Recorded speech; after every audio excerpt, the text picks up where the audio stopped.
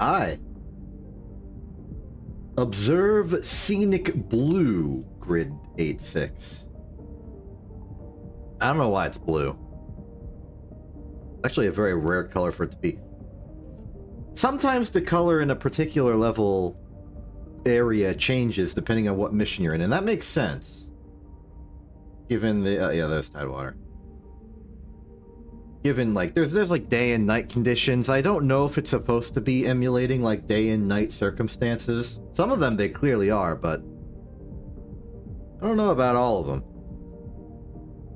Sometimes the levels just feels like it's a different color arbitrarily. It just doesn't feel so associated with the day and stuff. It's just sort of like atmospheric colors, though it could be. If you're wondering, I'm on the Eliminate the Dosification mission. I just needed a place to start off everything. But, like, it's especially hard to tell because, yeah, look, like, here it's bluer, but out here it's less blue. Hey, and we can see the sky. Yeah, don't worry about the coyote. They're coyoting.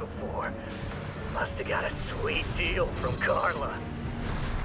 Send in the punchers and Okay, yeah, they're gonna be inconveniencing me. Hold on. Trying to have a conversation. Unfortunately, there's like plot happening.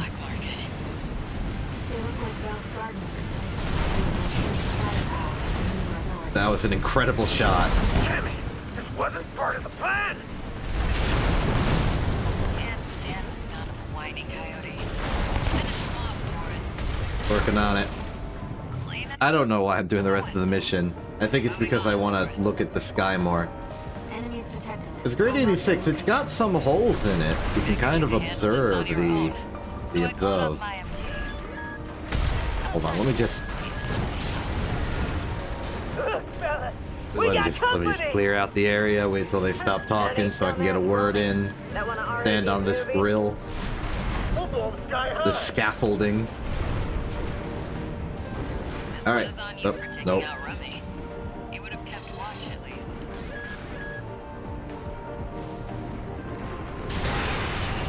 How dare you? I'm trying to have a conversation with people here. Do you mind? I'm on a call. Anyway, before I was so rudely interrupted by hostiles trying to murder me. You can see the sky, and the sky seems reasonably well lit and bright up there. I suppose a lot of the sky is going to be a bit redder than you might normally expect, considering the coral concentration. Where did that shot go? That one went up. Off it goes.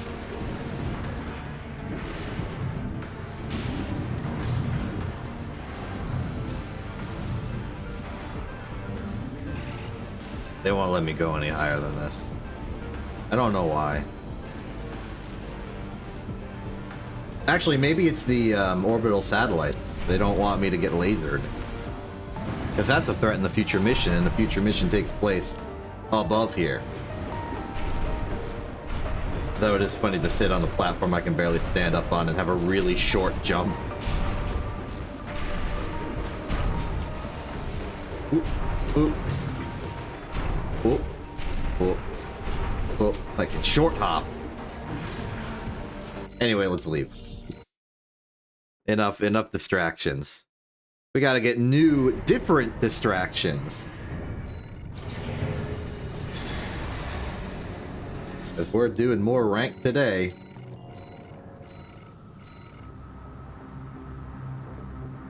On our perpetual ongoing quest to get to do fights that are not so stressful. This is really a journey is more better than the destination type deal, because the moment I get to S rank, I'm gonna have to stop because it'll be too stressful. But it's also important that I keep my rank relatively high up so I'm not going into like the super low ranks where the fights are so one-sided that it's kind of rude of me to do so. I want to have a good fight and I want my opponent to have a good fight. Theoretically, the ideal situation is that we are very close to losing, but we win anyway.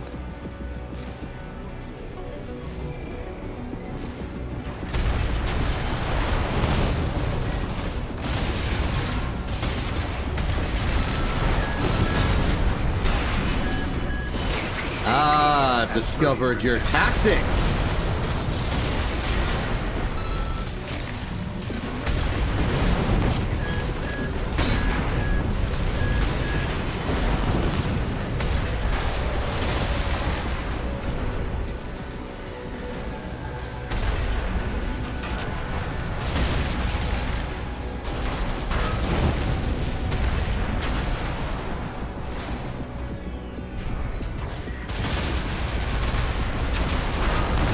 I'm gonna deep...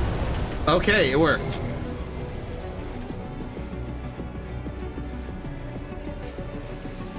I didn't know what was gonna happen, so I just made sure that I was the cause of it.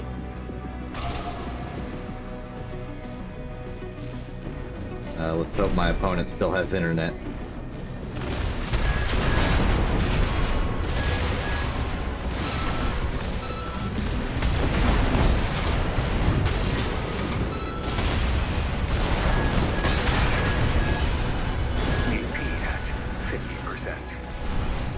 Easy.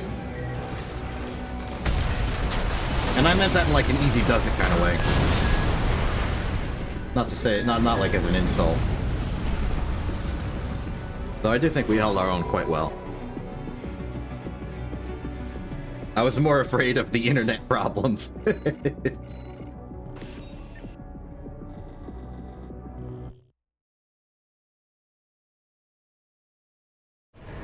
Nothing anomalous happened, like no dropped frames. The stream stuff is going well. So I'm gonna assume that was a opponent side issue.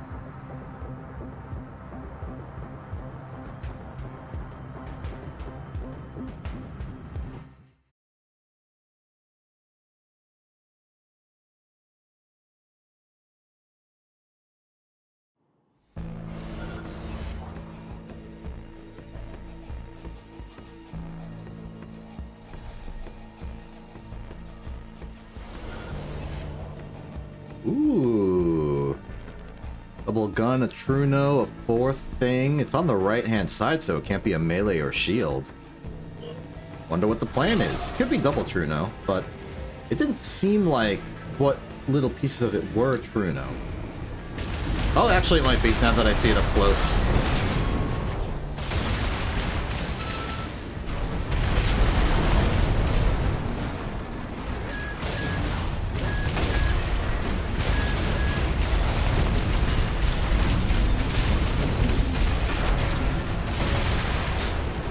Their plan seems pretty simple.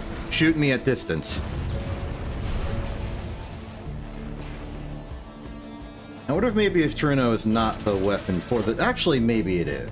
Because they get reasonable stagger at range without the Trunos. And they could punish, but they weren't using the Trunos to punish, they were using the Trunos to try and hit me.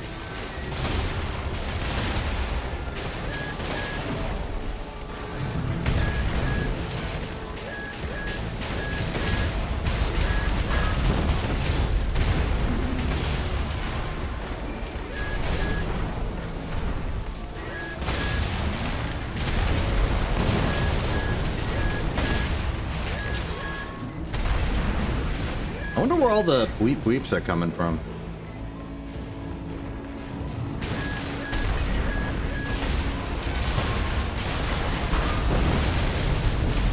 AP at 50%. AP at 30%. Solved. It was a little tricky fighting an opponent at that range, but we held together well.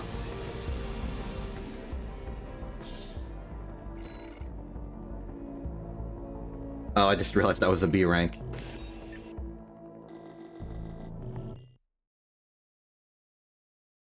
Sometimes I wonder when I'm fighting someone of like a lower rank in their promotion phase or something, what kind of lesson I'm inadvertently imparting upon my opponents. Am I teaching them good practice, good strategy? Am I turning them into an honorable warrior of some kind? Are they getting the right lessons? Are they getting the wrong lessons? Ooh. Driver.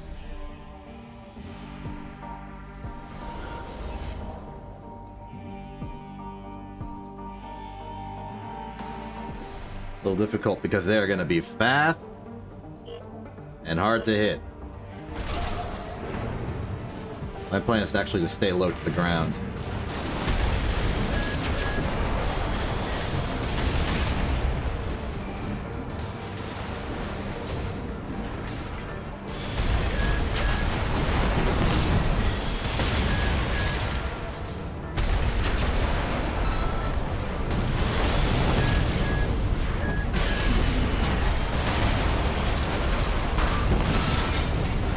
Oh,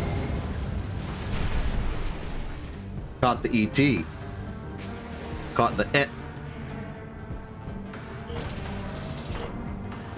They're only gonna get better at dodging me, though.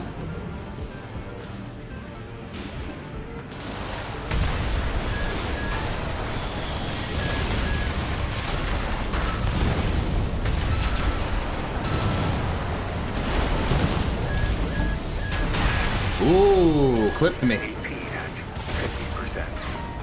Fascinating. AP at 30%. They ran into that one. They had all the speed in the world to dodge, and they ran into that one.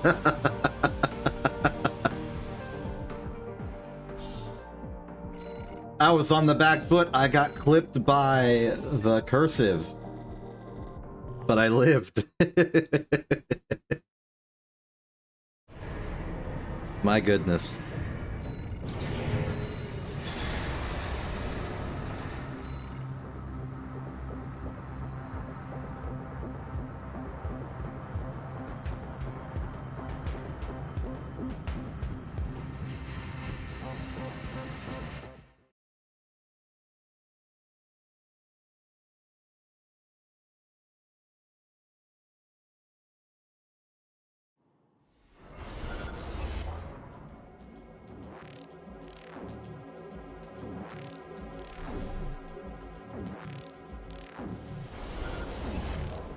And we're back!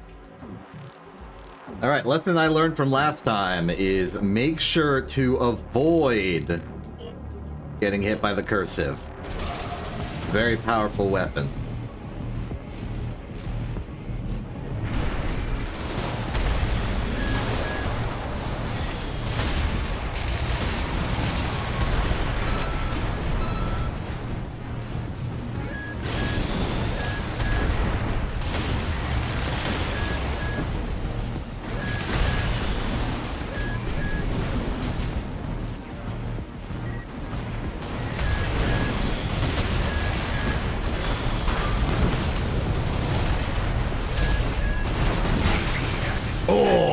I almost dodged it by going behind the pillar.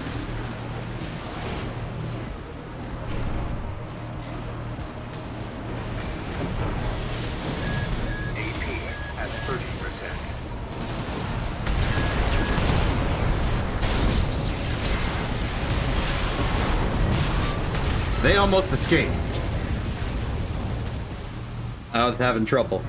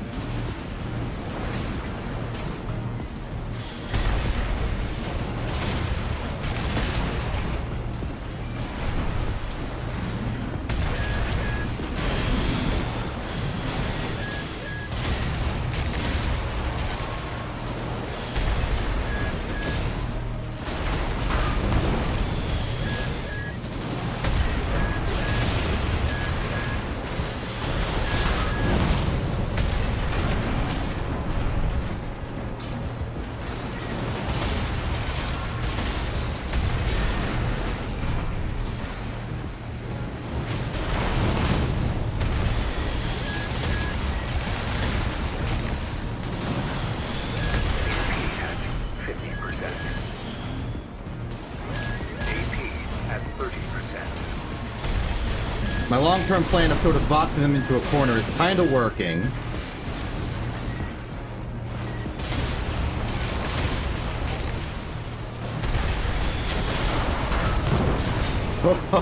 Oh, yeah. I was doing King Endgame stuff. We had opposition, and I tried to keep opposition. Hard to do when the arena is circular, but I still backed him into a corner anyway.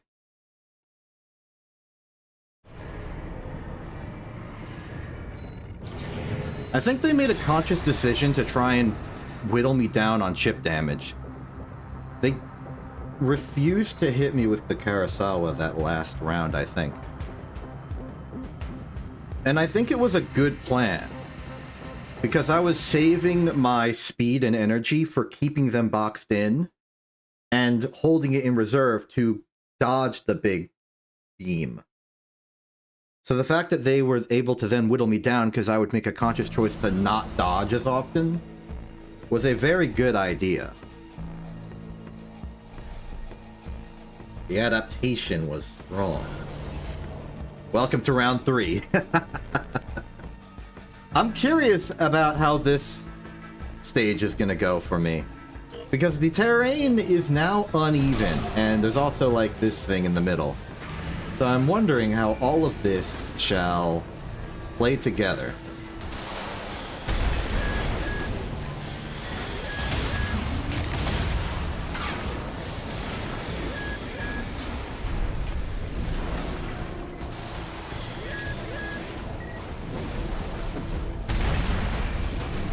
Yeah, this stage, I'm just trying to dodge their attacks. It's pretty good.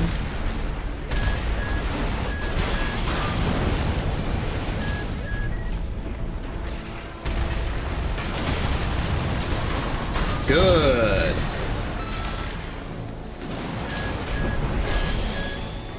AP at 50%. I need some energy.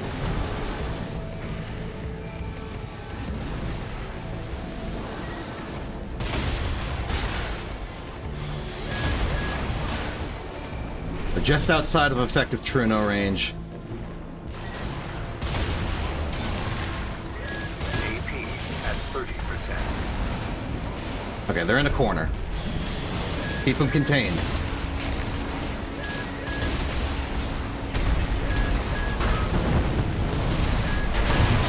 Yeah, they got me. That's the threat. That's the risk. They capitalized on the threat and the risk. So, answer is uneven terrain provides an ample opportunity for them to hide behind cover, which is a threat. Oh wow, Lark, when you made my new alert thing, you added features other than followers? Neat. If they appeared before, I only noticed them now.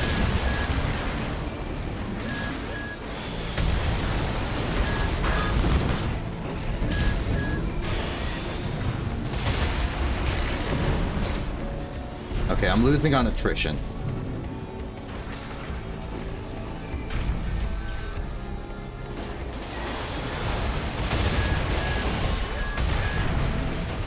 Oh, that was almost a hit anyway.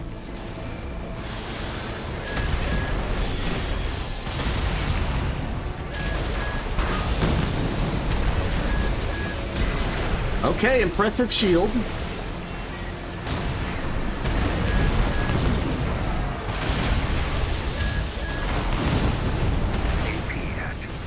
Alright. I bungled it. Start dodging, getting close.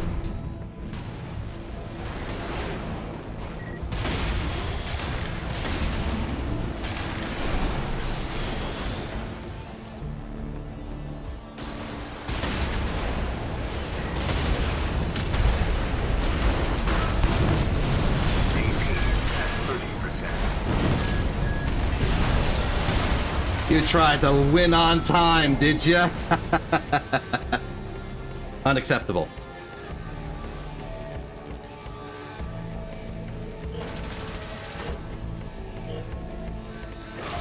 I don't actually know if they were trying to win on time, but their strategy at the end did change.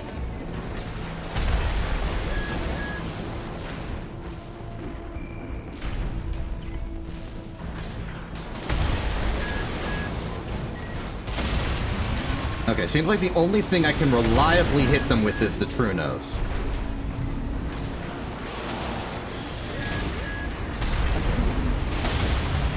So I will.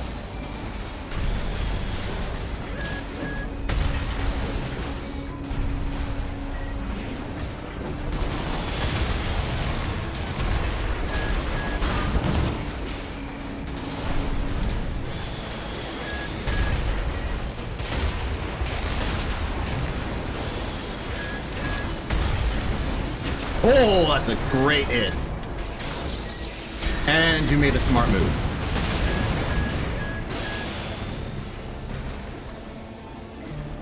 That was a wise shield up.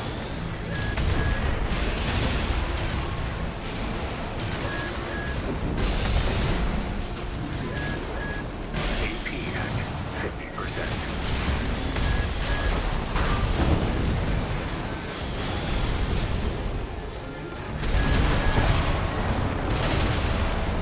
Close. We got it.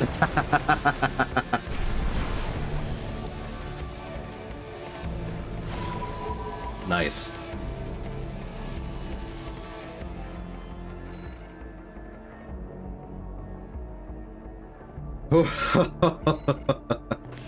We have become evenly matched in ways, shapes, and forms.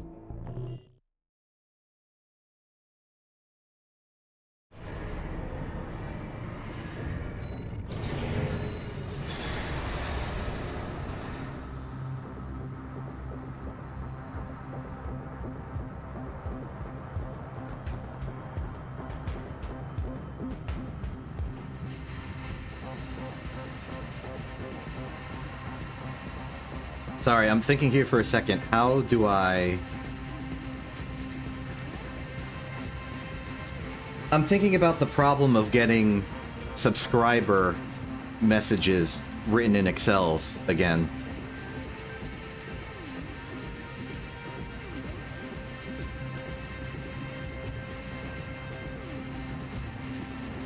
I mean, I know there's ways to do it, but... The Excel's chat is a very cobbled together mess, and I just worry that if I try and modify it, I'm gonna receive problems. In fact, I'm pretty sure that the Excel's chat uses a framework of message interaction that isn't even supported anymore by Twitch, or at least it uses some sort of JavaScript type thing, and I'm pretty sure that development on that has stopped. So it could break any moment.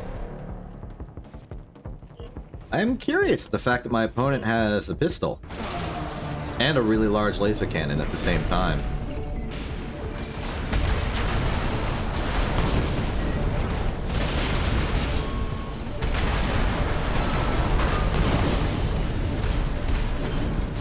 Looks like their plan is to slowly stagger me over time and then hit me with the big beams. AP at 50%. Interesting you choose to shield then.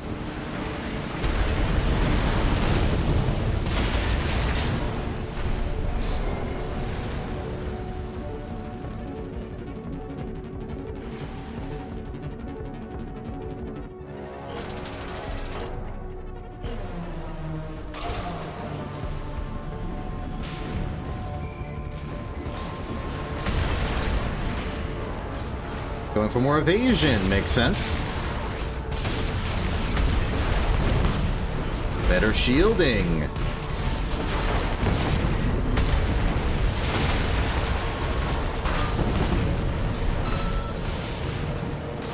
Gotta do the shimmy. Caught him off guard with the shimmy. And now they're shielding.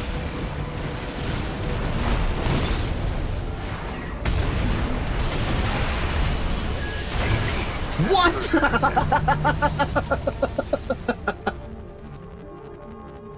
I was sure the explosion would go off. I thought my victory was assured, but no.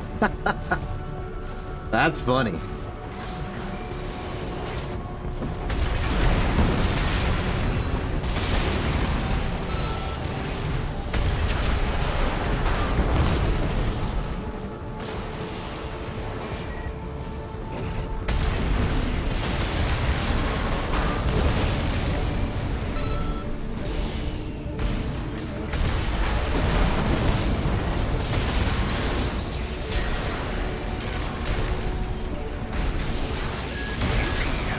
Much better.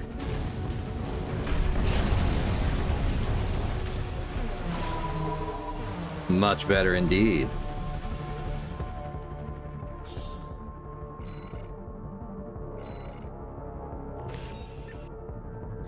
Kaboom indeed.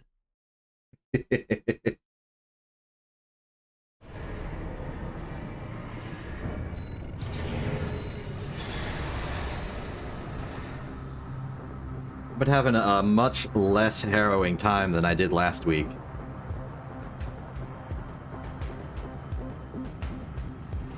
Now I haven't accounted for all variables naturally, because last week I did this on a Monday and this week I'm doing it on a Thursday.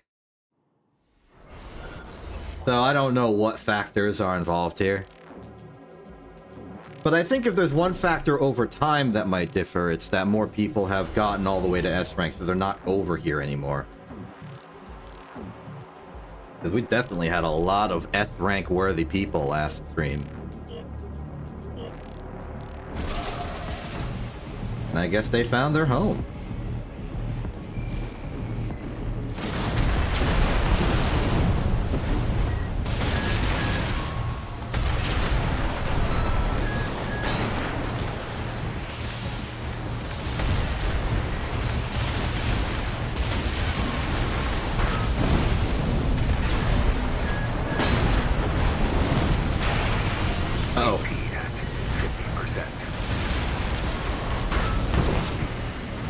So if this person is doing the Thega mindset of Big Boom, I have to suspect they have terminal armor.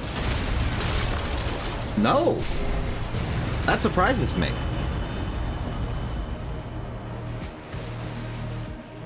I associate people that, like, double-barrel earshots with Thega in particular.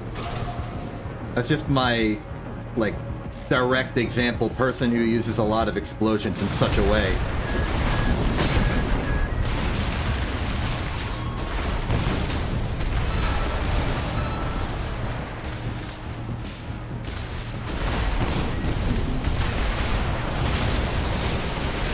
Nothing.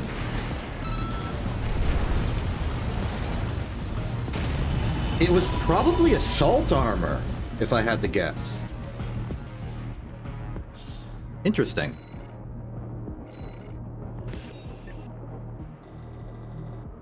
I'm not sure I understand the full vision of their strategy. Especially considering they started both rounds assault boosting in. I didn't see if they kicked, or maybe my actions made them decide against kicking. Because, like, my thought would be maybe they go for a reverse joint kick into earshot or something. And maybe that was the case. I don't know. Back in space.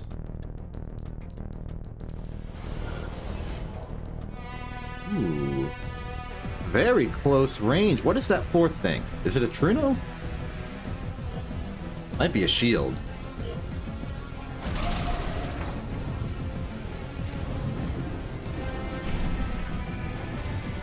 Getting conflicting information as to what range you want to be at.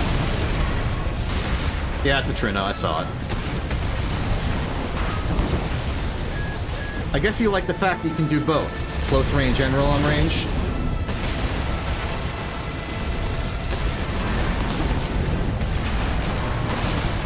Oh, the trick shot, and that seemed like terminal.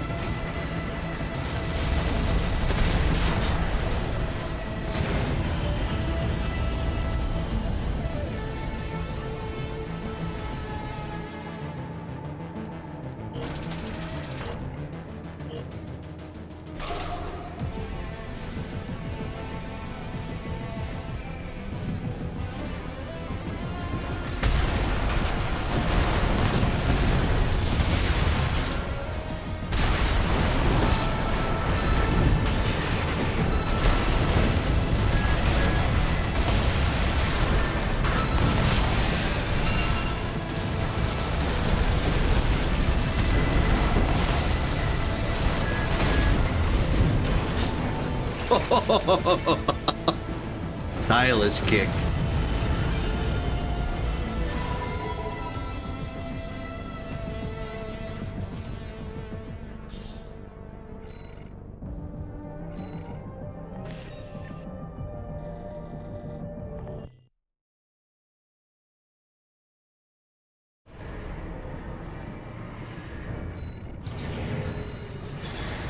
Nice.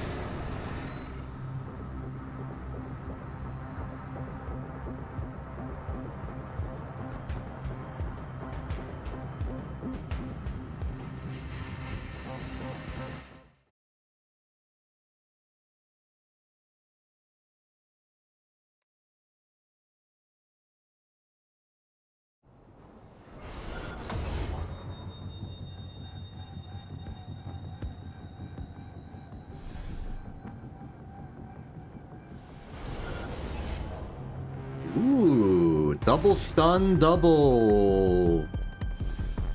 That's the dual outwards missiles, yeah? For some reason, I forgot what they look like. Maybe I'm thinking of a different caliber of double missile.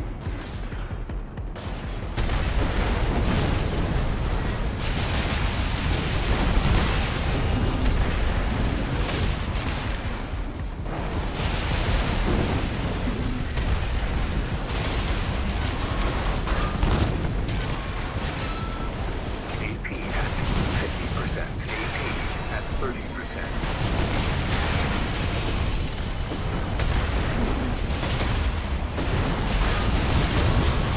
Wow. Those things get some real damage in when you let them.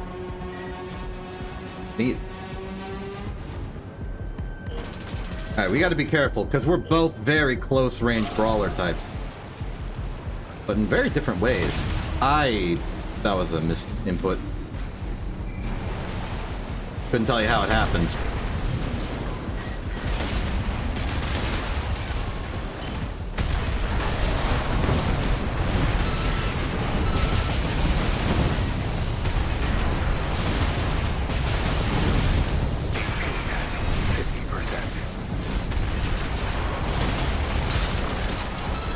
And so we are even.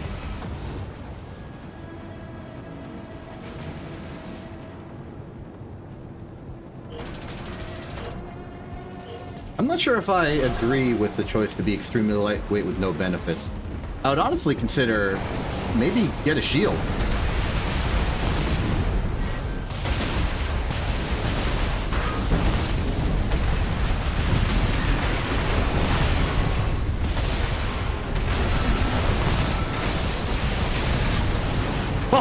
Oh!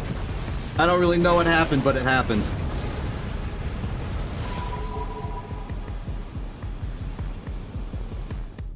I wonder if they were... I want to know what... Okay, they had pulse armor. Ah, they didn't use it. I'm actually gonna say more. I understand the idea, and I support the idea. It's a good idea. I don't know if I support the missile use. If you want to be in such close range that you're using the stun needles, then those missiles are not going to hit anything. Because they sort of fan outwards and then converge, which means there's a blind spot if you're too close. Personally, what I think I would do if I were designing an AC that designed like this is that one of these would be a bit more of a heavy caliber, possibly direct attack missile. Maybe even like a weapon-based shotgun or something, I don't know. Maybe a melee weapon. Maybe just the dagger or the... I don't know. Then again, maybe you don't get a lot of real stagger, you only get stun stagger, which is a lot shorter. Maybe you don't have time for the melee. And then on the other side, I would put a shield. Just for those, like, big attacks that you maybe want to watch out for. What are those ones that have a really good initial guard? Just for a rainy day. I suppose it's hard to synergize stun with other things.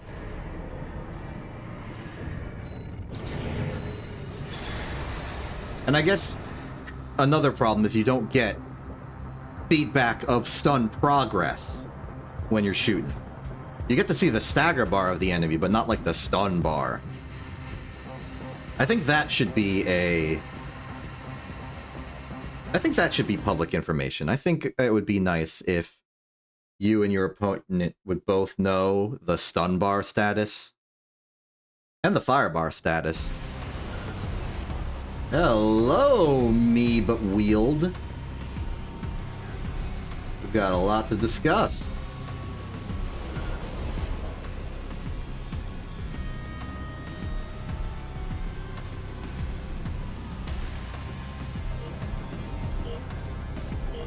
You're going straight to the ocean, aren't you? You missed. You missed again.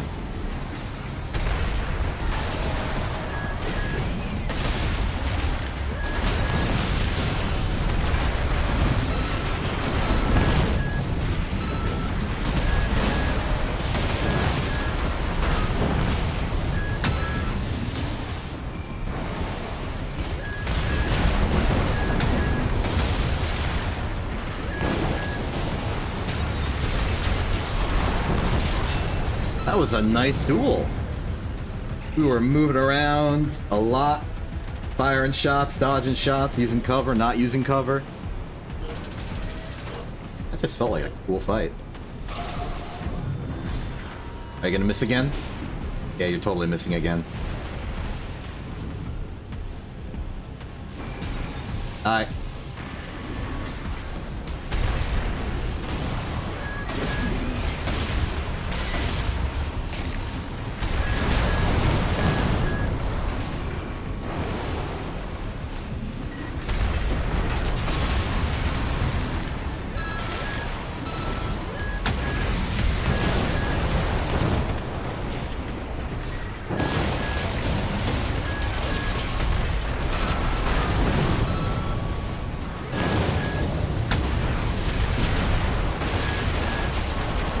I do not have time to capitalize on that one.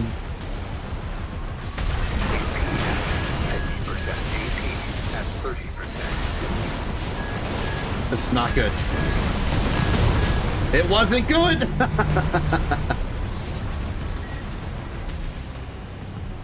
And so we are even.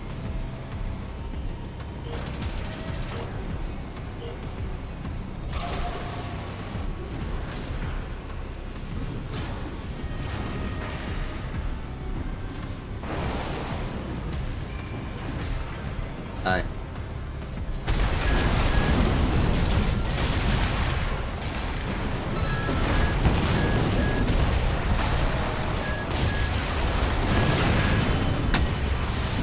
AP at 50%. AP at 30%.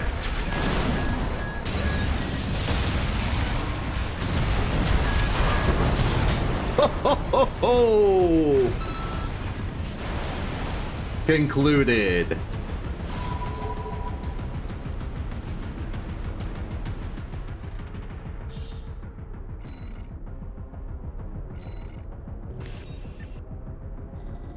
Stuff like that is an interesting almost mirror matchup.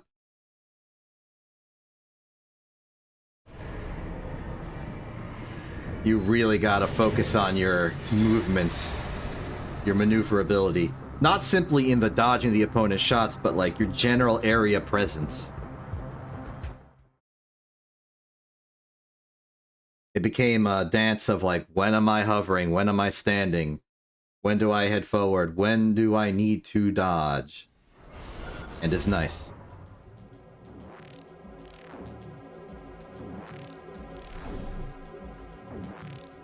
I think I had a bit more of a maneuverability advantage being airborne.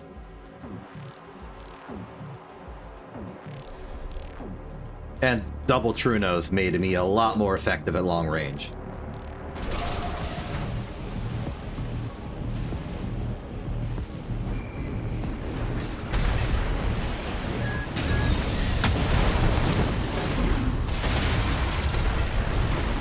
How did I miss?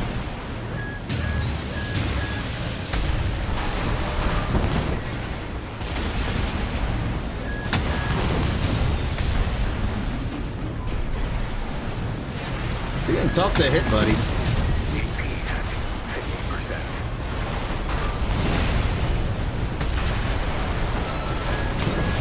AP at 30%. I knew you were up to something. Yeah, we're up to something. Okay, so now I know their deal. They know my deal as well, so we're probably forecasted for this to go one particular way.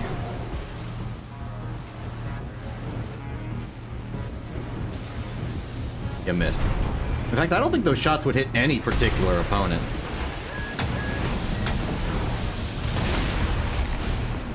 Okay, my advantage is definitely the true nose.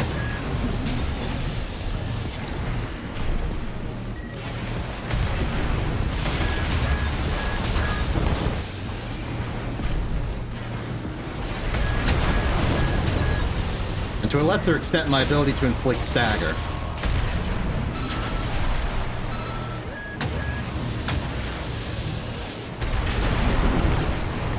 But just don't be as aggressive as I usually am.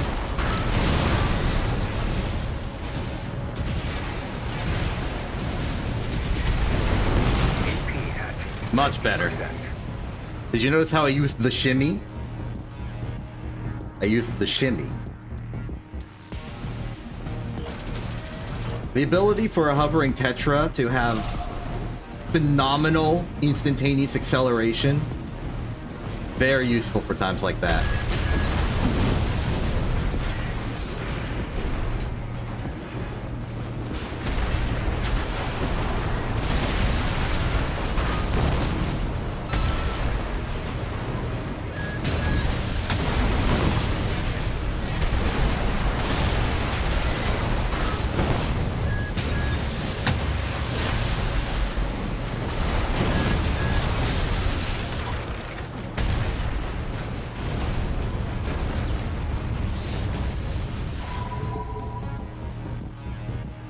Things were dicey in the first phase.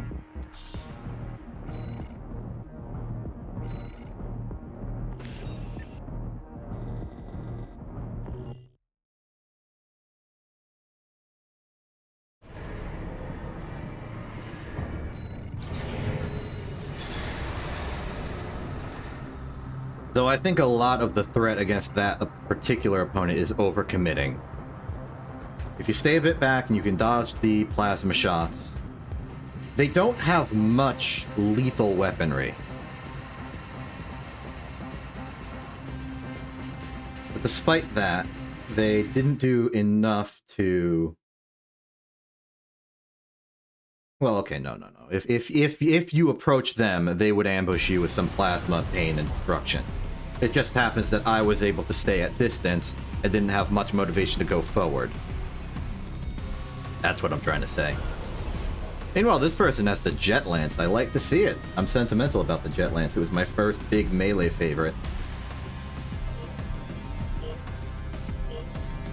Fond memories of Civil Protection, now rebranded to Barrel Express.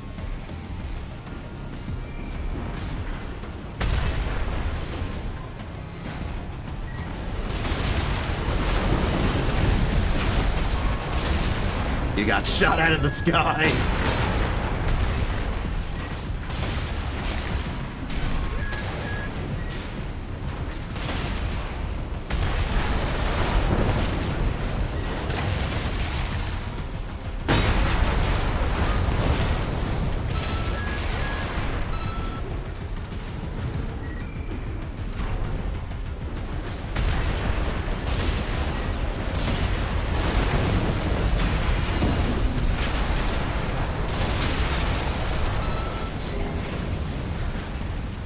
That's the weakness of the Jet Lance.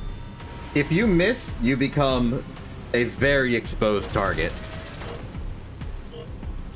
I got time to just sit there, line up my shots, and go destroy things.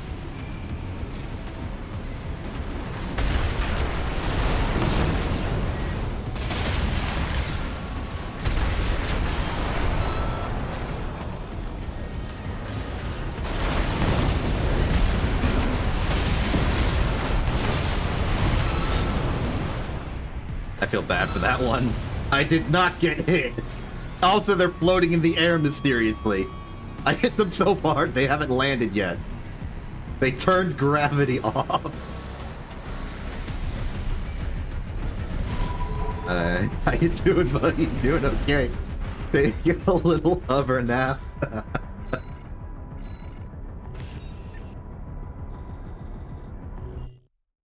I wonder if they were reaching for the, like, internet disconnect cable.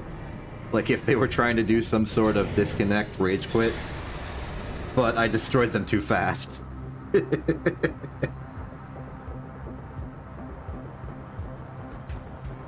Maybe that's what Walter, or not Walter, Carla did during the final mission. When she's just sort of like sitting there floating in space. Hey Vega, how you doing? I'm fighting people. I just got back from fighting some person who just sort of sat there floating, half destroyed. It's like they were laying on the ground, but they were a few meters up. It was hilarious.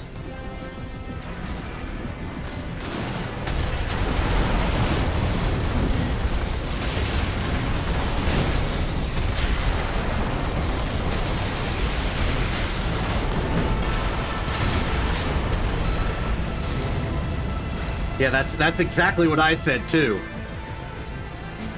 That's probably what happened to Carla.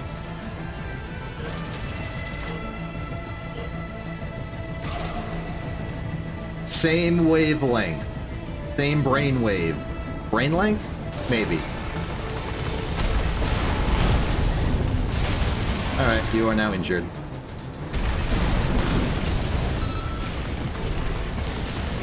Gotta do the shimmy.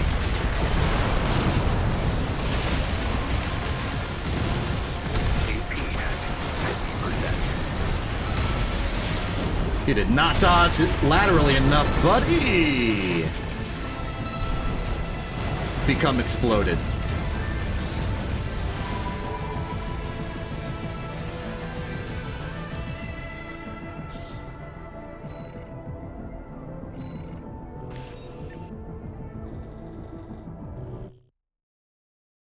A lot of good fights happening today. In the sense that I'm winning. I don't think I've lost a match yet today. I've lost a phase, but not a match. Get the terminology straight. Make sure I'm using the correct words for the correct things.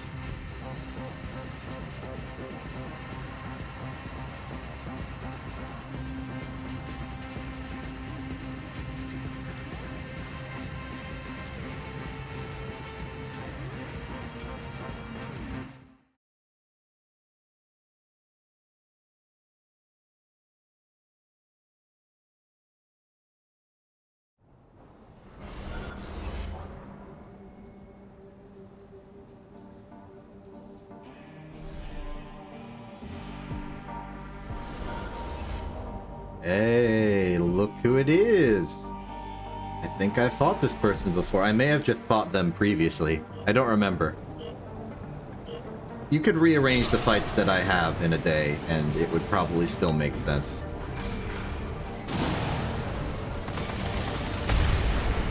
I forget, when it comes to television, which one is... What does serialized mean? Does serialized mean it has an overarching plot, or does it mean it doesn't? This is one of those situations where I know the word, I know what it's about, but I forget if it's a negation of the concept or not. It's one or the other.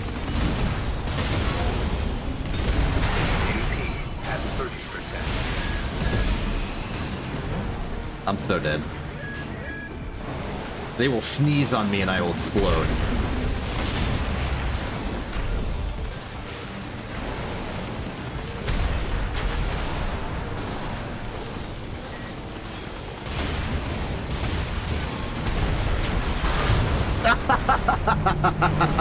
I was gonna hit them, but then they hit me.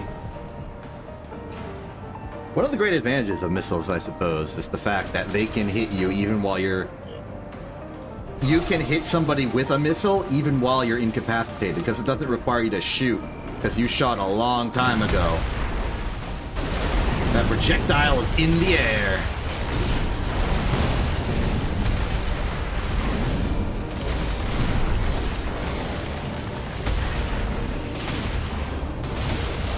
Okay, I need to remember how to fight this person.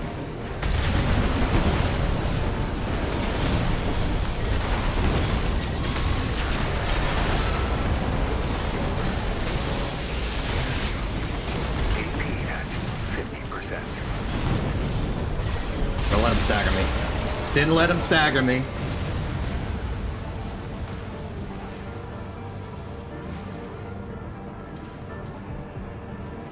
I remain unstaggered.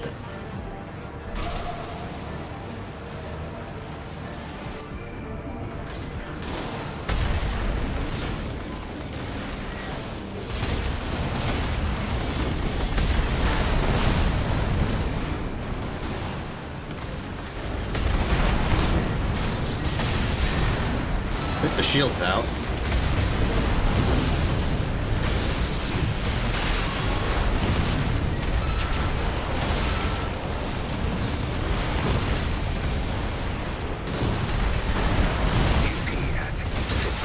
Got there.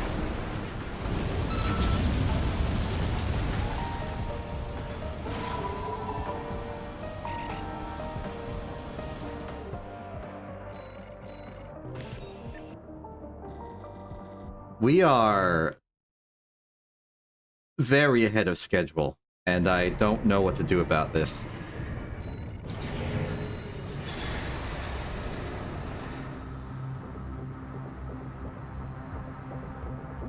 Like, it's only been an hour and we're about to get to A4-, and I don't want to proceed, because if I proceed, I will be at S rank, and I want to delay that, because that's stressful.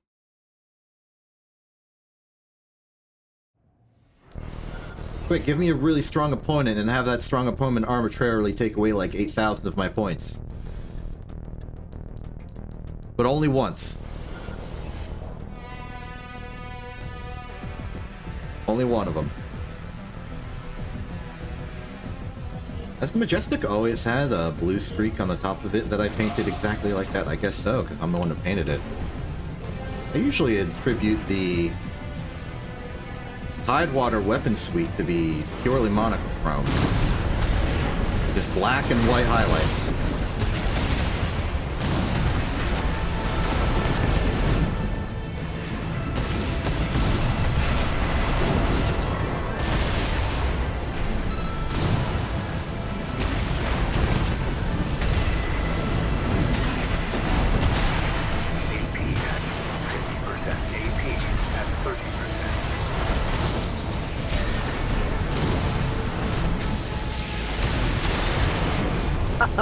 You fell for it.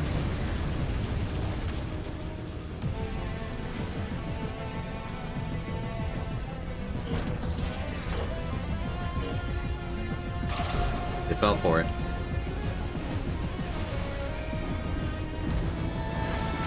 I feel like it's an odd choice to be so shotgun heavy on a heavyweight Petra.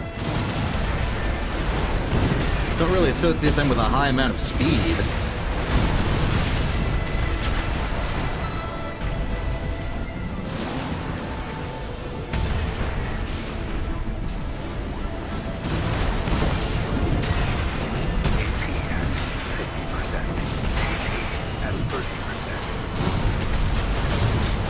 Oh, that was close. I think I lost because a bazooka has a lower projectile speed than a bullet. Neat.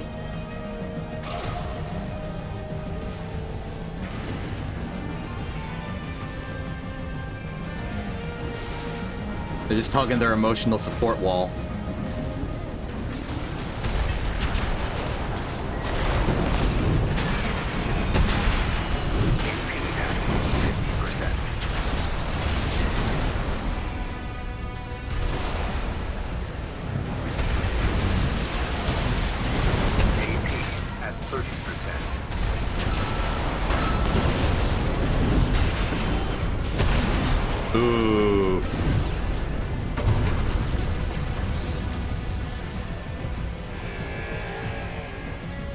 Well, this is my strong opponent I asked for. Thank you. Now to lose 8,000 points.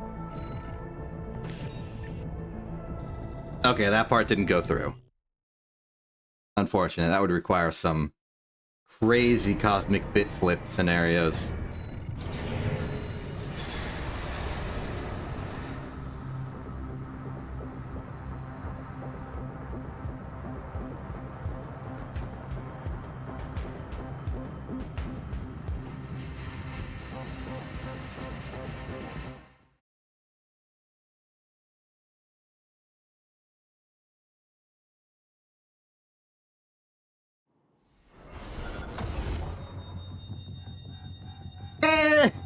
Hey! Vega, you've arrived! Congratulations! So good to see.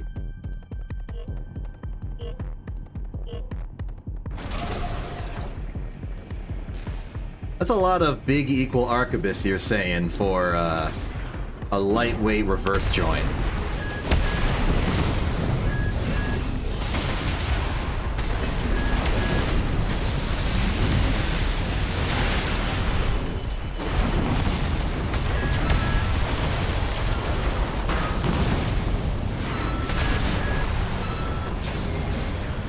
Very different than your usual attire.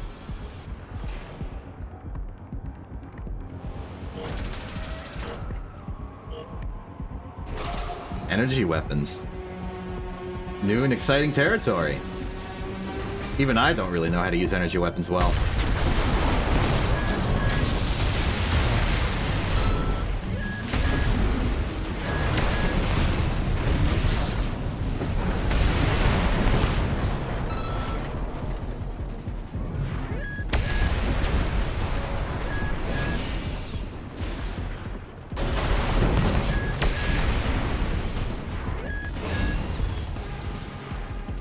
Aiming.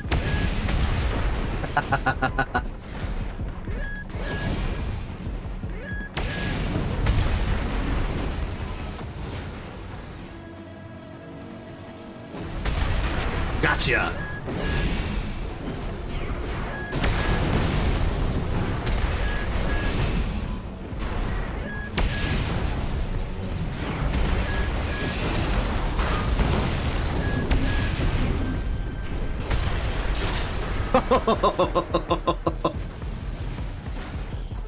Oh, you got some air with that one.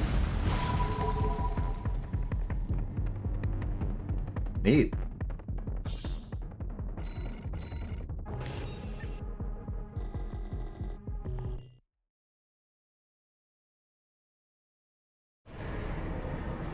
Happy to have you around in S rank. Sorry, no, we're not at S rank right now.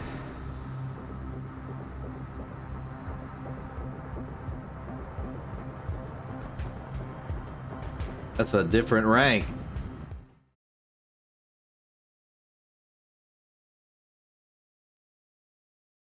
I had a thing I was about to say right before you showed up, and I no longer remember because I was too excited by you showing up. Oh, hey, it's a B rank doing promotion stuff, I imagine. That's a very stylish AC. Very Gundam.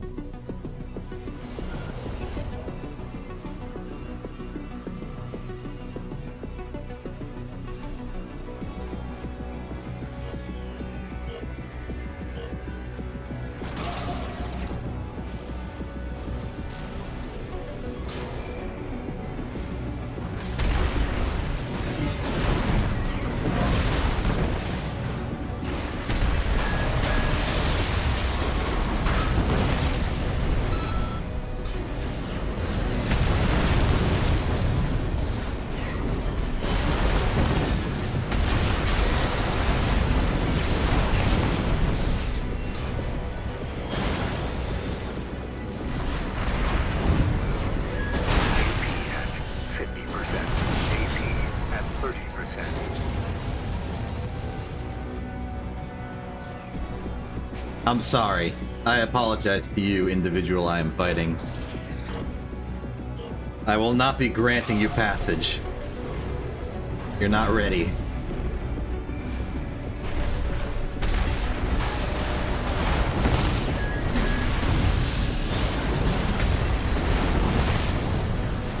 I'm giving him a fair shot. I'm neglecting using the true note.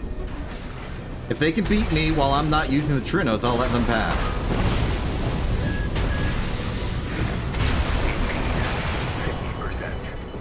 You know what? They're getting a good chance at it.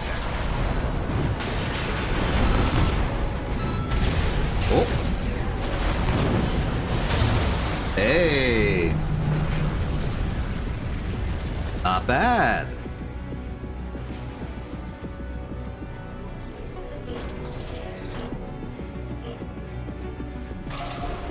Alright, I'm gonna still not use the Trunos, but I'm gonna lock in still not using the Trunos.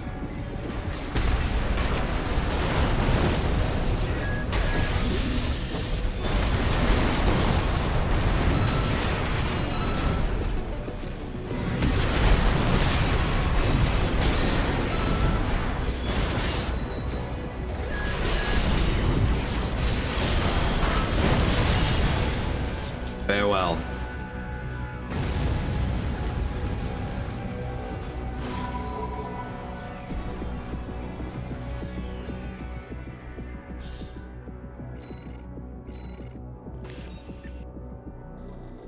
Wonder how Antares is doing. I haven't fought them since basically when we met accidentally that one time. I would invite them to the RFC, but I think they're literally already in the RFC Discord. They just don't communicate.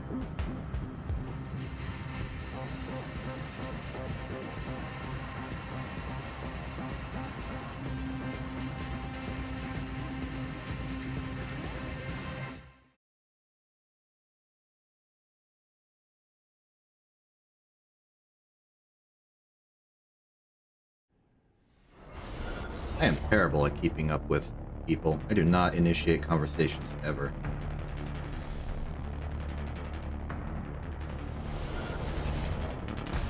Look who's back!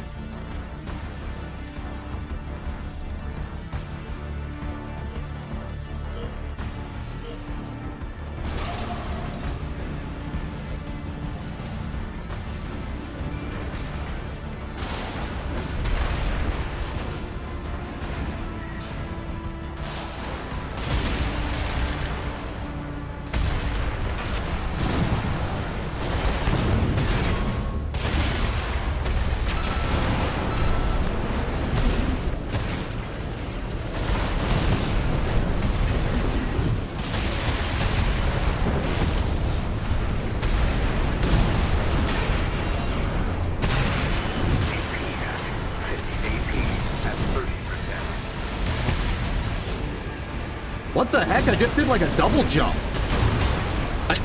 Forget the results of the match. I just did a double jump. I had no energy. I assault armored, and then I jumped while in midair out of the assault armor. Or at least that's how I interpreted what just happened. I did a double jump. Is what happened.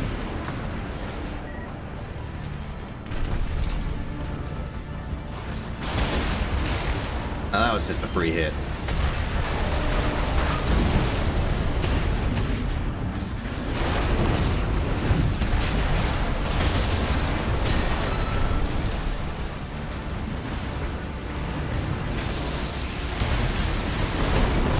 You entered my range!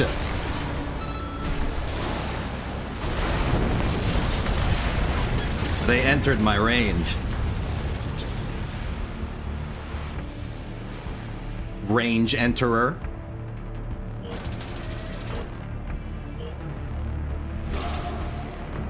Alright, so I think my plan here is to like go up really high, look at them funny, and then be like, hey, why are you looking at me funny?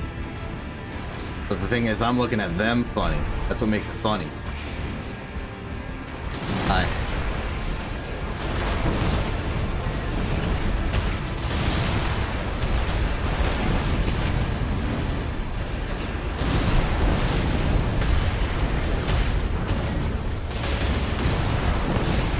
I'm sick of missing.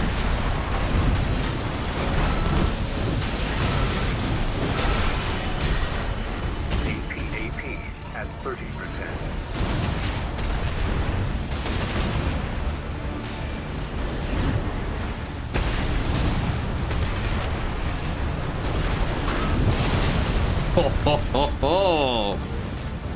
I learned how to move vertically in a Tetra, and you were doomed.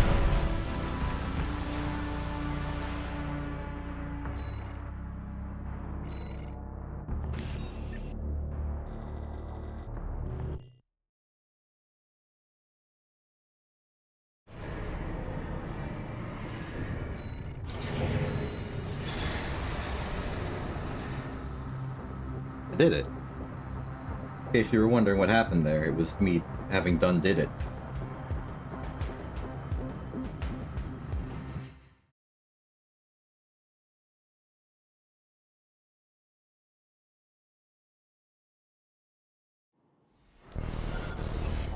Oh, the tank is back. Welcome. Unfortunately, I too am back. So we'll see how this goes.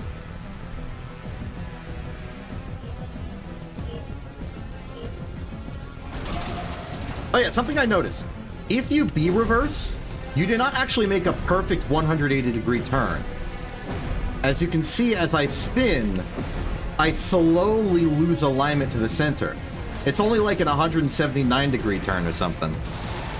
I wonder why that is.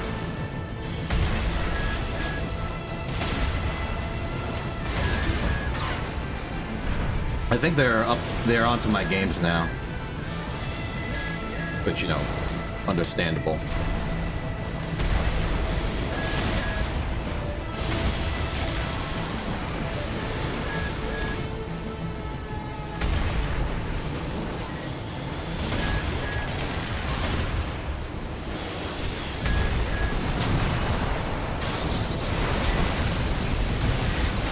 You ran out of place to hide because I boxed you in! That was the plan! I'm failing. Hold on, I need to regain my composure, thank you. I went a little too aggressive there. The correct course of action would have been to attack less. And that is what happens.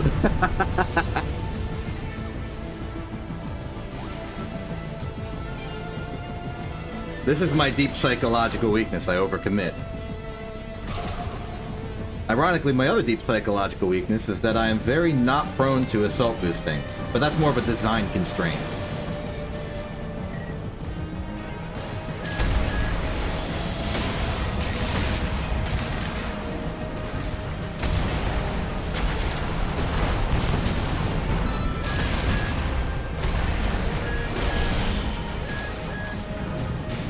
I need energy. There's energy.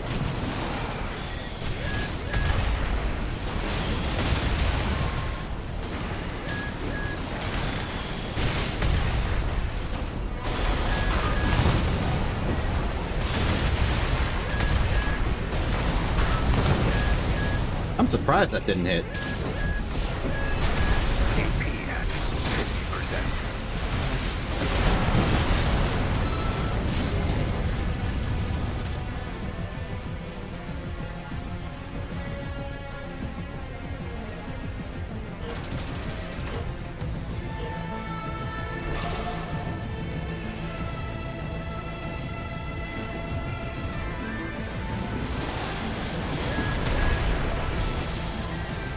Too far away for Trinos for a lively hit. Hold off.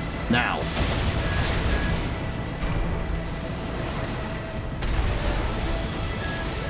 That's a good dodge. Okay, they're learning.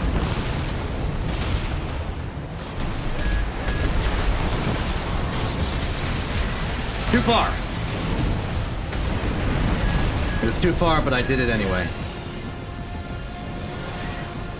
AP at 50%.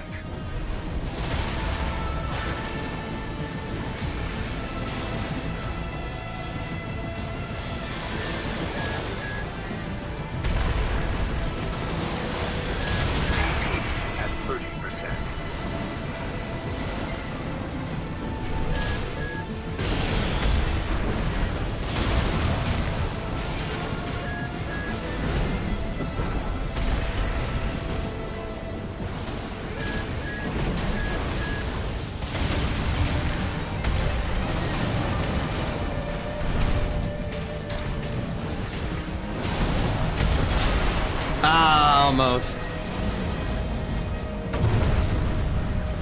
Good work. We've adapted to each other too well.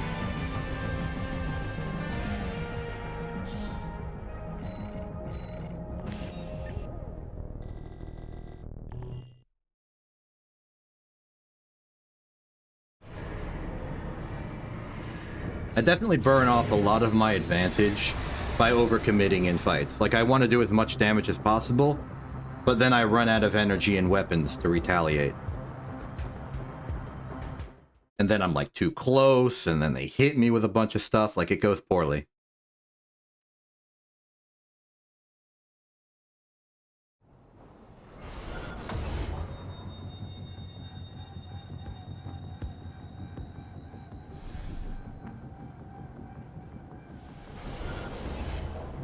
Ooh.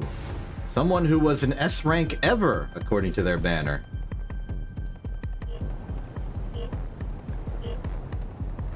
Interesting to see what they bring to the table. They were looking very non-reflective.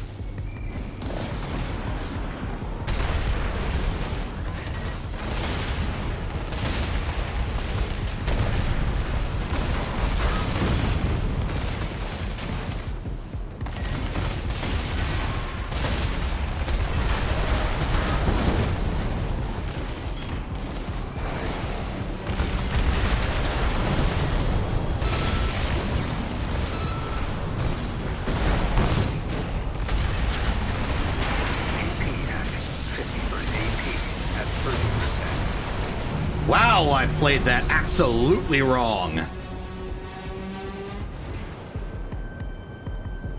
I didn't expect them to assault armor me initializing the attack. Could have stayed in. That kind of thing I would only know in retrospect.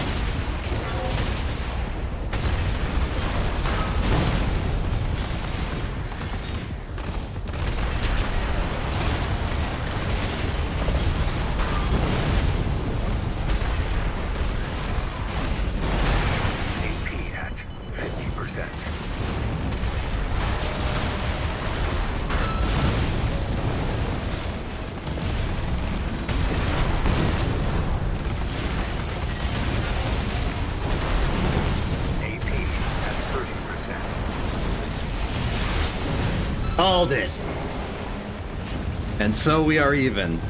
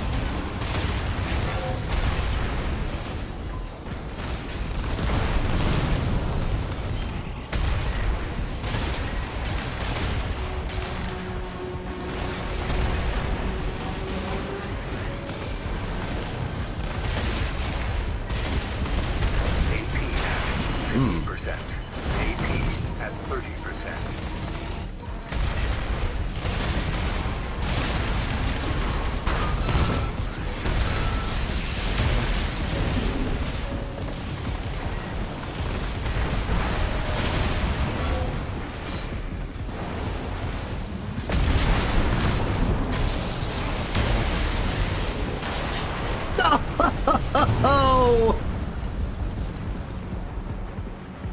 I got slapped by a missile.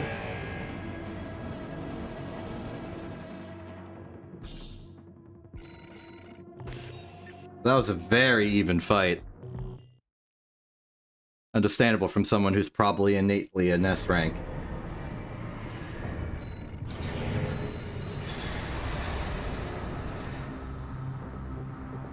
Though in other ways it was a very boring fight. I don't like fighting for chip damage.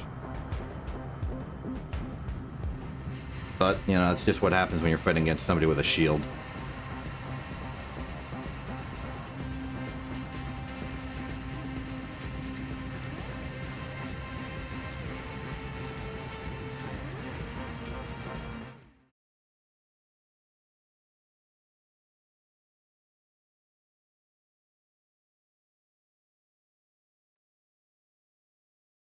What if there was like a charged punch?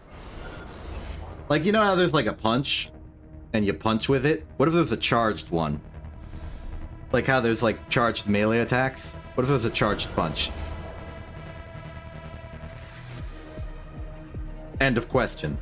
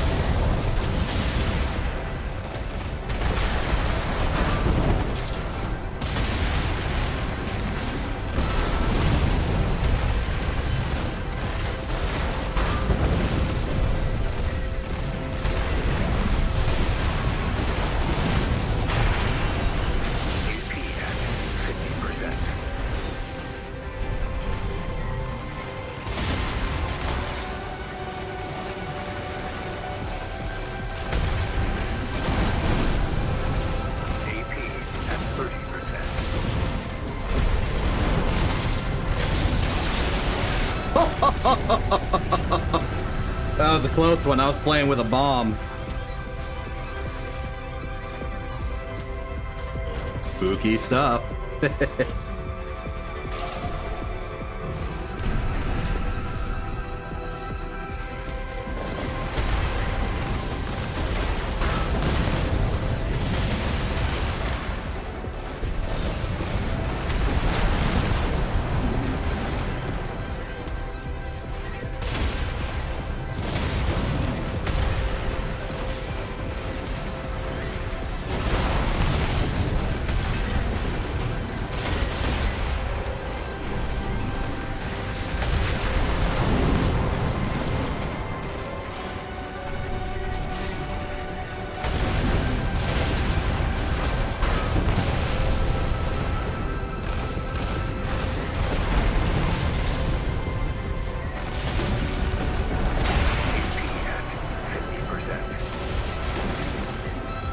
Okay, so that was an interesting engagement.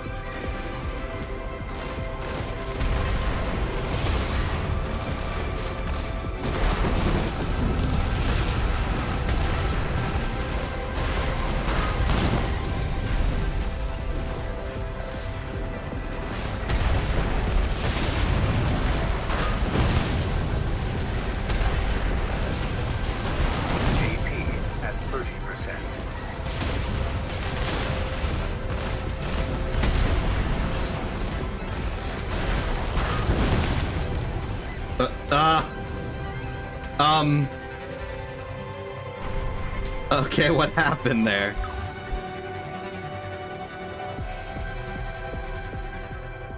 Okay, bye. I have to assume that's just like pure connection on luck. After all, they were winning. Why would they auto-disconnect?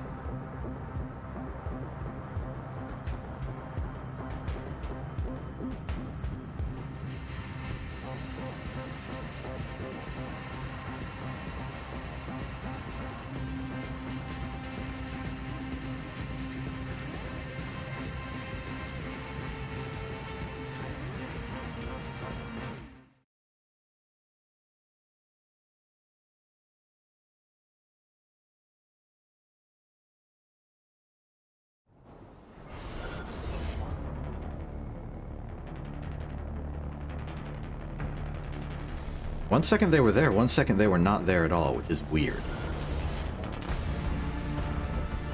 Maybe it was a crash instead. Which situation makes it more likely for the connection to terminate instantly?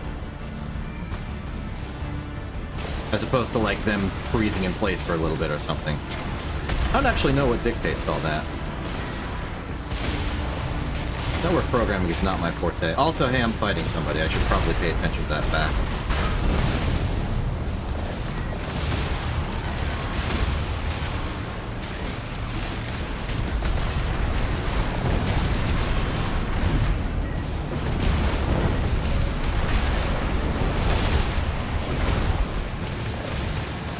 I'm reloading my energy so I can hit you better. That was funny. We collided.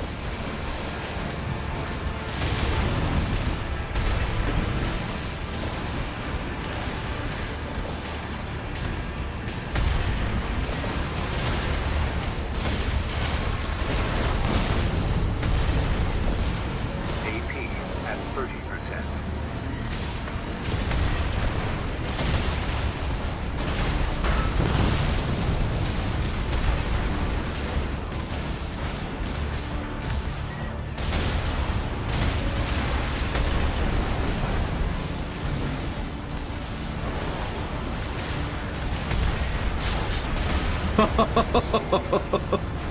I was not expecting a one-hit kill, but I got it.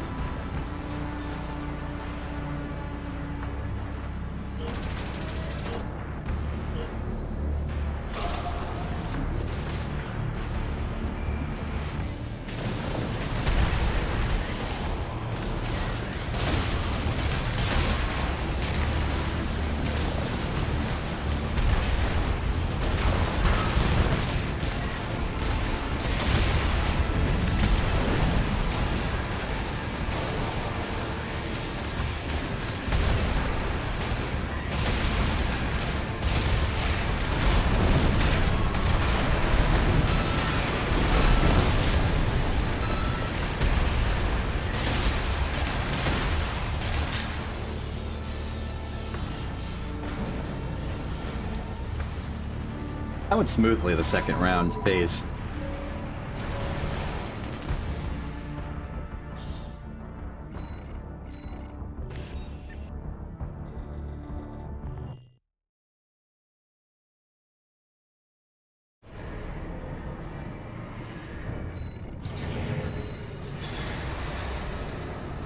And we are back and ready to have what could be the final match of the rank climb officially until we get to A4 hyphen. And I might do some more because it's only been an hour and a half.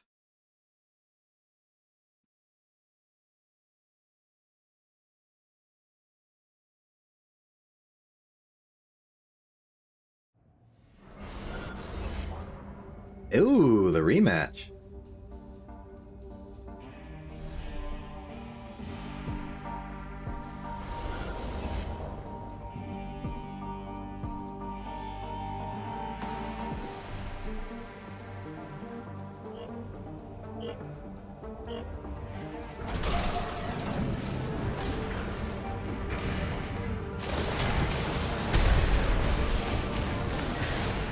This one's actually going to be tougher for me because there's like terrain that I have to dodge.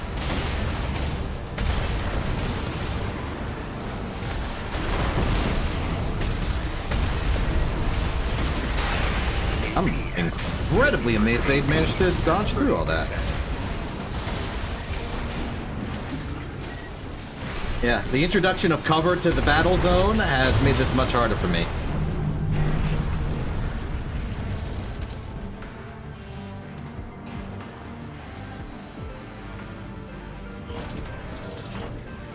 I need a new tactic.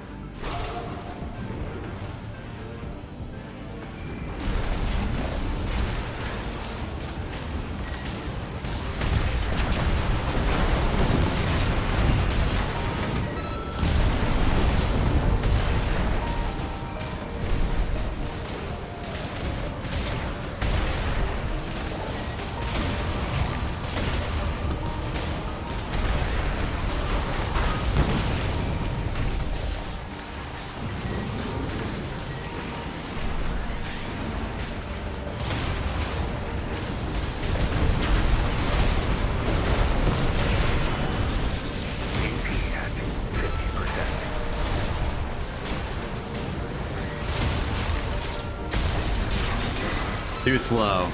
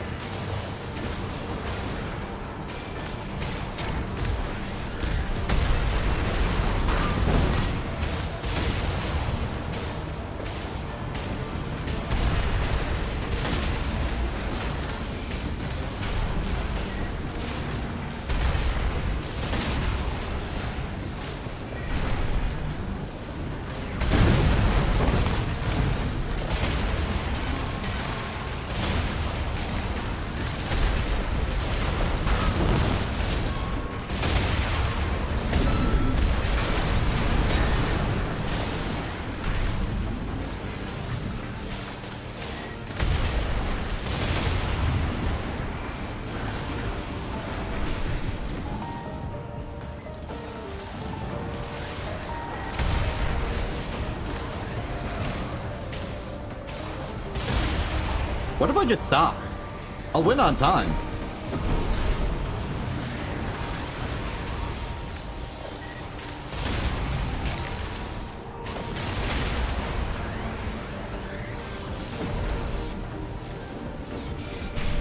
AP at 50%. Yeah, they couldn't afford it.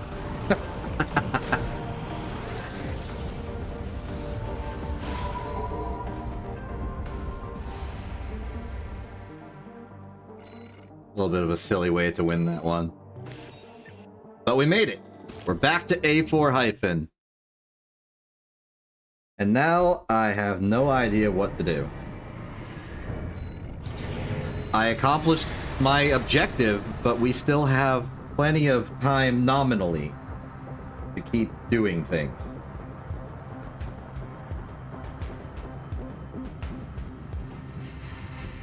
You want me to open a lobby for a little bit? I can open the lobby for a little bit.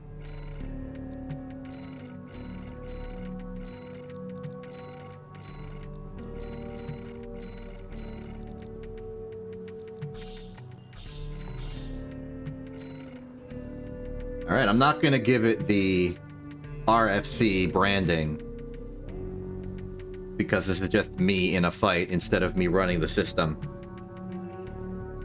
So yeah, there'll be narration and stuff. I actually had this whole plan that next time, or whatever time I did RFC with me commentating something, like if it was a tournament or just some special event where I'm talking on stream, I was gonna ransack and repurpose Quint's intro for APOG. I may have talked about this already.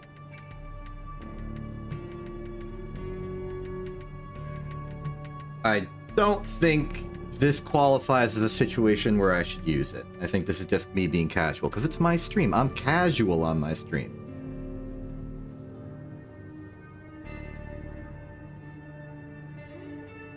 This also gives me the opportunity to use other ACs. I should really move some of the other named ones over, even if they're very much not finished. In particular, Zephyret, Wattenmere, and Acela. Akela, I don't know how it's pronounced. Because I use them a lot more than I use Voight Maxima.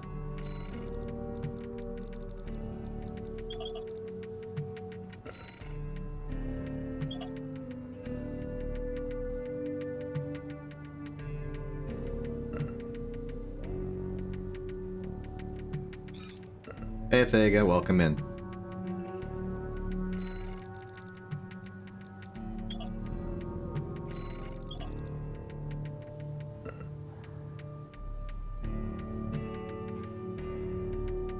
It feels weird to do narration for my own fight.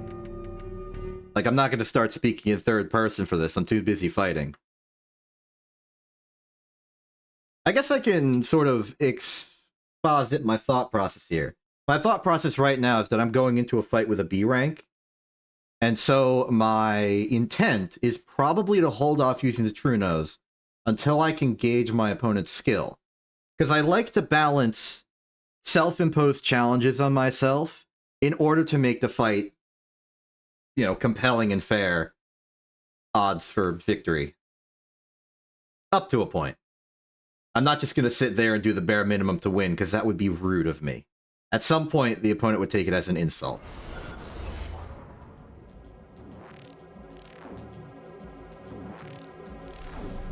I'm not going to eject the True Nose, because that would give me a speed advantage over normal. But we are fighting a tank, and that's going to complicate things. These tanks are bulky. My swap to the 1, 2, 3, 4, 5 boosters has changed the timing on that cool turnaround.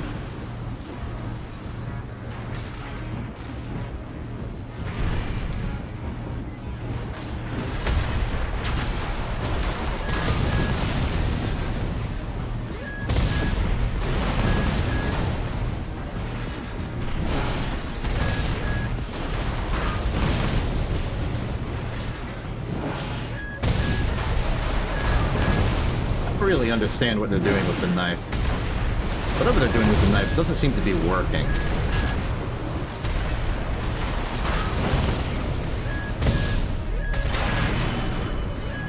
AP at 30%. Okay, I think they've upgraded to True No use.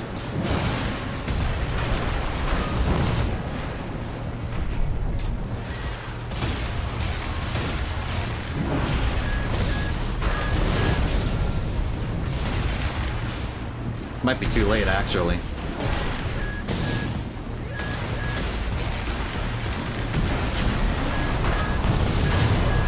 Yep, too late. Alright, we're fighting full armament here. See what happens.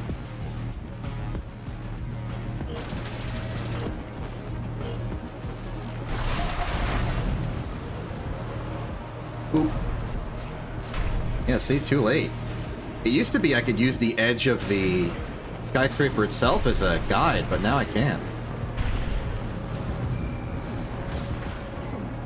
Hello.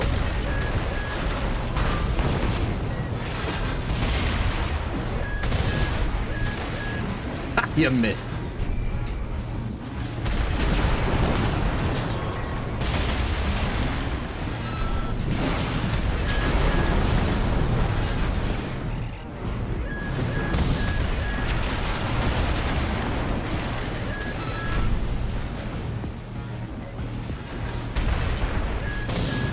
Okay, I wouldn't hit.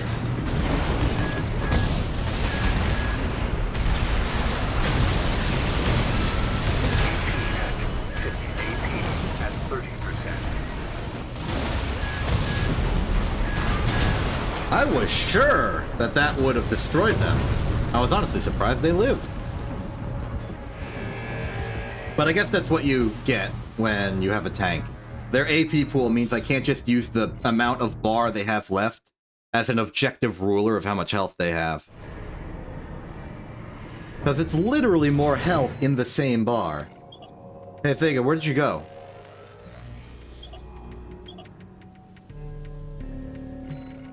Vega. You mysteriously disappeared.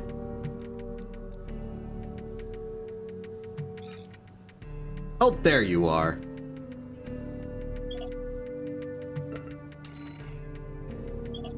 Actually, the fact that you left means that you're probably stuck in the last spot of the rotation again. I will withhold fighting so that you can get a chance. And now I can commentate.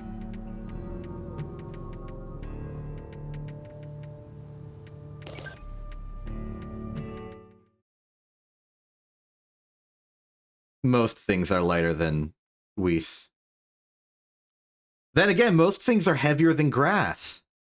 So it balances out.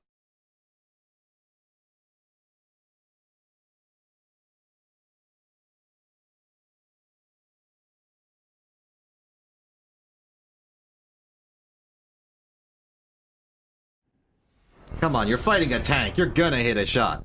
In this corner, weighing in at whatever a tank weighs. Asterisk named AC. And in this corner, weighing in at medium weight tetrapod. Vega! In the... I don't know how to pronounce that. you're gonna have to forgive me, but Quint is the one who knows German. I don't.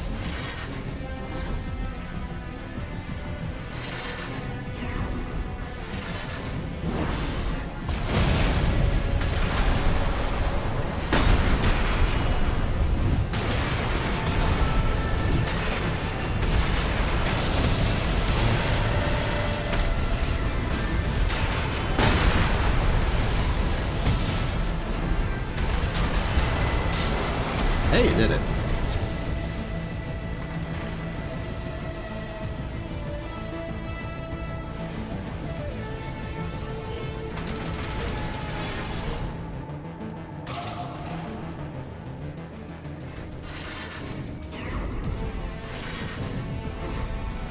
I forgot to commentate. Things are happening and I'm not commentating. I'm taking this moment to relax. That's not what I should be doing. Nice double assault armor from both sides. It's hard to see from this angle, so let's change angle. Now we're in the sky, but no, we're not. The thing is on the ground. Lot of heavy ordnance coming from both sides. It's a matter of those little bits of dodging you can do and who gets staggered when they're hit. We have our eyes in the sky and active participant in this battle, Thega. Looking at the weaponry, decided it's the Noctrier arms, which are probably the best for targeting assistance. But I don't know what FCS there is. Looking for the opponent. Opponent's been located. Using the Fallen Strider shell as cover, as all of those explosions failed to penetrate the Strider's impressive armor. The Strider, of course, is brought to you by the engineers at RAD. Ignore the fact that it blew up. RAD is the good company that makes good machines. This one was destined to fail. In fact, I think there was a little bit of sabotage in the work. Who knows? First explosion goes off from the tank. The Tetra's still in the sky, helping down fire. I don't think Sega's gonna have a good opportunity to counter-explode, especially now that their health is nil. It's a matter of the stagger. Will the Joblin connects enough explosions, and Thega, by the narrowest of margins, wins the fight. How is that in terms of commentating? Quint is usually the one who commentates. I mean, Quint was the commentator of fights in APOG, because I tend to like spin my wheels a little bit on what's happening at any given moment. I'm bad at improv. I'm much better as like a long-form strategic speaker. Like for like really slow games or turn-based things where there needs to be some... That is a hilarious use of the emote lark. It's me eating popcorn. Genius. Absolute genius. Where'd you even get that? Is that just like... popcorn? Is that just an emote that's available? It makes sense. Love if I could find it, but unfortunately my window that shows my emote selection is actually too short, or it's too tall. My chat window is too short, it gets cut off. Oh, yep, there it is. I type out popcorn, it gives me popcorn as an option. That's clever. Okay, time to do a very ill-advised thing. And fight a tank with Joyous Guard. That said, one of my most triumphant victories when designing Joyous Guard was against a tank. You know, the bigger they are, the more impressive it is you win. Let's see what we can do.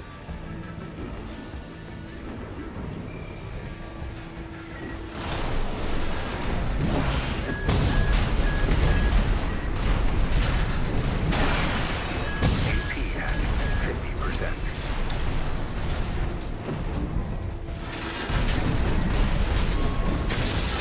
AP at 30%.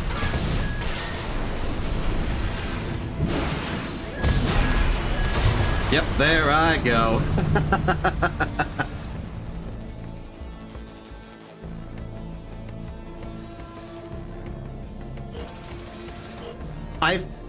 There are a few limitations in my genius strategy to stay as close to the tank as possible. In particular, the fact that they have a knife.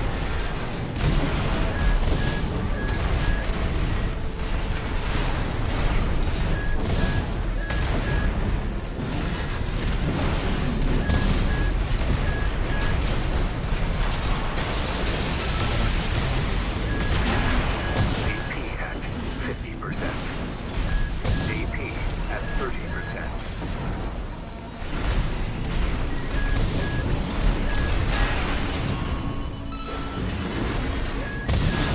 Ah! I made poor decisions in that fight, and I accept this.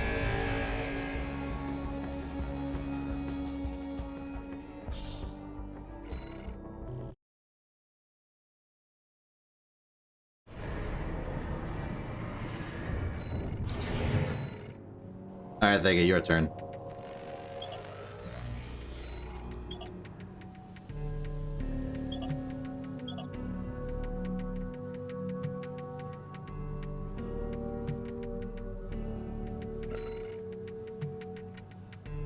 What kind of diabolical changes have you made?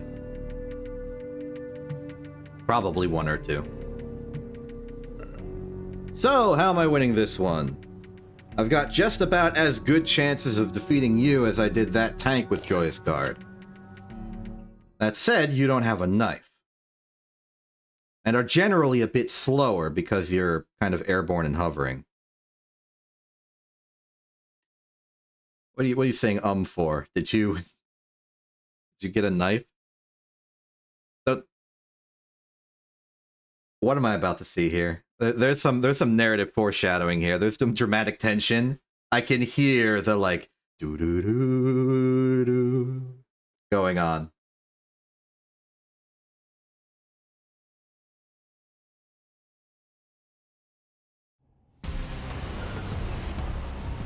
Okay, you've gone a bit lighter weight.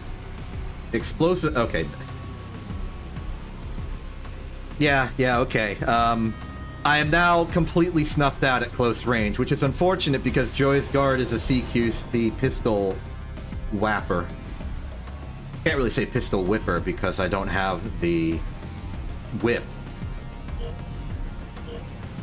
The pistol stabber. They got bayonets on these pistols.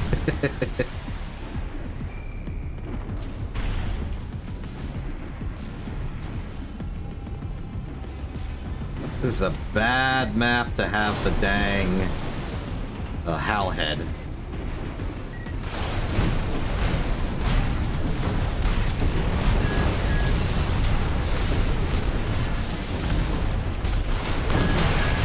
Here I go. No.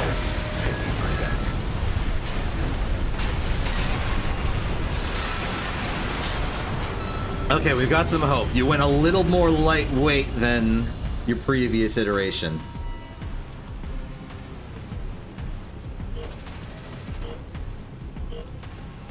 And you're easier to hit.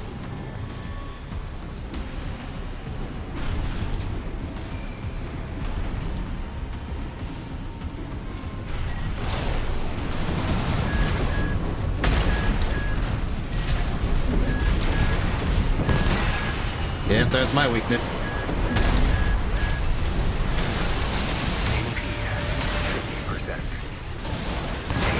Uh-oh! Get out of there!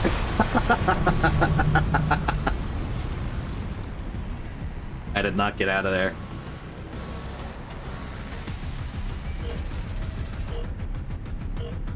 Alright, I gotta do my proper rollout.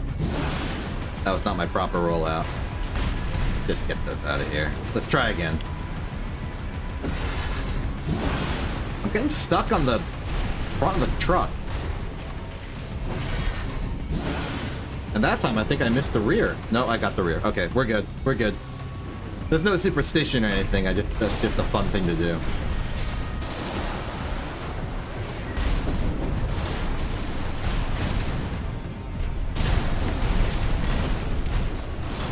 Have to employ a slower, more vertical-oriented attack vector, otherwise that ET will annihilate me. There we go. Poor choice! Okay, it was a fine choice. Your decision making is phenomenal. AP at 50%.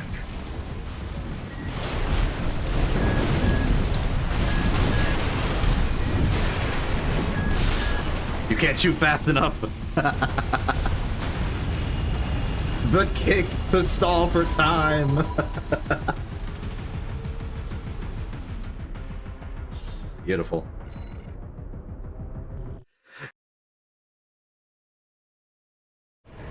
Maybe I should change the name of the stream because it's no longer A rank ascension activities.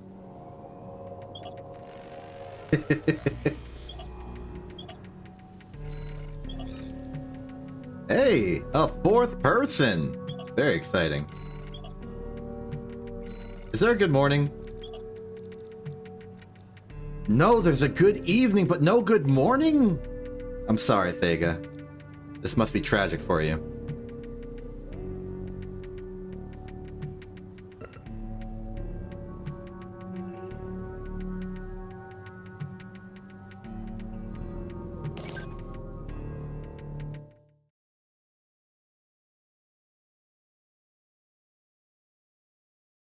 But first, we have a new and exciting match to observe and ponder.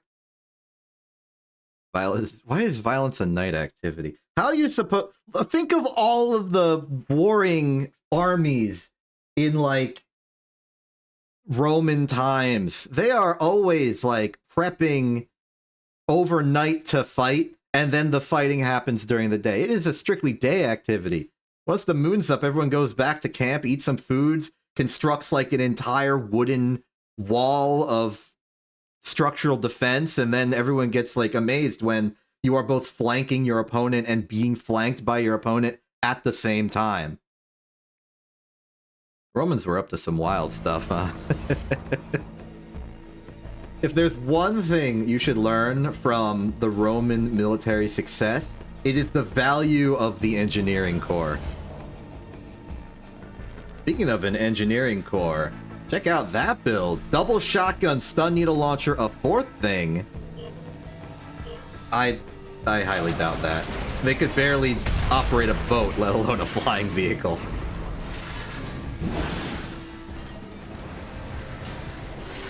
Plus, like, the Romans' whole value and benefit was, like, salvaging and reverse engineering the technology of others. If the Romans were still a thing, they would be, like... I don't know. I actually don't have a good example of that in modern times.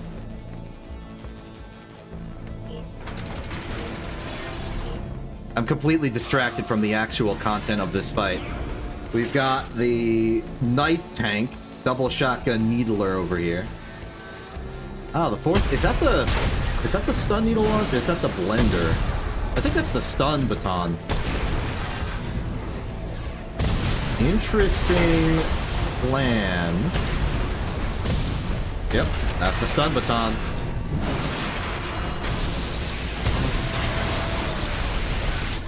Something happened. The fight's over.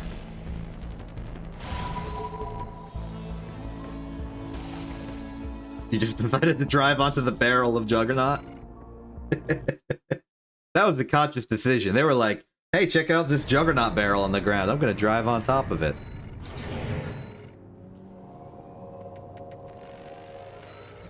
Let me just load up Old Dominion real quick.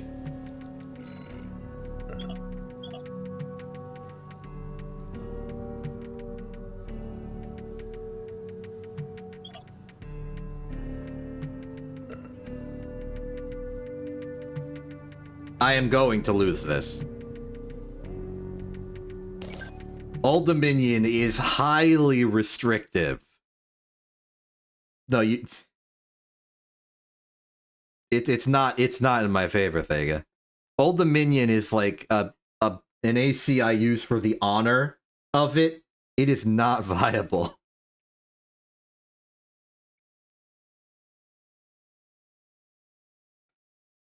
Old Dominion's for the fun of melee combat. I can't win in any realistic scenario with it. You have even more anti-close range technology. I am doomed. Look at this. Probably one of the most beautiful ACs I have ever created, just visually. Functionally, I'm doomed. And maybe I could do even better if I was a well-trained melee expert, but I'm not. And so I am doomed.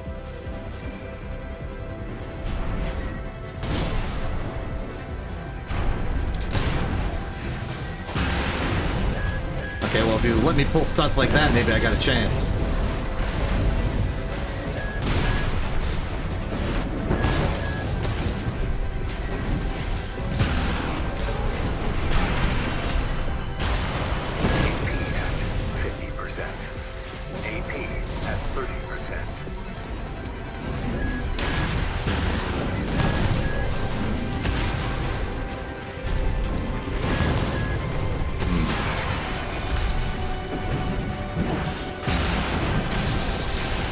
I knew it.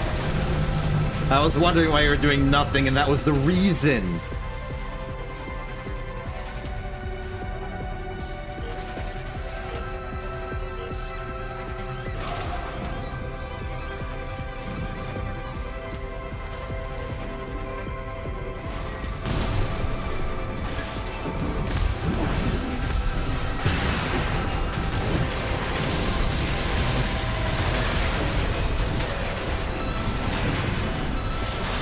Okay, I can do that. I can do exactly that particular thing. I think the biggest problem with the biggest problem with Old Dominion is that it's a one-trick pony. I can do that, but I can't do anything else. And if I can't do that, I lose.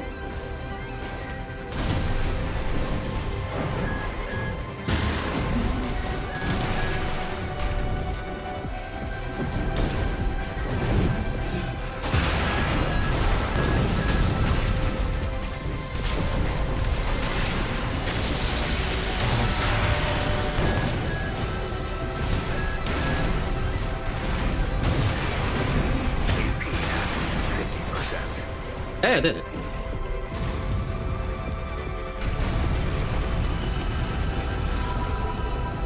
Okay, I occasionally have chances. If I can do the one thing I do, I can win. Thank you for believing in me. That's the thing I experience with shields as well. I keep forgetting I have them. Alright, I'm getting off of Old Dominion immediately. We're going to something nice and friendly like Bristolian.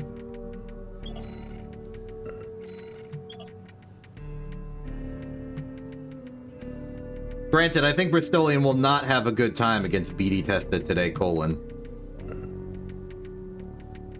What do you think the BD stands for in that name?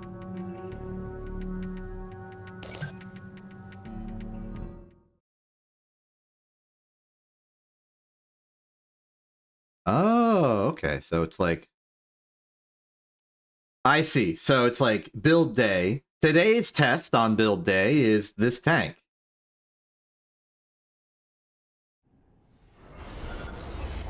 Oh yeah, or build.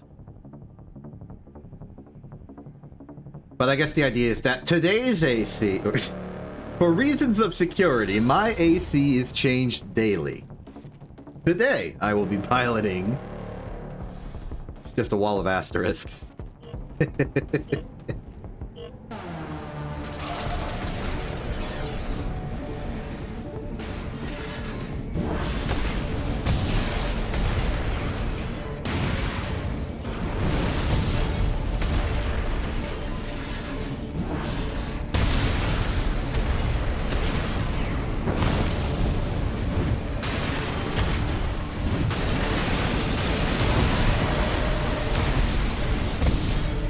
I think the tank AC was a little slow on the counter explosive thrower.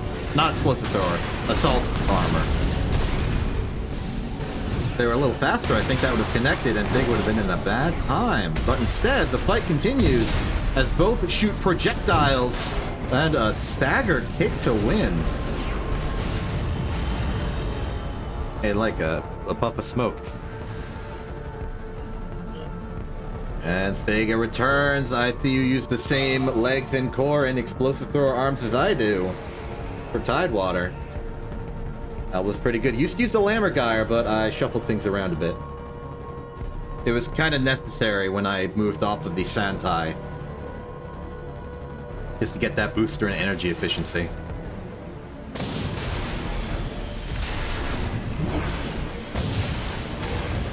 The base swapping on shotgun despite the range disadvantage. Good hits proceeding, lots of evasion, but despite the Petra being a lot faster, has managed to get hit a lot more. That's the strength of that diffuse shotgun. It is hard to miss with it.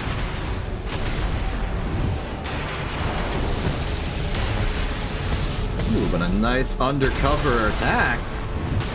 Explosives have already been expended, but the AP lead is going to the tank. I think Thega needs to desperately remember that a shield exists. And honestly, for the case of the diffuse shotgun, I think using the shield almost exclusively for that might have been better. But there's also like a psychological block that happens when using a shield. Because you both want to use the shield, but also want to dodge. But if you dodge, you give up the shield. So it's like, really, what's the shield doing?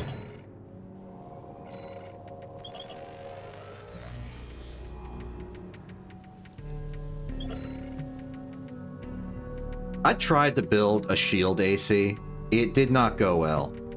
Zephyret was an interesting design, but it's not very compelling.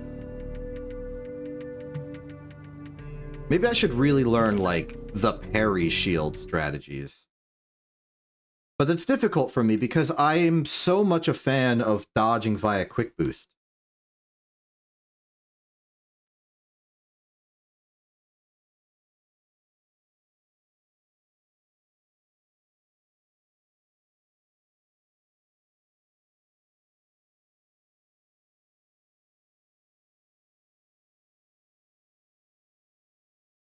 I'm looking at what I drew in Excels because nobody's modified it yet, and I just realized that it kind of looks like a really zoomed in image of an A. Like you've got the two bars on the sides of the A and then that bar going down the middle to make it an A instead of an upside down V. Like of all the things I'm interpreting it as a cropped A instead of like a wide H or glasses or something. It's a really zoomed in A. I didn't even intend that. But I'm retconning it to be true. It's not really a retcon if it's an interpretation that I never put to word. Like, it's only a retcon if it contradicts something that has already been stated in official work.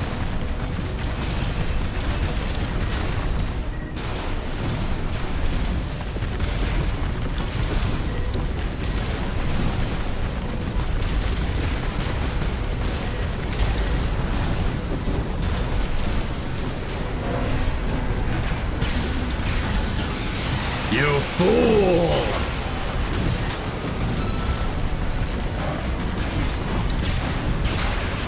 Ah, I missed a chance. AP at 50%.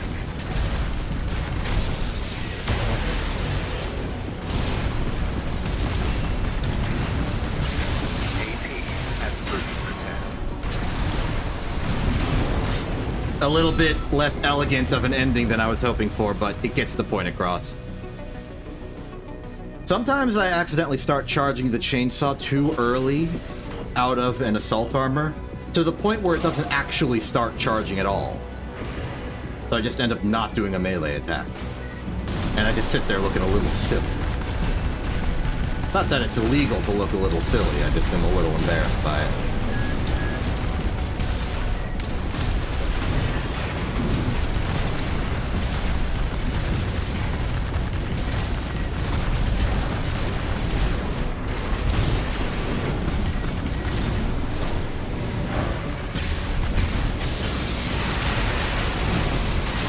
That was a good call to use the assault armor. It canceled my chainsaw kill. AP at That, however, was your doing. And now I'll probably win on chip damage from missiles or something. Yep. Bristolian is a very different fighting style. I guess this is what kites feel like. But I'm not here to kite. I'm here to stagger and then chainsaw. Cast iron. Not to gawk at my own career, but like... We've gotten to 2-digit number of viewers today. That is surprising. How'd that happen?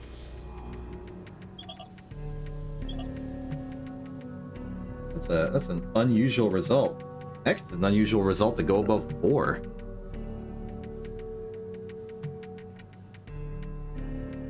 Yeah, everyone's here. They just show up. I guess it's a slow day in the AC party.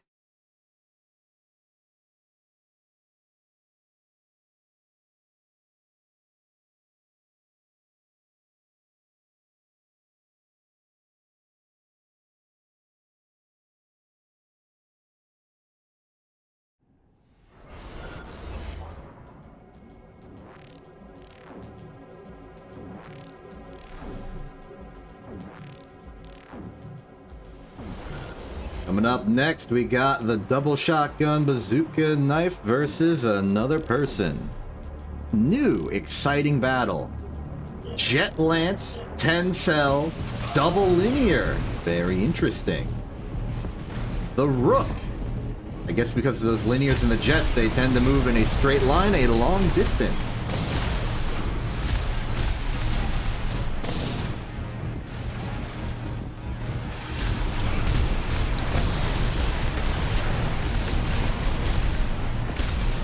Long-distance fighting going on right now. The diffuse laser tank is getting some good shots in. That was a nice connect on the bazookas. The firing continues, but the reliable staggering output of those linear rifles gets the stagger on. Goes for the Jet Lance collision. There is no counter explosion until after it's over. But now another stagger's on deck. Will this one prompt? Yes, it will! And that counter AA seals the deal.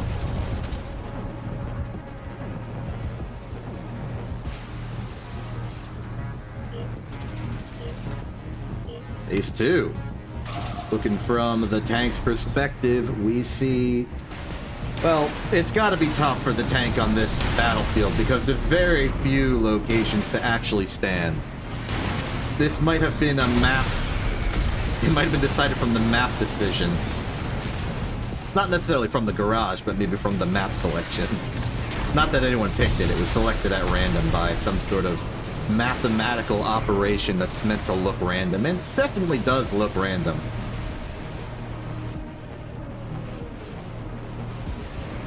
We see a lot of cover-based action here. It's kind of what you have to do on this map.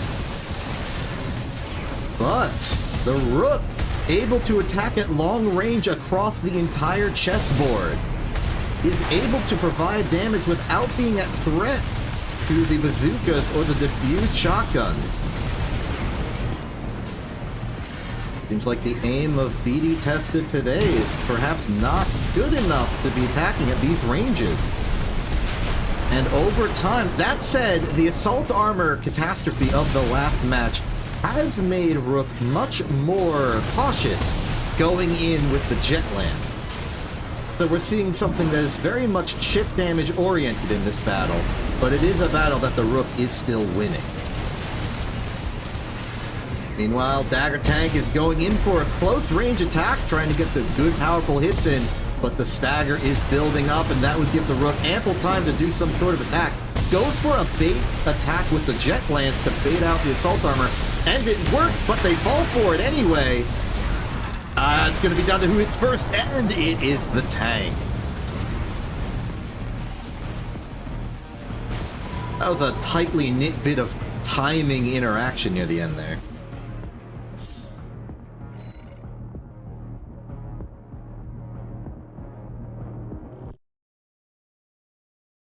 Neat stuff.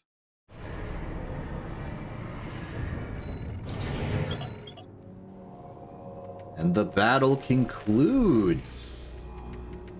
I'm going to give a cycle of other people fighting. I'm going to commentate. The commentating is the fun part.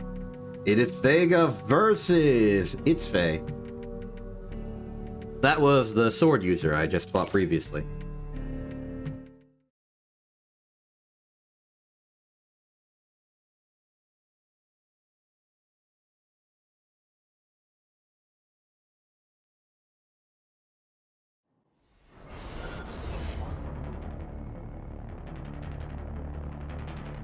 Vega has gone bipedal, but still the Tidewater loadout for the arms. Meanwhile, its Faye is still rocking the long-range weapons. Is this slightly heavier duty? I can't tell. I don't remember the details. Back weapons are a shield and the tracking missile. Inspiring stuff. Missiles away, bazookas away, explosive thrower has been jumped over, but the tracking missile had a chance to track. Not anymore. Explosions go through. That is one whole stagger, but the only follow-up you have is a kick and another ET, apparently. ET is good for that. If you're kicking, you're already close range. Nice. Oh, right before the shield could go up. Phase 2. We see it from the perspective over here. Black and white and red all over.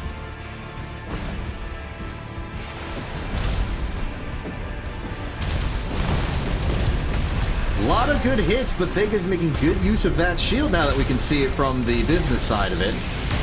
Big explosion to very little effect, but it does prompt a retaliatory shield, which may have been used better elsewhere. So this is a strategic win for Thega, but that stagger means it's also an operational win as well.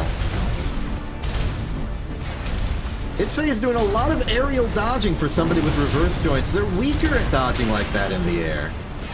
At least compared to their ground game, which is phenomenal hop. And it's not enough. They fall and run out of health, which makes them fall.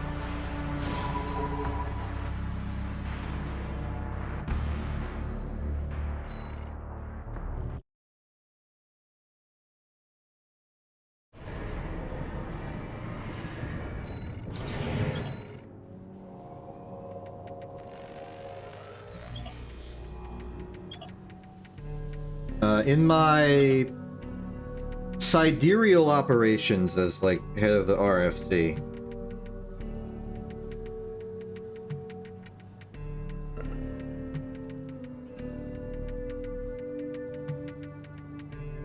there's somebody complaining that they can't find a match, so I'm here to inform them that a lobby exists.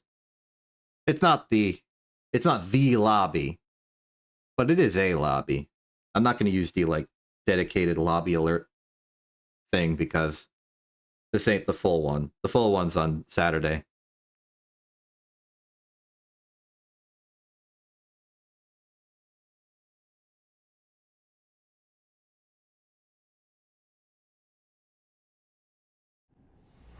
Entering into this fight, we have laser shotgun bazooka tank with the knife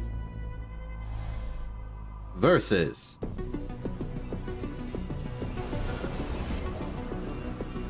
It's Faye with the linear bullet, fourth thing, and sword.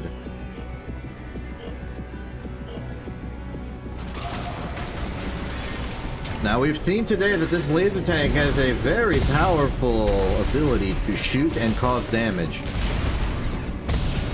I think you have to sort of go into every fight favoring it somewhat, or at least making it a viable contender. Meanwhile, It's Faye doing a lot of dodging work.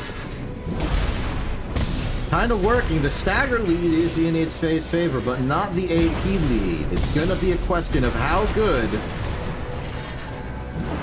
the resulting stagger is going to be. Unfortunately, thanks to a bit of evasion on both parties, the stagger has been reset for everyone. It's Faye builds it up another bit. But more bazooka slashes. They've stopped moving. We have lost control of the AC. Okay, good, they're back. Sword Slash is going out. That's a stagger, but do they have a follow-up? They do in a javelin, kinda. Shields up, that 5 time, but I think they need to use it better. Stop dodging and start attacking. Oh, shields out. Gotta hope for good bazooka hits while you're dodging the shotguns. This is a good opportunity for some good stagger, though. Unfortunately, stuck in a reload cycle. Can the stagger before the shotguns connect? No! Tanks takes game 1. Phase 1.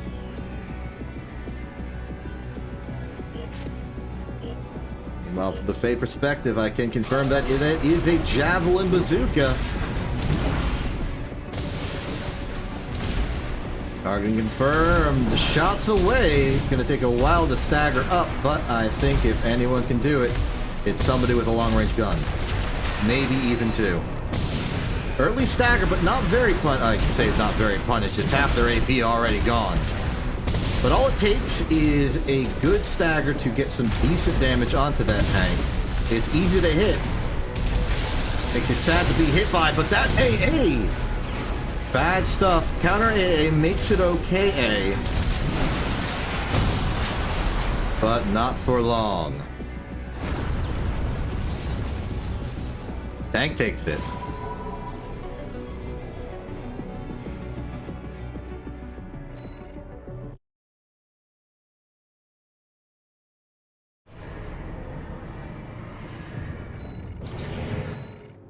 Okay.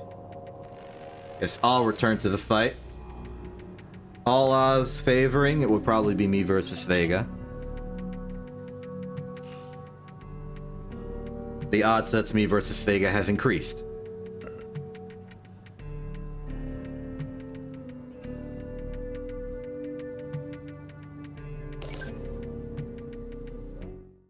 We're gonna have a nice straightforward battle between whatever Thega's concocted this time and Bristolian.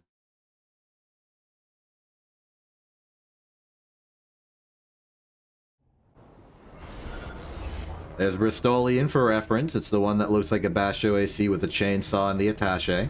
I think it looks like a train and acts like a train, particularly an old-style steam locomotive. Meanwhile, Thega's got the Tidewater Arm Special with a shield, tracking missile, and a very lightweight frame. Surprisingly stancy for something so lightweight. See how it pans out.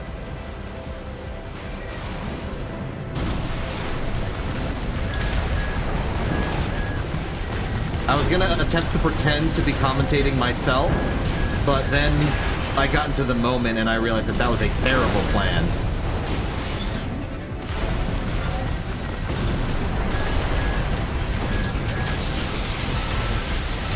You are so lucky that chainsaw connected already. It would have been the end for you. 50%.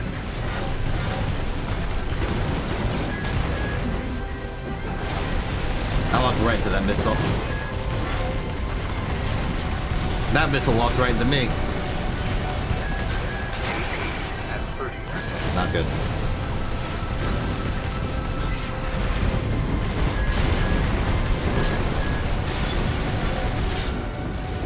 I didn't even get the chainsaw. Well, I did, but it was canceled earlier.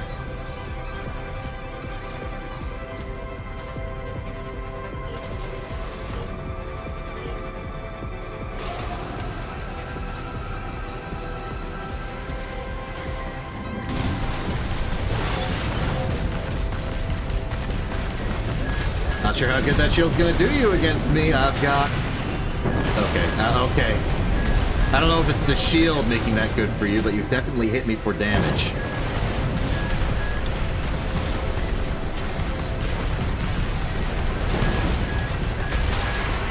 AP at 50%.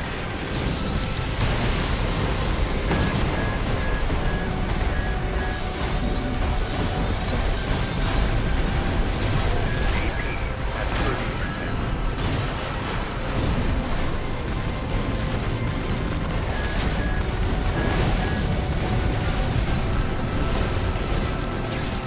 Don't hit me, don't hit me!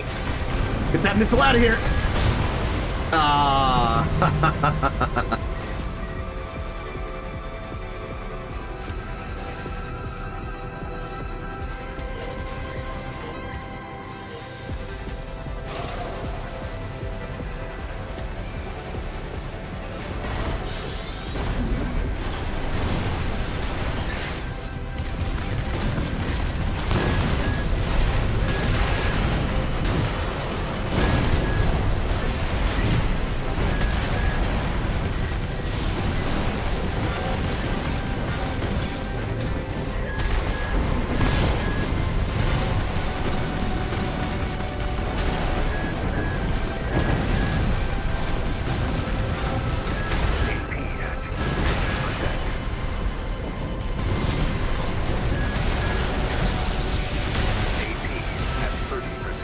Bad connection, but I had the read, so I at least feel smart. Oh, I thought I could power through it! If I powered through it, if I didn't stagger off of that, that would have been a triumphant victory.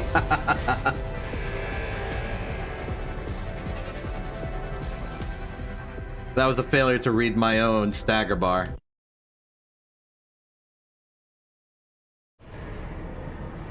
I knew you were gonna go for the explosive thrower. I just thought I wouldn't get staggered by it.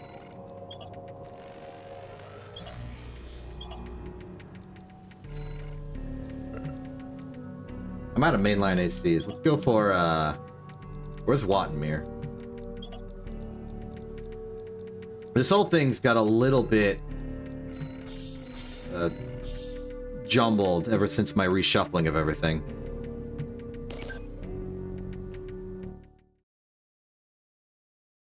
Potential.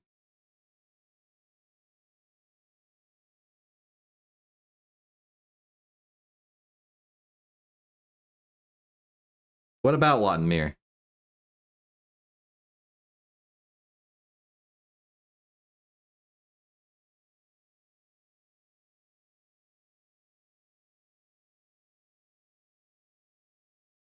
Thank you.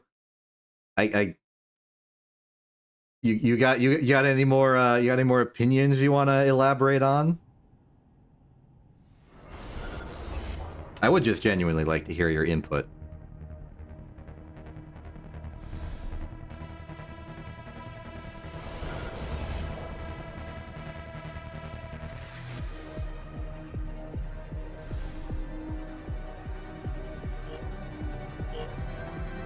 And now would be a good time considering neither of us are in the fight right now.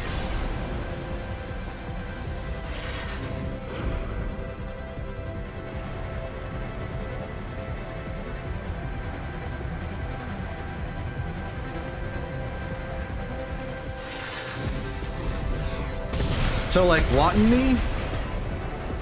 Wattenmere? Do you mean like that in terms of pronunciation or in terms of definition?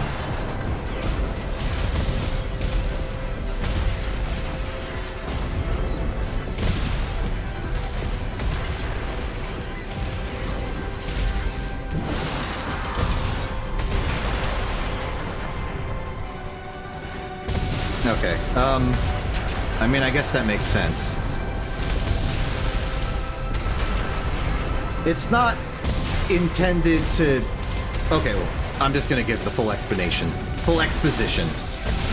Ever since Tidewater, and technically starting with Barrel Express, every AC I've made has been named train theme.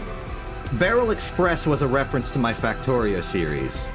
And the fact that it had the songbirds and was just shooting high-caliber cylinders of death and destruction. But starting with Tidewater, my ACs have been named after existing train lines. Tidewater is something in, like, Southeast Atlantic America, United States. Joyous Guard is... well, it's named after... train line associated with Arthurian legend, obviously, because it's Joyous Guard. Old Dominion, I don't remember. Void Maxima is obviously, I think, French. Wattenmere was a very deliberate choice of a balance of decisions. Because Tidewater, well, okay, the AC Wattenmere is named, or is designed as a variation of Tidewater. So I wanted to give it a name that was still kind of water-oriented. But because it uses a giant earshot as one of its main weapons, I also wanted to make sure that I named it after a German train. So Wattenmere is a train line that naturally is associated with the Wadden Sea, according to Wikipedia, which is this area of sea that's like, you know, it's the northern coast of like Germany or so into the Netherlands and all that. Like, Netherlands, Germany, continuing onwards that way. That area of water is like the Wadden Sea area, which is Wattenmeer in the German-specific choice of the name. So it's associated with that water area for Tidewater, and it's a German sea, partially at least. Hence the name. I tend to feel a lot of internal gratification or just satisfaction with my ability to name things well sometimes. I put a lot of symbolism and layered choice into my decision making, and I think it pays off.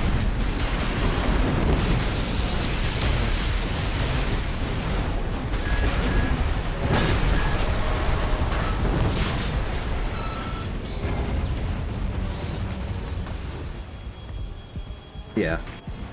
And then another named AC I have that I made a decision. Sometimes I just pick a train line that sounds cool or has some thematic attachment.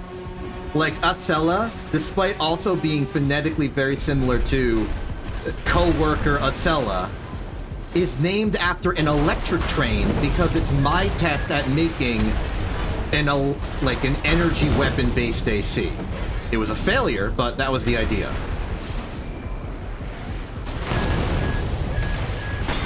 Like, so the fact that it was named after Acela as well, like the person Acela, was basically an irrelevant coincidence. Another example is that I have an AC that is basically a copy of the Regalia type of AC in a small experimentation with the concept of like actually learning the meta.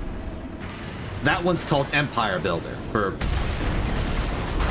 you know, royalty-based thematic connection.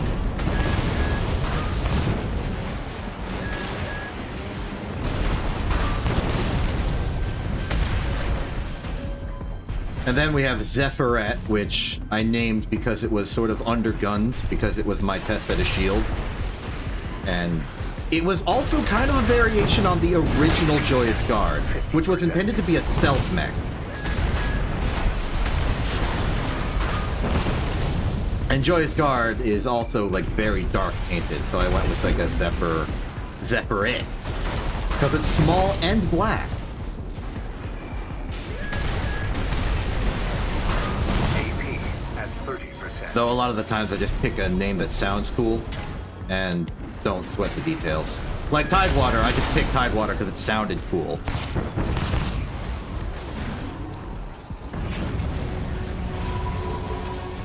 My ransacking of names for vehicles or other important mechanical things is not limited to Armored Core, by the way. The most famous example is my capital ship from my Empire at War self-insert hero unit, Daylight Limited.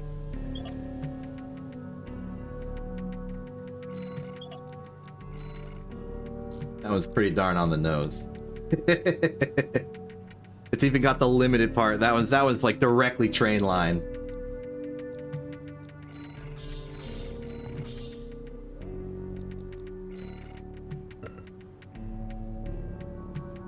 Here's Zephyret.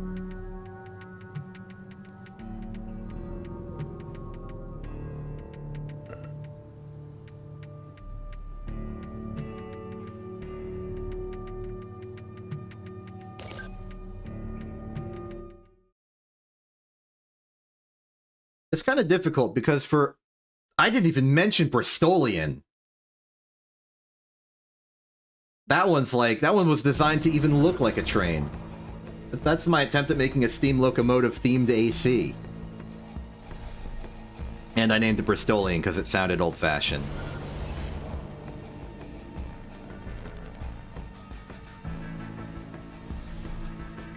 But a lot of train lines, as I scour the list of trains in Wikipedia, are mostly just named after a location. So it feels weird that I would just name an AC Chicago. Hey Artorias, it's been a while. I don't know if I've talked to you since I became the head of the Rubicon Fight Club. It's entirely possible you don't know that happened.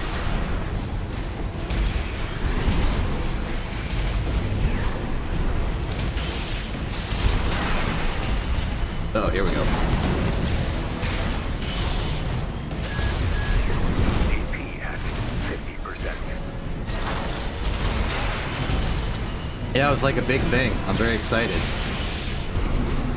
So it's not like it's not like I've been away from Armored Core. It's just I've been away from playing it directly on my own. AP at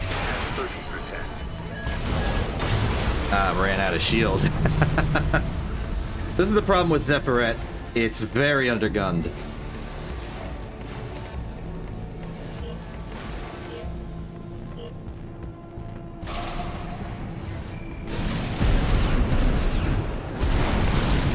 So I got the Rubicon Fried Chicken because I was a big fan of the Rubicon Fried Chicken's arena, and the previous owner, Lubaloo, just sort of disappeared, closed the arena, and then kind of disappeared for several months. So at some point I was like, man, I really want the arena to be back. But I didn't want to just make my own without, like, approval, because I didn't want to be another, like, copycat arena. So I was able to actually successfully get in contact with them and ask, hey, can I have your blessing to run my own fight club because I really like the arena? And we started talking, they gave me advice on how to run it and what to do, and eventually he just said, hey, why not just give you the keys to the RFC? And so I got the keys to the RFC. And over the past couple of months, I've been trying to rebuild it back up into operation. We have new players again. We have new fighters in the arena. Things are occurring. It's great. I've started, to the best of my ability, the open lobby again. Although I can only do it on the weekends due to my own limitations. But, like, there's interest again, and I'm really excited. I was worried I would be inheriting, like, an empty room. But like, there's life again, and I'm really happy and really relieved. I'm not really good at the marketing side of things, so I think there's a lot of people in Armored Core online community that just don't know. And I'm a little too nervous to, like, start an ad campaign.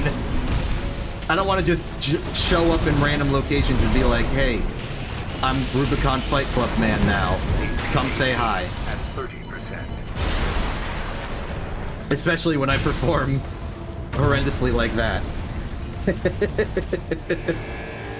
But talking, fighting, and using a shield at the same time is a little above my ability to multitask.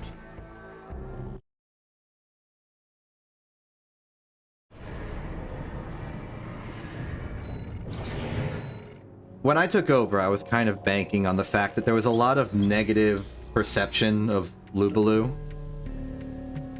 And that just the news that there was a new manager might make a lot of people who dislike the RFC come back of their own volition, being like, hey, the leader we didn't really like that much is gone. Not to insult Lubaloo. Lubaloo's done a lot of good operational work, but is not the best in terms of negotiations, I feel. Makuti's been like my first real, like, public outreach person. Said one thing on Reddit and we got like 5 new participants. I've been building up the confidence to talk to Gen Kumon. I'll get to it, but I am nervous. I'm just a very socially nervous person. It's why I stream. I don't have to talk to people. I just have to talk to something I approximate as an empty room. It's a lot less stressful.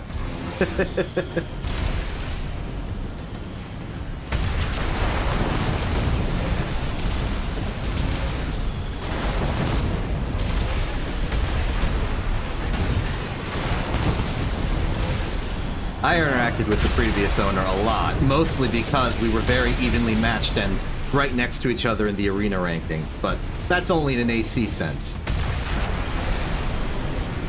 I do think they had a perception that the entirety of the Armored Core Discord, like the ACD, had antagonized him. And was not very open to suggestions. That was my perception. I didn't have any direct problems, but I did witness strife and conflict during my time there.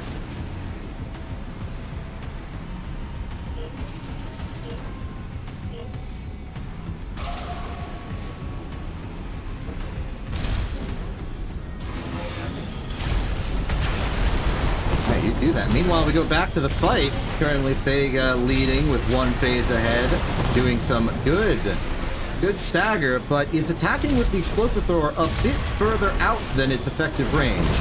As somebody who mains an explosive thrower, I know that the effective range for the uncharged shot is 120, and the charged shot is approximately 240, though this in practice changes depending on whether you're moving forward or backwards. The explosive thrower shot doesn't really account for momentum, so if you're moving backwards, it's better for you.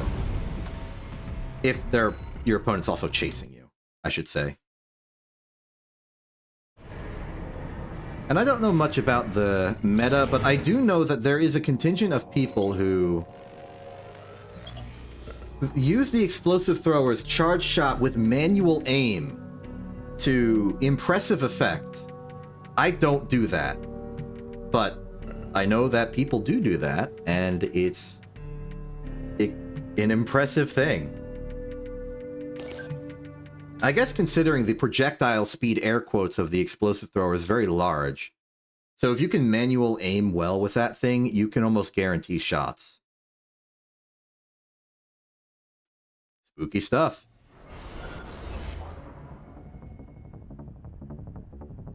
Oh, I don't doubt it.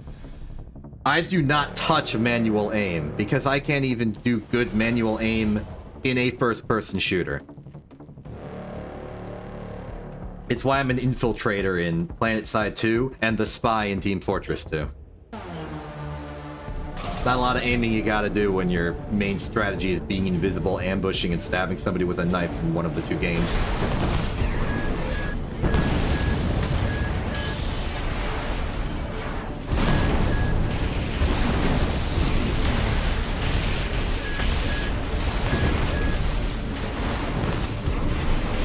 Well, the few matchups I have an advantage because I've got the shield breaker, but you've broken my shield.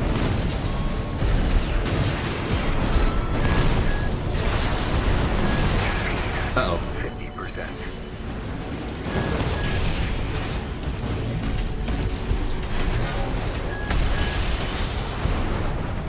Hey, it worked.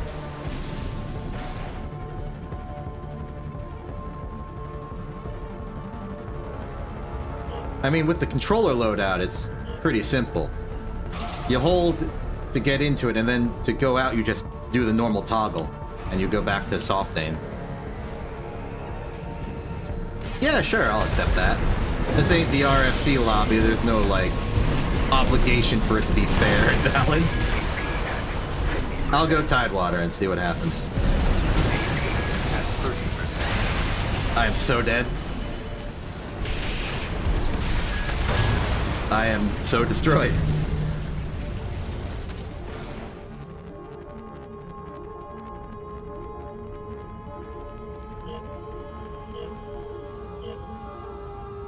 Boy howdy, when you get hit, you get hit. Don't say good game, the game's still on, you fool!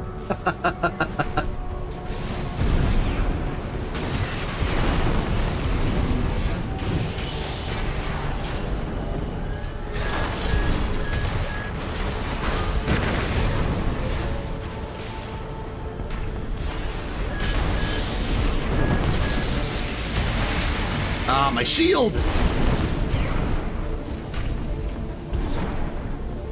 think I'm starting to get the hang of this, though. That was the wrong weapon.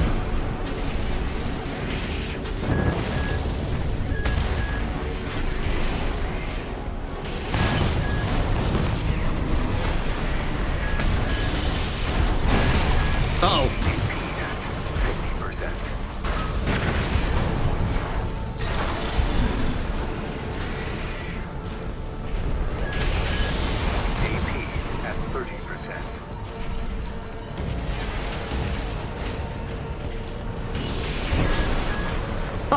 Oh, the bubbles! We lived.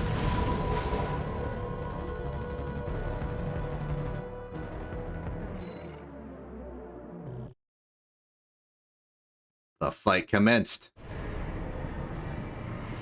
Okay, good game now. Okay, I'm going to let a fight happen without me to give them a chance to actually fight before we fight. Just so it doesn't seem like I'm hogging too much. Yeah. Absolutely fine.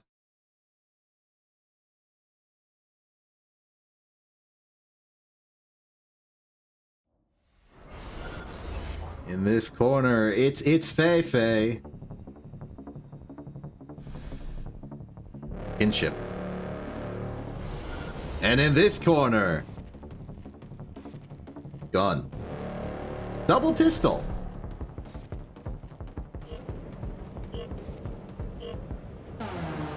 See what happens.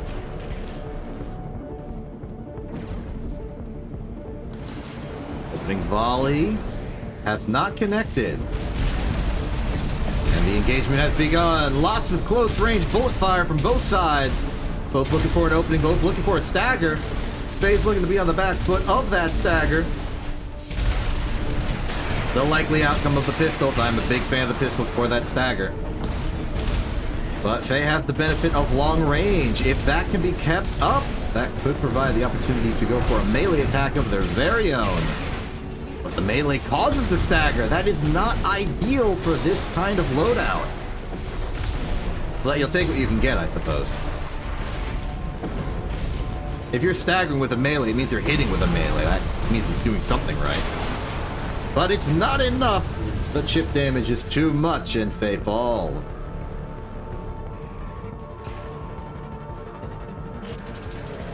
Looking over here on the Penguin side, we can see a similar approach to what I would say is the Joyous Guard method.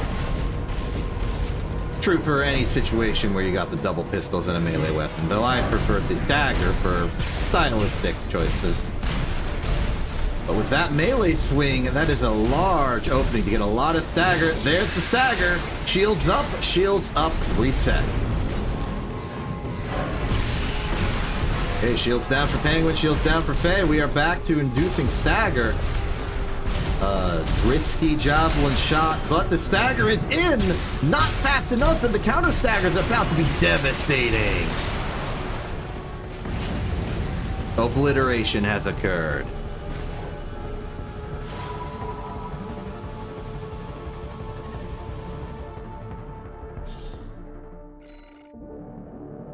The match has concluded. Okay, I'm gonna have to say a thing.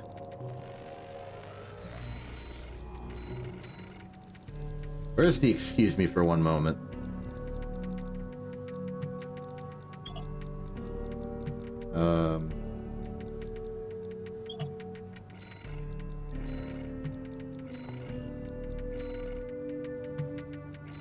I feel bad that I can't just, like, communicate with the people in the battle, but, like, I would like to explain that there has been an explicit request and I wish to respect it, but, yeah, we'll see how this goes. If people leave, I do not blame them. This is the hard part of being in charge, is that you're gonna disappoint people by making executive decisions.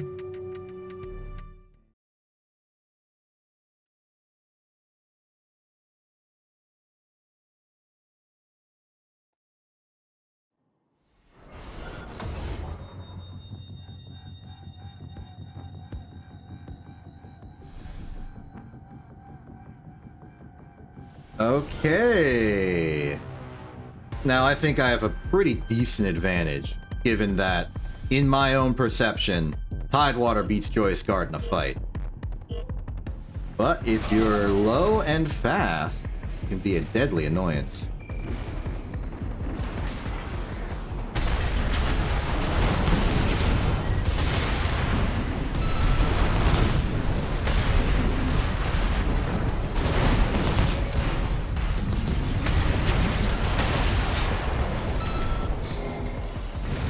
Not sure how good this is gonna be for your training. AP at 50%.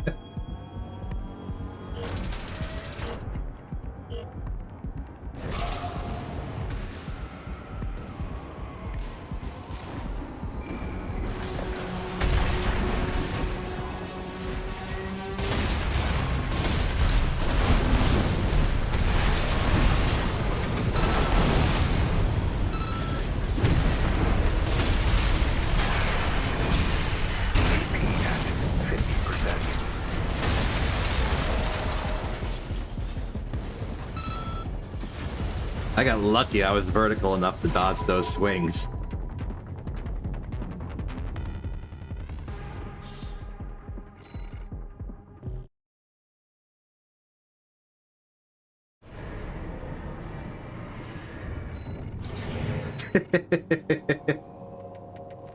It happens.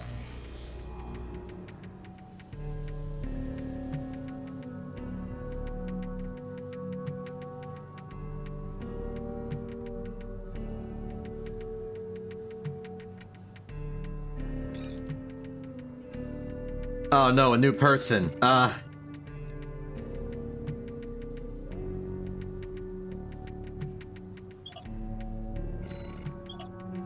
Help, I'm feeling social pressure. What do I do?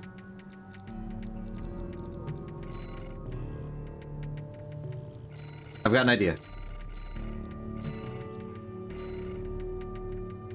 That is a good idea. I'll keep it locked at Artorias getting another fight in. But okay. Okay.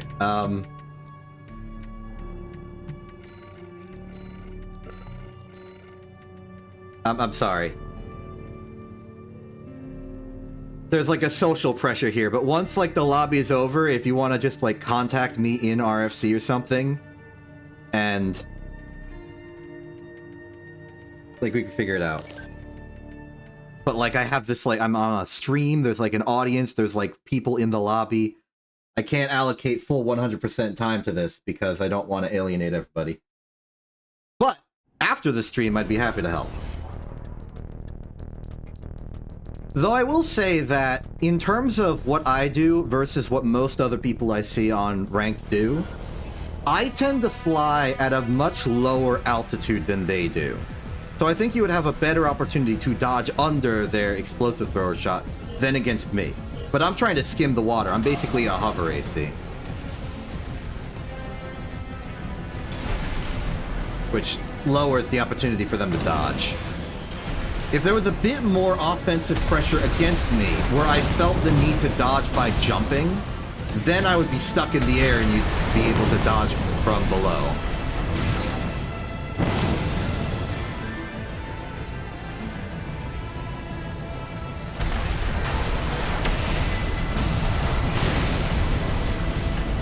I don't know if that is your... Well, okay, I mean, you are using double pistol.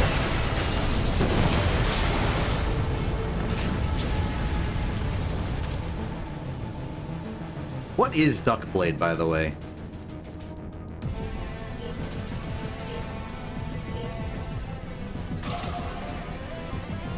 Oh, that makes complete sense. Just abbreviating the names of the weapons.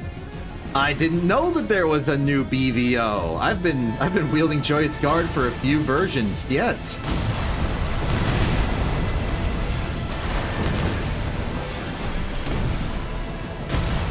Like, I invented Joyous Guard right before the Ducket buff, and it just made things a lot easier for me.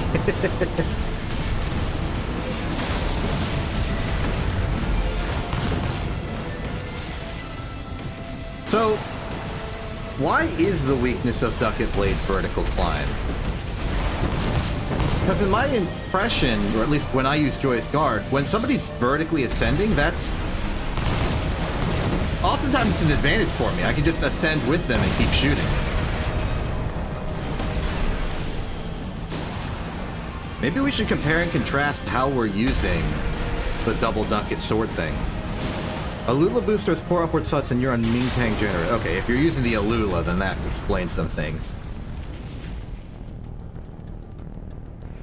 I think I'm also using Ming Tang Generator, but my booster is the SPD. Biggie, you gonna motion? Okay, there you go.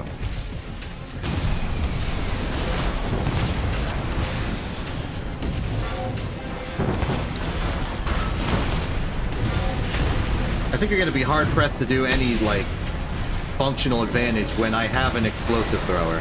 If you're not jumping over it, you... Okay, they just fell off the map.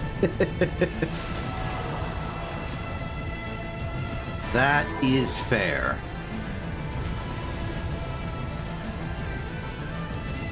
I think at that point you just stay perfectly below me.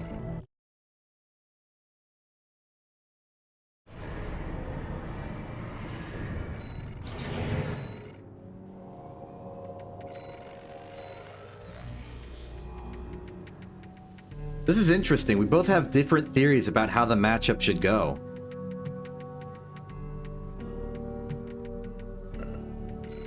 Because in my mind, the thing that is lethal, the thing that I have going that you must dodge or else get obliterated, is the explosive thrower. If we're both on a level altitude,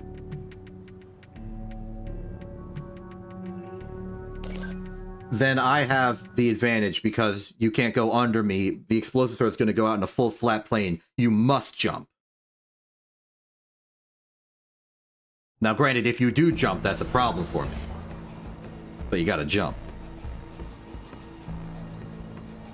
And maybe, I don't know how good your vertical jump is with the Alula booster and whatever legs you have. Alba. Don't know how good the jump is. I'm going to analyze. This is now a research expedition.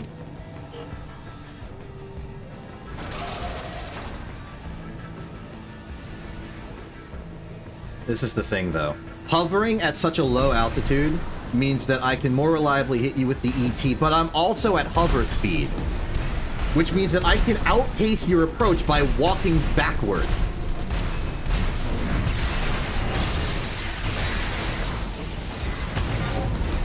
So you're going to be hitting maybe 2 ETs. There's going to be a Majestic, possibly another one.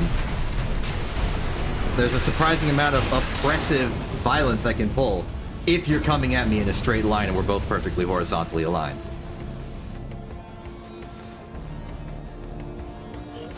I think my greatest weakness is a vertical discrepancy, especially vertical movement. Because then I can't hit you with the ET, which is my reliable close-range option.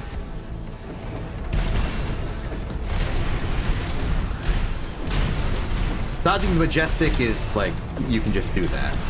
It's a bazooka. It goes slowly. You see it coming, you can just quick boost in another direction. But the ET, it's not a hit scan, but sometimes it feels like a hit scan. And it's also heavy. Any 3 on a frame as light as yours, possibly any 2 hits of a Majestic or ET will stagger you. And then double true nose for major damage. Even the double true nose for adding more stagger if you're staying at long range. I don't think you would stay at long range. You're using the double shotgun, double pistol.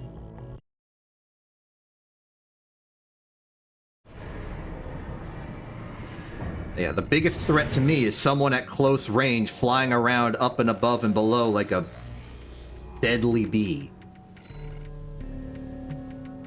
Close range vertical movement is my absolute weakness. Someone stays at long range, I can Truno them with a few lucky Majestic shots. They approach me, I explosive thrower, and they get staggered nigh immediately. But close range flying buzzing bee, the elusive fly, I'm dead.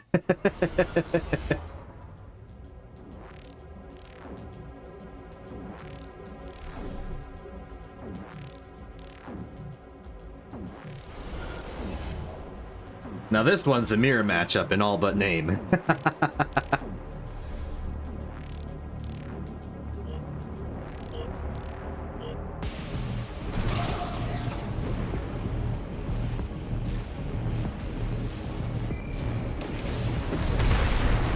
Now this fight, you definitely want to be using the Majestics and the Trunos. The explosive thrower, you get in, you get out before they can counter ET you.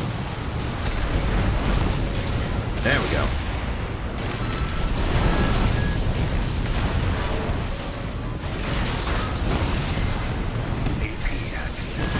Oh! You fell for the kaboom!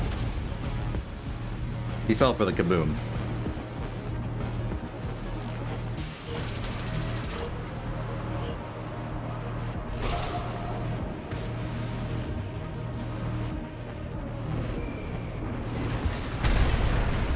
It also helps that I can get a bit more accurate with the Majestics quickly because I try and soft aim those. It's actually really helpful for getting those Majestics to hit well.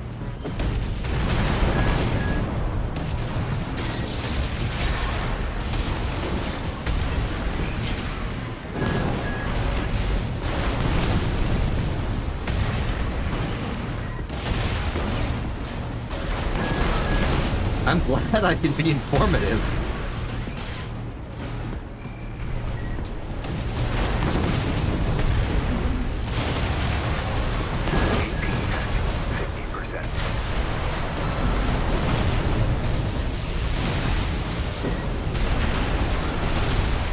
There we are.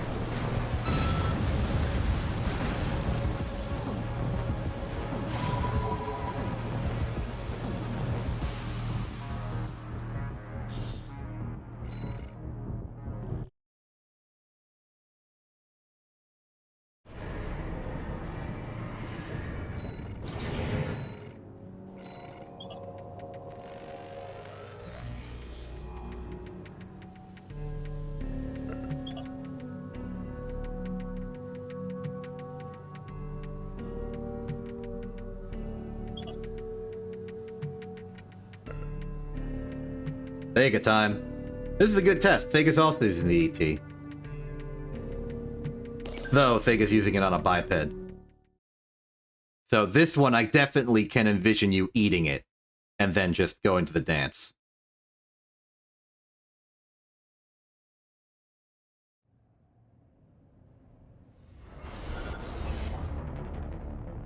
Majestic 2. Here's your alt form test against me.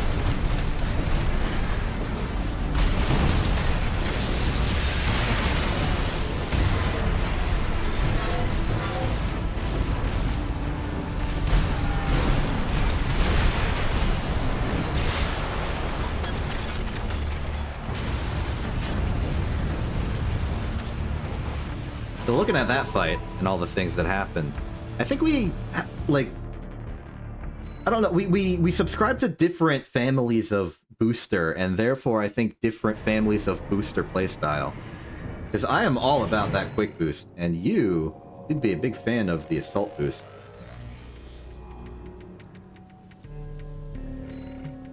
Ah, I see. Clever. I'm gonna load up my double pistol guy. Good old Joyous Guard.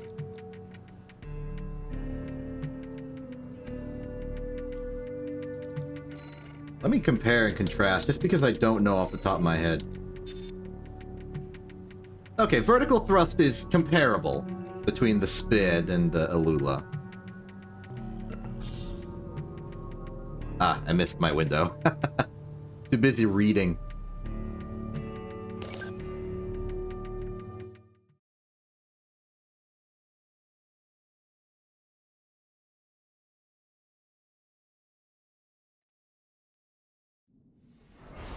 I also haven't been paying attention to how you conduct your pistol dance.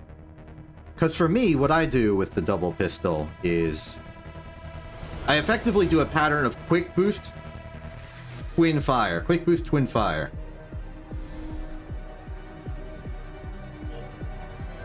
I missed it. What happened?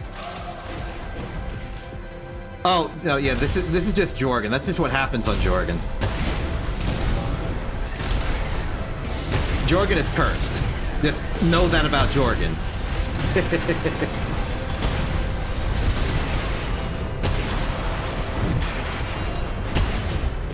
The thing to understand about Jorgen is that Jorgen is the least optimized AC map. It's probably one of the first ones made, I assume.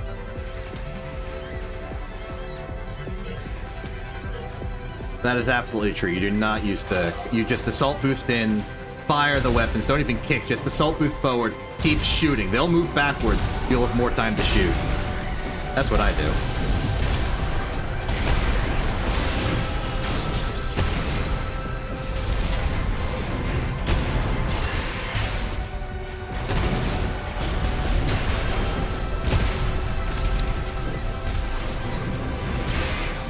I think a little indecisive on Fell's side. Went for the melee, canceled the melee, went for the melee again. Either that was a networking anomaly, or they couldn't really decide how to punish and ended up picking none.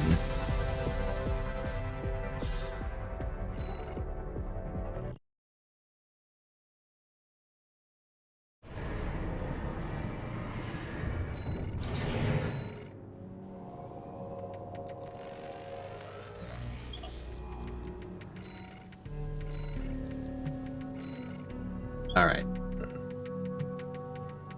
Hopefully, I'll get into a fight and I can double pistol as well, just for the heck of it. Yep, okay. Makes sense. That is fun. We both have guard as part of the name of our double pistol stabby boys. Is it still duck blade if I'm using the laser dagger, or is it like specifically pulse blade? I don't know the terminology. I don't know the meta.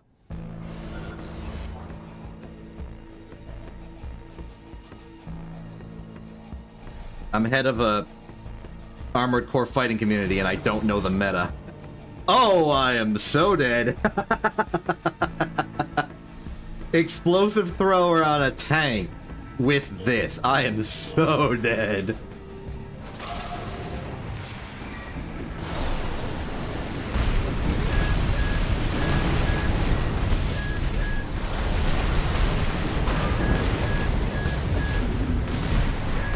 That's so dead if you think. Okay, now very dead. AP at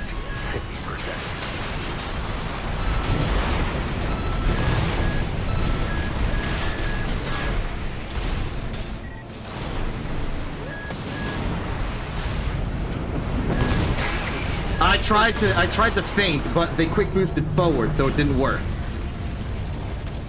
I thought I was being clever. I was too clever for my own good.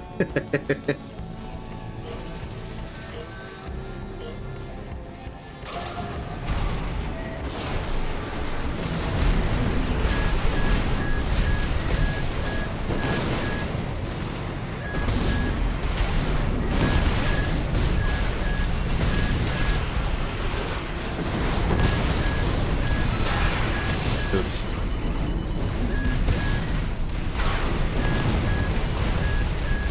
AP at Funny day when you can walk backwards with this build.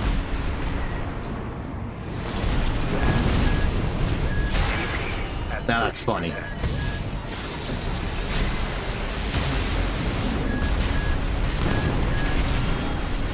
There's my combo, and now I'm gonna get blown up by a bazooka.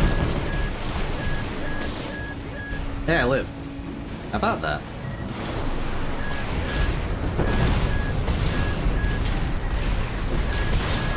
Ah, close. Like 1 or 2 more hits in before that shotgun blast, and I could have staggered again.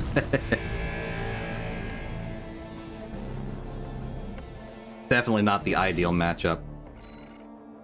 Also, condolences on the ads. It's the only way I can get like a solid hour of not ads, is if I just concentrate 3 minutes of ads into a point every hour.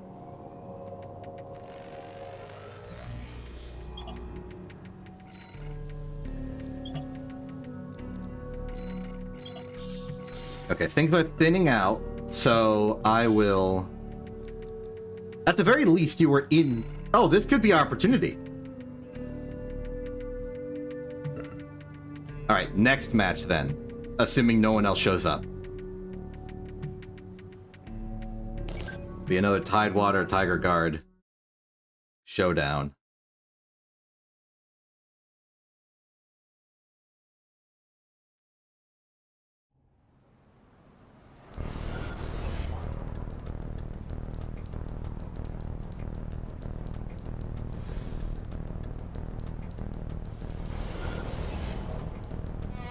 Got your work cut out for you, though.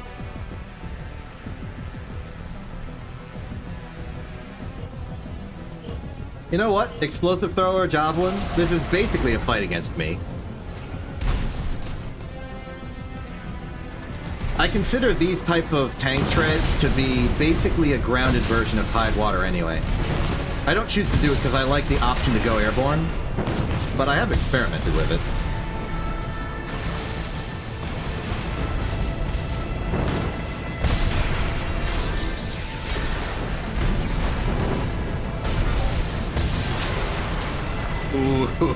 Ooh, that hurts.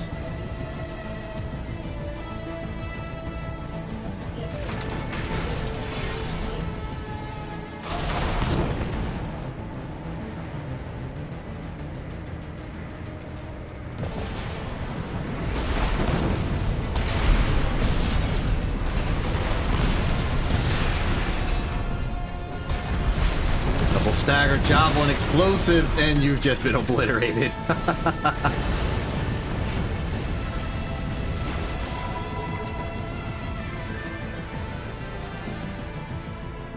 Indeed, indeed.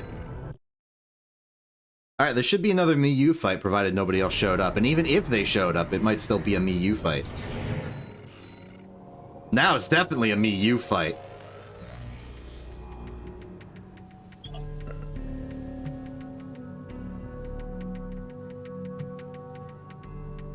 Time to learn.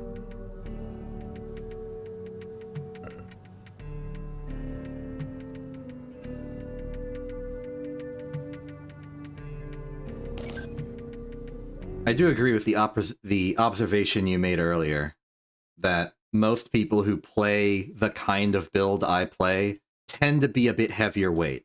And that's because they want, like, heavier caliber shoulder weapons. The Trunos are mostly an energy draw, not so much weight, so I can fit them on the lamb. And that gives me the speed. And I like the speed.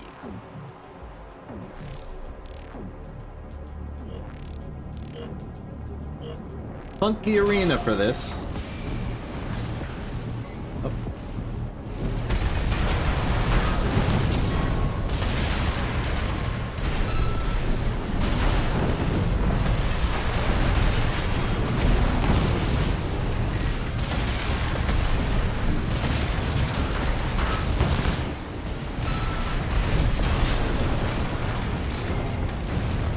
You almost fell off the edge of there. You gotta be careful.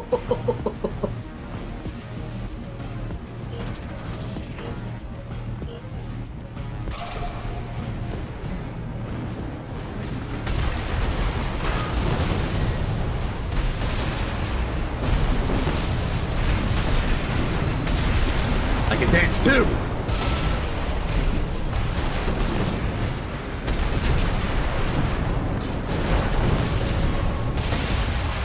I think that is my advantage, that I can dance too. Oh, hold on, I'm about to fall to my death. Just gotta kick up, there we go.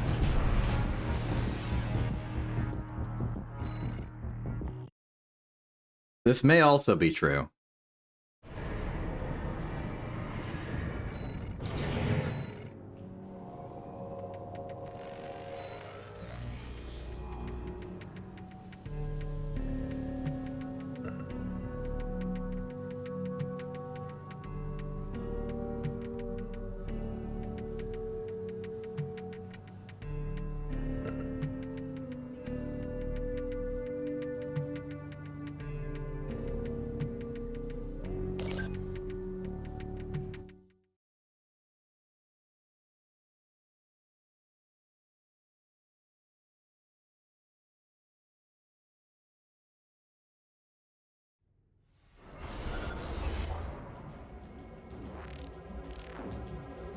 A flat horizontal area.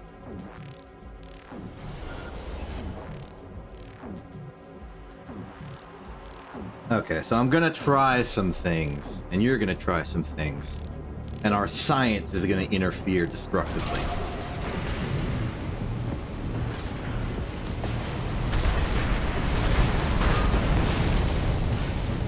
Like that was a soft-aimed majestic shot. And they lock on very fast, considering I have to be using like a good lock-on FCS for the True Nose.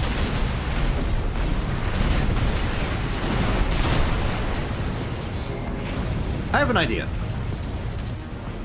You don't have to do anything different. This fight, I'm gonna try and not use the Majestic. Usually I avoid using the True Nose, but how about I try not the Majestic, see what happens.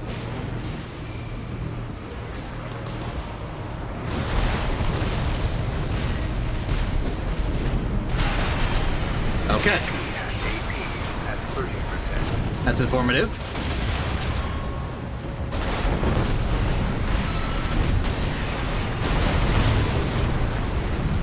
I did hold my own, though.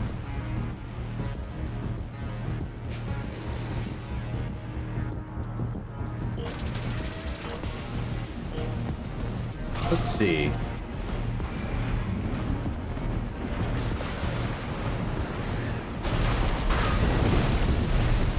Nice dodge.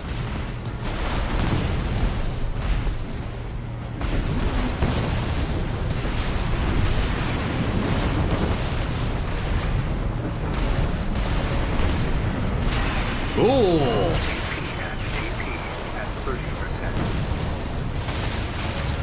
Shoot. I shot one, but you were staggered anyway, so it was okay.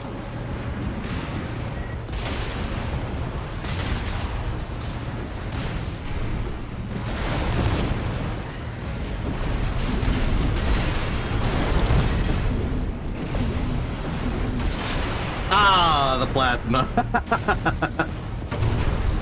Little less plasma, and I think I would have had something. But yeah.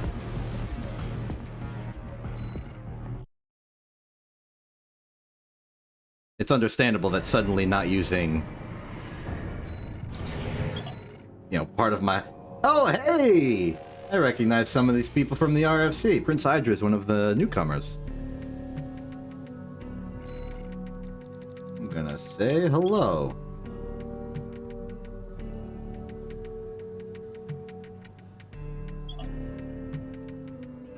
True, but if I had any other weapon alongside the ET, I think that would have also maybe cut a difference.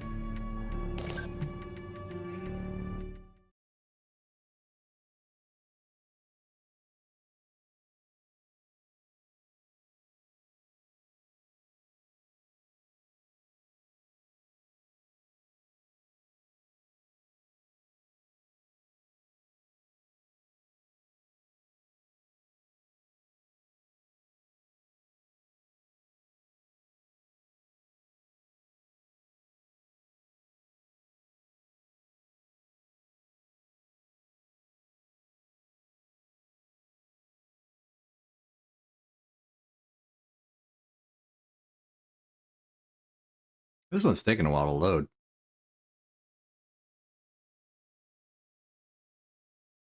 I guess it just does that.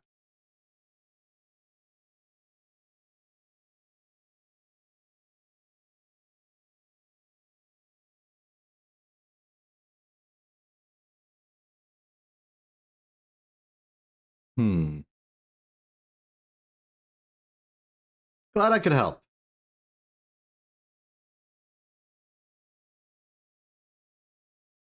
I'm starting to get real concerned about this loading time. What the heck? Oh, thank you. There it goes. There it goes. We got a new thing that Lark made. It works, but I'm still getting used to it. Maybe we can take out the text wrapping and just let it crop off the sides.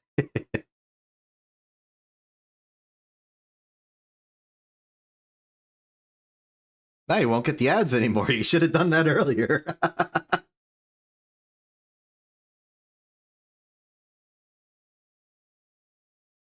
Okay, okay, I was about to say.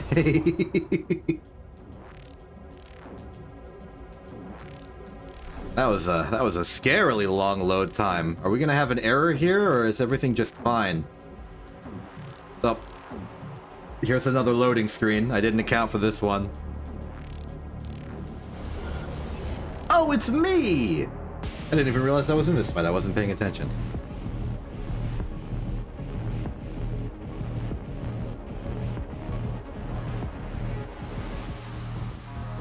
A lot of loading happens. What even additional has to be loaded? You could just teleport the ACs to their assigned location. Everyone else in the lobby is gone. I have to assume that a catastrophic network problem occurred. But that we survived. When the fires burned Rubicon, we endured!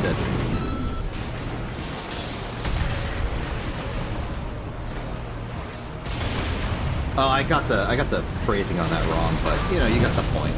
You know, I was quoting the guy in charge of the Snyder. Wish I had a bullet in the chamber ready to punish that.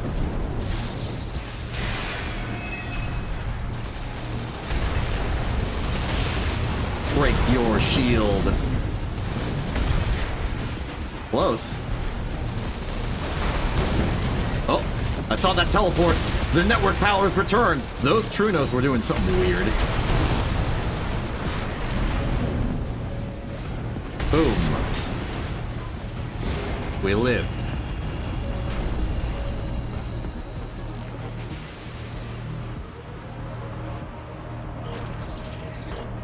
Thank you. I appreciate it. It's a direct descendant of my original campaign AC, albeit with heavy modifications. They didn't have these legs back then.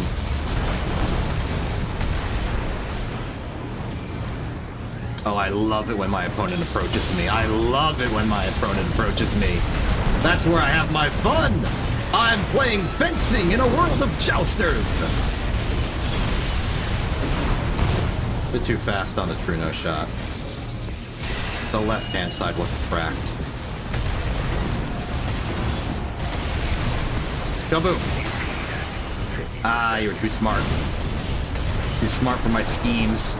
But now you have all the stagger in the world and I have Trunos. AP at 30%. Okay, you just decide to dodge everything. There we go.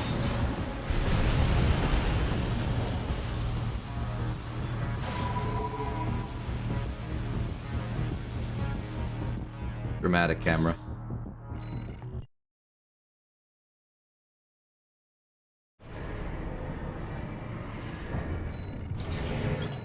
Hey, everyone's back. Great. Let's go to Joyous Guard for a bit.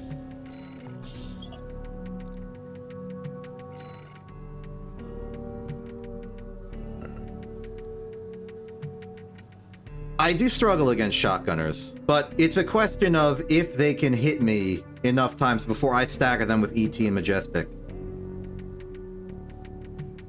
I tend to win if I don't miss, but they tend to win if I do miss one of the shots.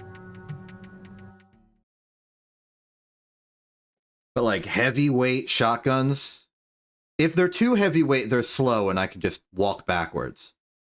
But if they're like in the middle ground and they got a shield, I struggle. My biggest weaknesses are things with a lot of AP. Because I do rush down in terms of the amount of damage I do in burst. I do a lot of good burst damage, but then I lose all momentum and stamina, and then I'm extremely exposed. So, hyper-focused close-range aggression, if I can't stagger them, is my demise.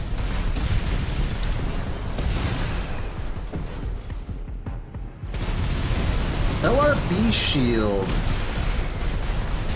LRB shield sometimes struggles because I can do the shimmy. And the shimmy makes everything miss.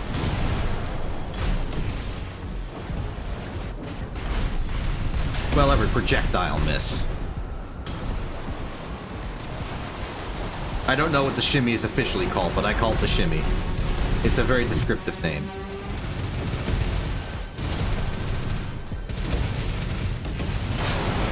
Yeah, the wiggle. That's probably what people call it.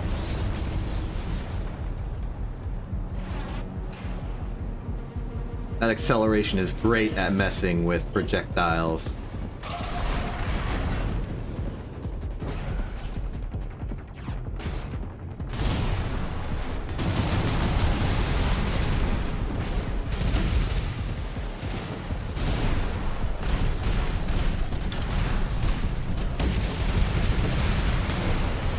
That is true.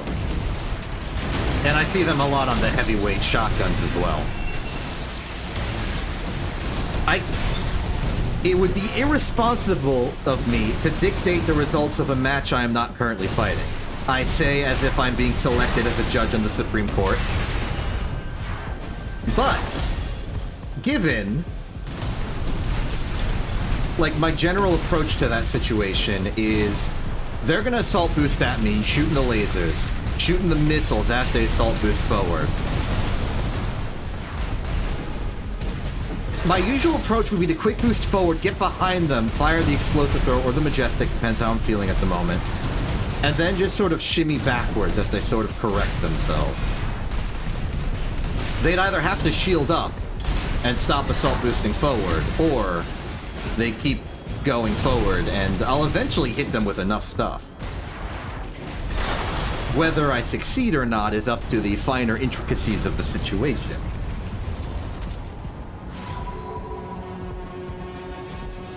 They can, but they're also not assault boosting at me, so I can walk away slowly. Unless you can assault... No, you can't. Can you... Can you assault boost while shielding? I sincerely don't know. I don't think so. Because I feel like more people would do that against me if they could. Yeah, shield cancels assault boost. That's what I thought. So if they're shielding, they're not assault boosting, which means I can walk backwards. Faster than them.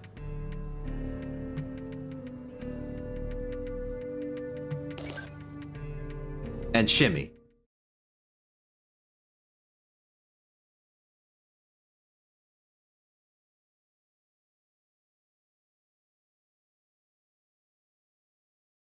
It's a whole rock, paper, scissors of individual components.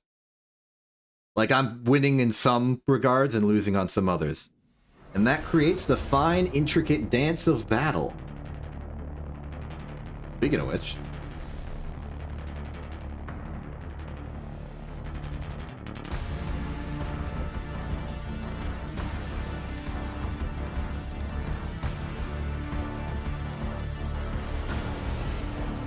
Oh, hey. My turn to double pistol while you do something else. Here's to the fight. Here's to the war.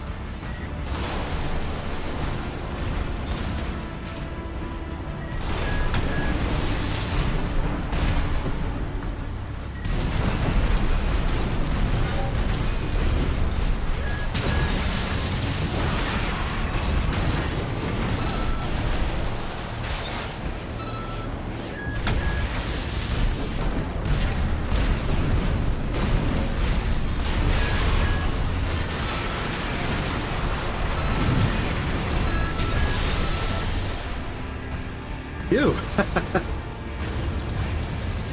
Hard to pin you down.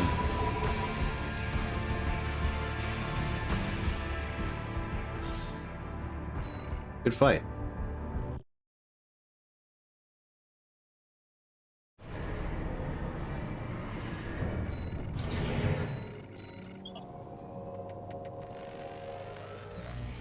Yeah, it might have made you exposed to bullets. There are trade-offs.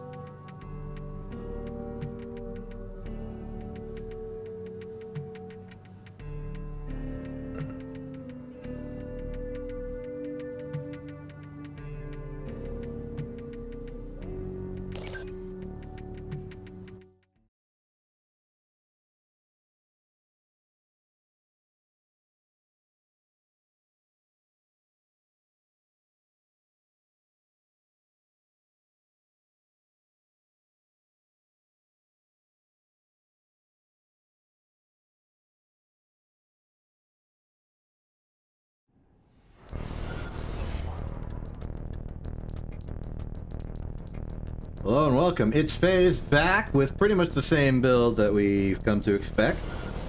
Meanwhile, we've got Chemich F with something with a pile bunker, and that supersedes everything else. Let's see what happens. Starting off on the anti-donut, that is this map, whose exact numeral designation I have forgotten. It's a grid, I know that much. A lot of bullets going through. Stagger is looking bad for Faye, but it is only initial stagger. A bit of an evasive move as they fall off the entire map and maybe run out at the end before it's fixed. Nope, they're back up. Seems that we have disengaged from the opponent and have now discovered each other again. Charged linear rifle is on deck. It connects, but it's not enough to stagger. I think Chemich is definitely looking for that pile bunker opportunity via... Ooh, bit too vertical for it to connect. Didn't even go for the charge. I think that's understandable, given the vertical displacement. But you would have hoped that the uncharged would have gotten it the rest of the way. Sadly, no. The melee shot in. Shield is up. Resets to stagger. This could be an opportunity for Chemich to do an AA attack, but I think they're just waiting for the shield to go down. Might have to be careful. Are we witnessing terminal armor, perhaps? That is indeed what we are witnessing. Unfortunately, I think that It's Faye playing a nice, balanced distance match is going to have a solid victory in Phase 1. Possibly even Phase 2, unless some sort of adaptation happens. Meanwhile, on this side, Chemich is ready to fight. That Truno would be excellent at long range. And probably help with the stagger differential, but they seem to be foregoing it in favor of linear rifle or bust. I don't know if I agree with that, but then again, I don't really know the theory of linear rifle practice. That's a lot more effective linear rifle, though. Oh, it was close! The shield to prevent the absolute devastation. Terminal armor goes up, and I think this is just the last phase in fast forward. Waiting for one bullet to connect. There's that bullet you ordered.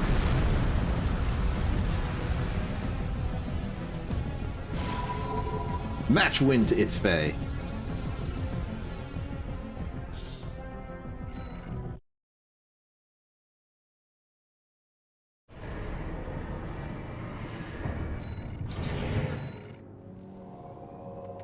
Ooh, a new person has entered the field. It was a good time. Thanks for showing up. Glad I could help. Enjoy your meals.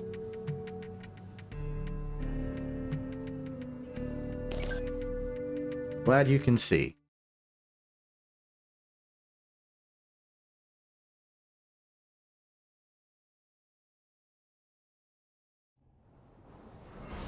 Coming up on this match, Prince Hydra. A new regular to the RFC, has been fighting in the arena's lower areas near the gatekeeper for quite a while. Has been the gatekeeper for quite a while. Has bounced around between some of the other new additions. Versus Seiko, double machine gun, the laser turret. And something else.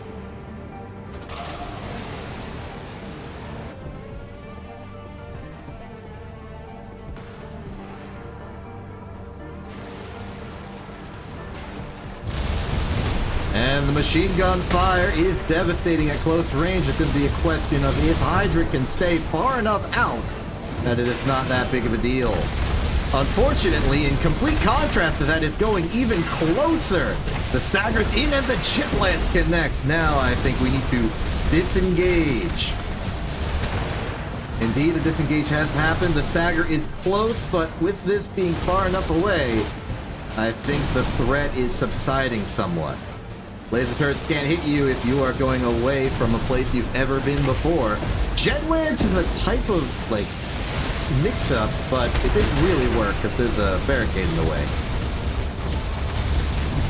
But the stagger has been reset in an awkward way, but it might be enough for another stagger into jet lance from Hydra. Not enough health to survive the Gatlings, though. Commentating is fun. It's a little silly, but it's fun. I understand why Quint does it. Entering into phase 2, Seika in the Zoya 1. Double Gatling getting ready to... That's the Morley, correct? Getting ready to Morley an opponent. There's the Morley into a stagger. Gatling to shred the AP. But a quick escape and reset. Though it does seem like blow for blow. Matchup for matchup. Hydra is behind and is losing the stagger race once again. Missiles are proving to be not so effective. Yes, it's a heavyweight AC, but it can still move. It can still dodge. Missiles engage. Bazookas are out. Hydra has adopted a much more long-distance, slow approach to the fight, but keeps moving back in to really get that good stagger. Unfortunately, I think Double Ludlow is going to lose to Double Gatling. In close range, at least. You agree with me? That little camera nod.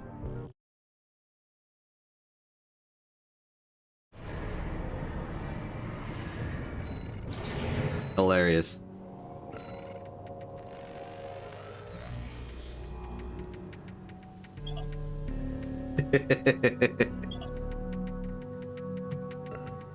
Alright, time for me and Joyous Guard to fight It's Faye.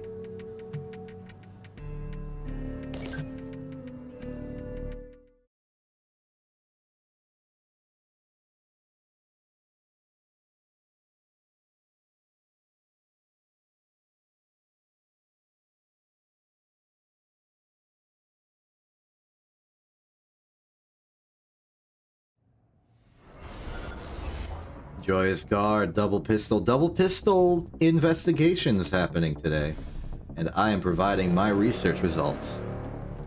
Meanwhile, It's Faye is very likely going to be using the same AC as before. Indeed, refining to a mirror sheen the playstyle with this one. Something I do with Tidewater, though I've branched out a bit since then, mostly for the fun of it. Check this move out. Okay, we're both going to be going for a stagger, but I think I have higher caliber stagger at close range. That said, a well-timed melee swing would cause me problems. Like that. I gotta reload. How did I dodge that? That was a miraculous dodge. I would have kicked, but I ran out of energy, so I exploded instead. That was definitely a lower energy action.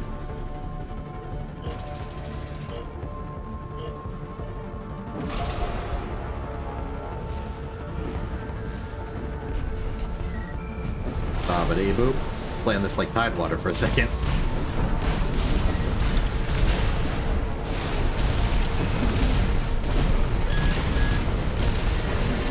Swing!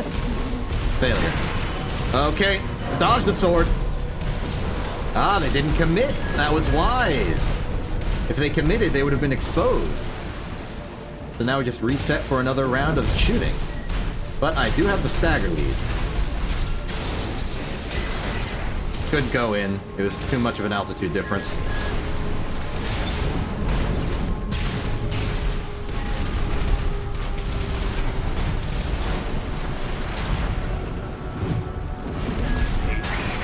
Uh-oh. 50%. AP at 30%. Uh-oh. Started losing the gun fight. My dance moves, I ran out of them.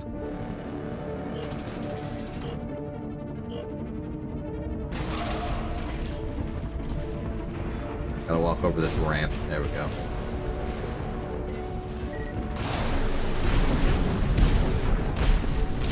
I see. You're trying to keep the range on me because my weapons only work at a very particular distance.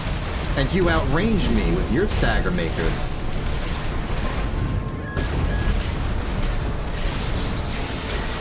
That was a terrible assault armor. I was foolish, I was instinctual.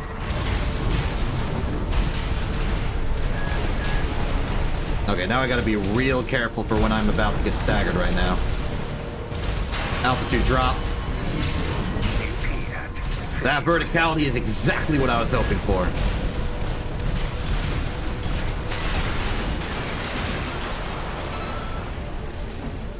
I can't move. I couldn't move. I lost control.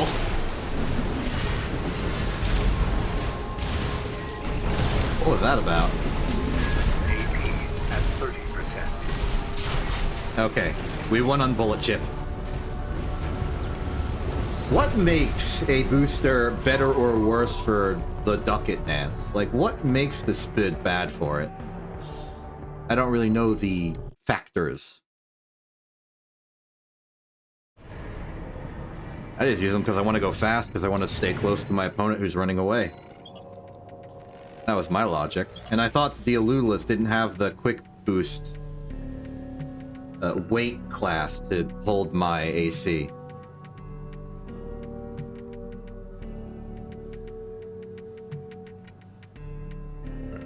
Alright, next match up is Drusus versus Seiko.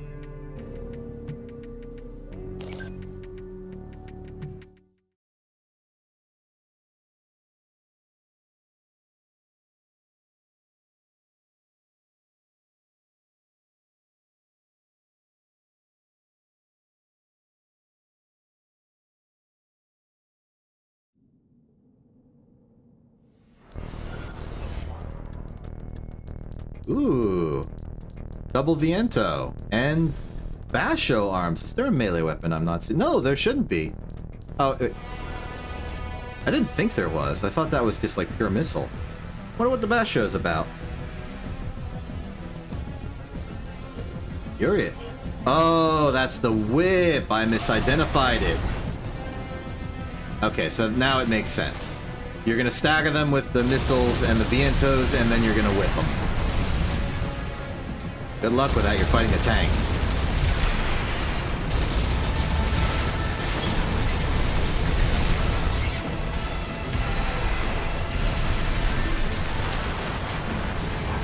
You missed with the whip! Oh no, the tracking.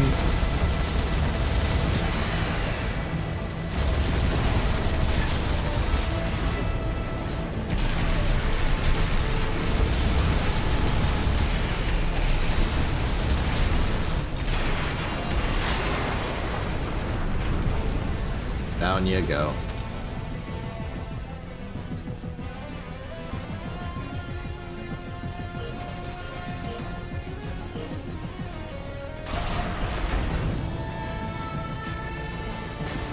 Tank view is double Gatling and a big old laser cannon of death and destruction. The weaponry you would expect from a war machine. That was a good whip, but a tank is not really going to be slowed down by that kind of thing. I think this is an unfortunate matchup of two close quarters combatants, and one of them is heavyweight. There's only one way that can go.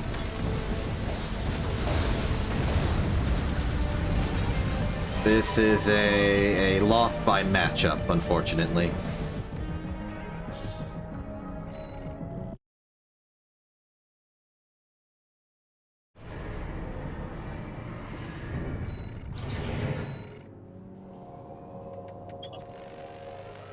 So if that was the fight that just happened, I think next would be Hydra and either me or Faye. It depends. Okay, Drusus is gone. Hydra's fighting. So Hydra's either going to fight Faye or myself if I'm counting the cards correctly. Okay. I'm going to have the responsibility of fighting Seiko then. I think I'm going to switch to Tidewater for that one, if you don't mind. I don't expect you would mind, but it felt more kind and respectful to give that sort of disclosure.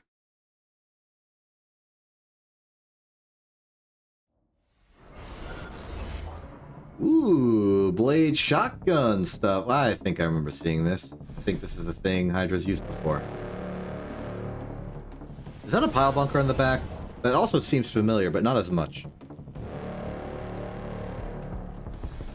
Meanwhile, it's phased as we remember it. That is a pile bunker on the back. Okay, double shotgun, but double right shotgun. A Zim hauled combo, combined with a melee of pile bunk and blade. I assume the idea is to get the charge blade off on the opponent, then follow up with shotgun to get the stagger complete, because the charge blade alone doesn't usually do it. And then you hit him with the pile bunker, perhaps. A lethal combo if you can get it to connect.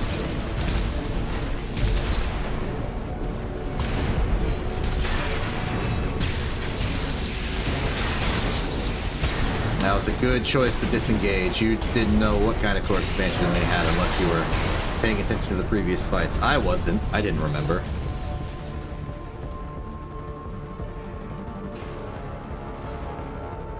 Meanwhile, the perspective from its Faye.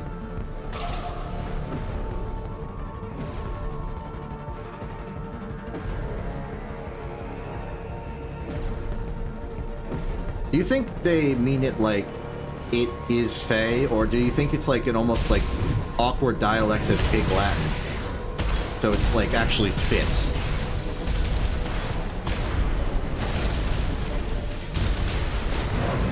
Oh, the double blade!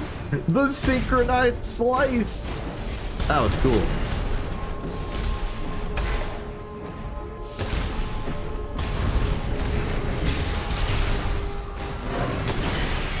Oh, but now there's counterblade action. Hydra's going in for a big attack, but oh, this could be huge. Nothing happened, but it could have been huge. Unfortunate situation of cooldown, I imagine.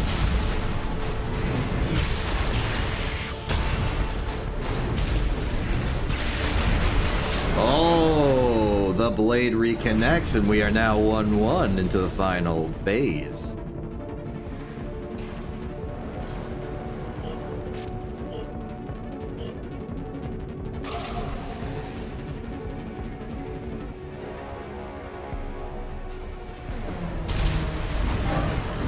Ho ho ho! Almost attempting to bait out the blade. Didn't go quite as well as it could have been.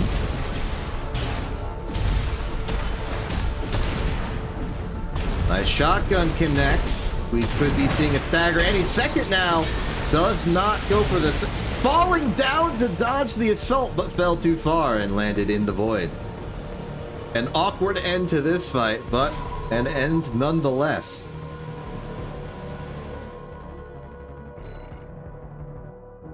Ring outs are fair game because they do explode down there.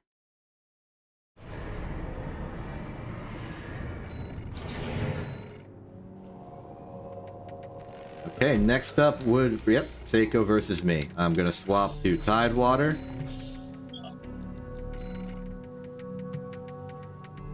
Seiko is apparently focusing on defense. I don't know what that means.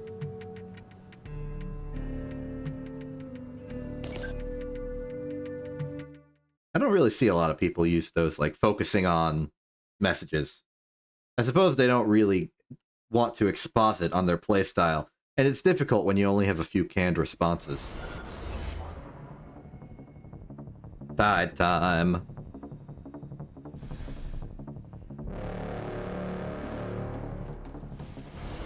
Unless it has some sort of secret societal meaning. Like some definition that doesn't match what it actually says, but just some other code or something. Hi, Capra.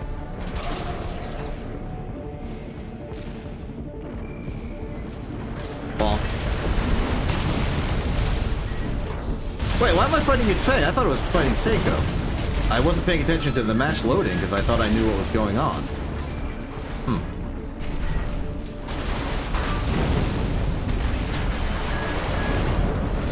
I agree. You'd never... It's always a little awkward when your opponent rings out. I should not have gone to Tidewater for this. I thought I was fighting the other person. Now I feel bad. Okay, this phase, no true north.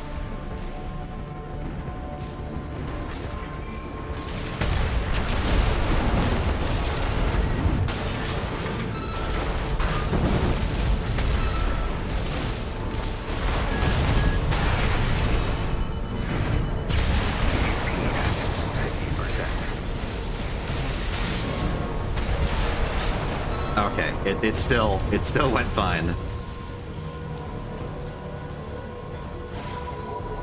A good fight, though.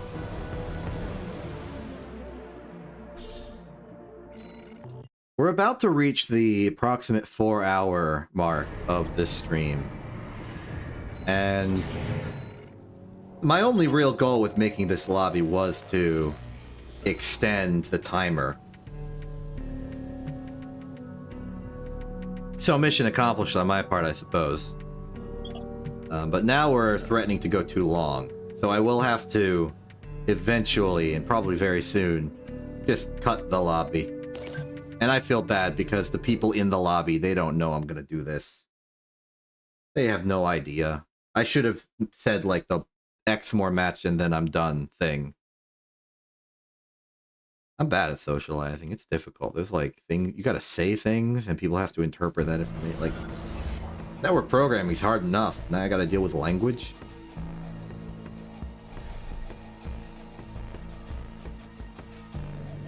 Protocol, you gotta put your axe in your message.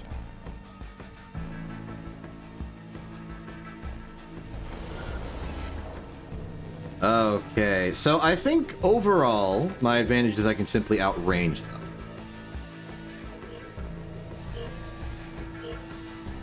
Typically a good advantage to have. Still too late. The 1, 2, 3, 4, 5 boosters have a different profile of use that I'm still not used to in some regards. It was a lot easier with the 6s.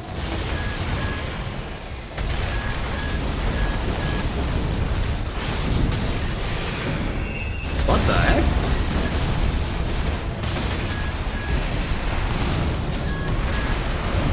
I wasn't expecting the shield.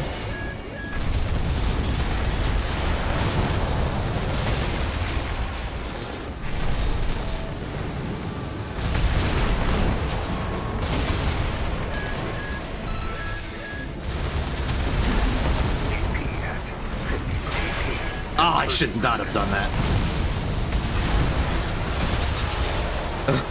Okay, that ended up being a lot closer. Any one of these laser turrets could have ended it. But I was conscious of that fact and kept moving laterally.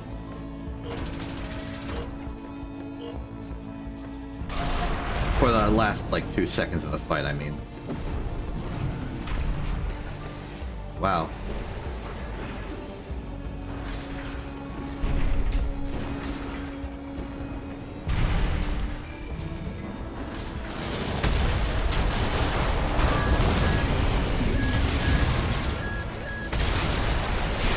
Yeah, you shield up. I'll just batter it from here.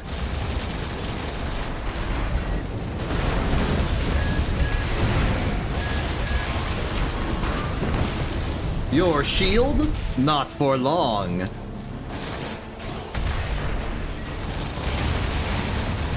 The, aggressor class from Empire at War.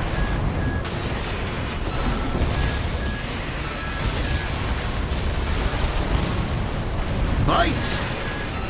AP at 30%. Kill! Yeah!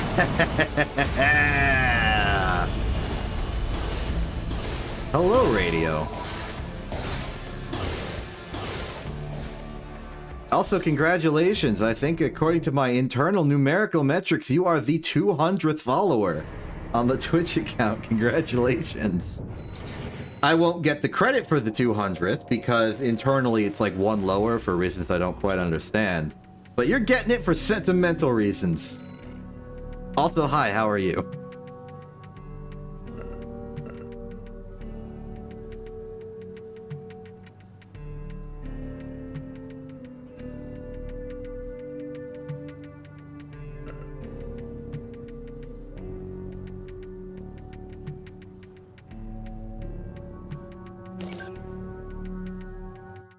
There are fights happening.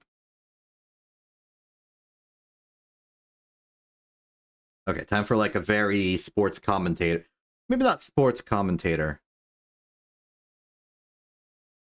But like the very kind of voice. The narrator from that one space mission in Lionel Train Town, of all things. That's where I get it from. In this corner, weighing in at noon, Hydra! Understandable. And in this corner, weighing in at lightweight biped reverse joint. Wait, is this like... This is a very different armor configuration. Usually Seiko's been doing heavyweights today. Continuing with the overdramatic announcements, begin! Lots of missiles coming in from both sides. The scythe goes and it connects into a stagger. True knows the punish, not the best punish option, but a definite good one at any range. Sits there, takes it, shoots a bazooka, the charge slash. But the counter Wooger. I'm not that good at improving these stuff.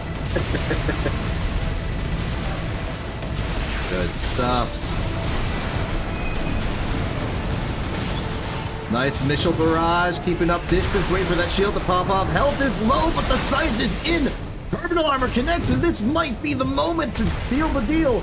The Majestic does not connect, the scythes do not connect, the Trudeaus do not do enough damage. An unfortunate turnout for phase 1. That was actually very dramatic at the end. Coming into this side, we see Seiko, currently up, but it's going to take a lot to take down a regular member of the Rubicon Fight Club in Hydra. Going for a long range, Ruger laser shotguns, trying to go in for the Ruger shot, does not connect. There is opportunity to dodge. Counter stagger goes into a double sight hit. Hydra has been staggered in return. They're just trading staggers, but the stagger has been reset, and Hydra at a minor advantage. The shield to reset the stagger. This shield needs to be weighted out. Hydra does not have the AA. It is terminal armor on Hydra. We saw last round. Terminal is about to connect with the Rugers, but this is the opportunity to fight back. Seiko tries to evade, and the close-range Ruger is still in reach. Prince Hydra, hailing from the RFC, falls. Seiko is victorious. I'm biased because, yeah, I lead the RFC now. I'm gonna be sentimentally attached to the members of the RFC in any random fight. I am not a neutral observer.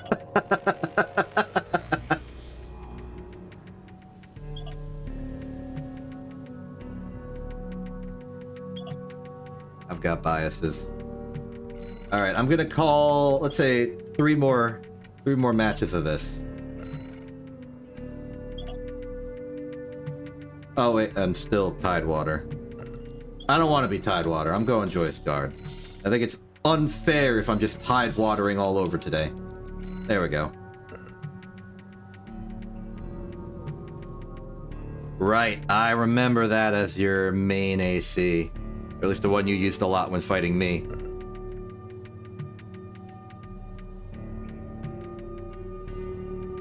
Good times, good times.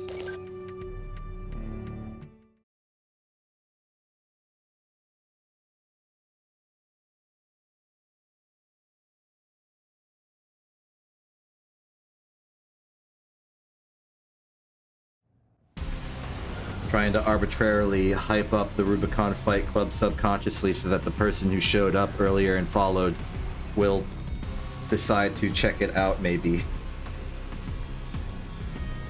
I gotta do subtle promotion because overt promotion just makes me feel bad.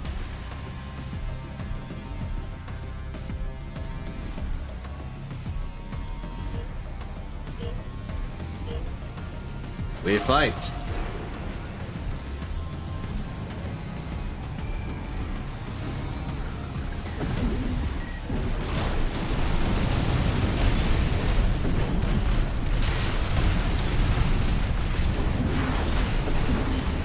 You can't Wooger me, I'm too far away!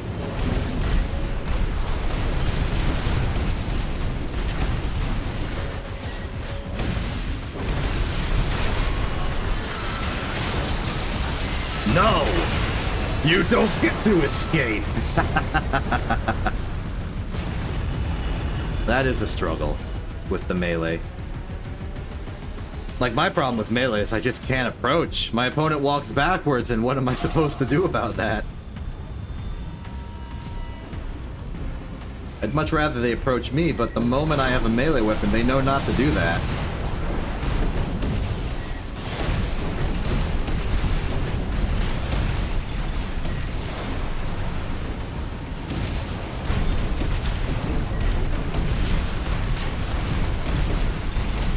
Of course, I'm getting very good at the evasion at close range. I gotta put a stop to that somehow. Uh-oh. AP at 30%. This match is not going as well as the last one.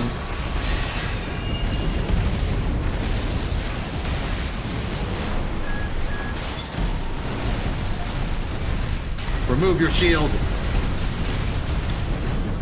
Okay, it's gonna be down to Chip now. At least for me.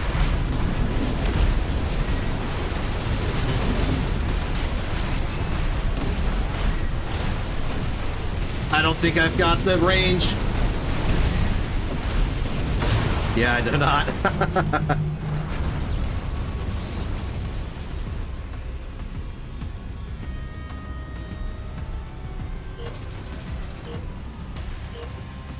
Alright. I just need one good stagger and they'll be done for.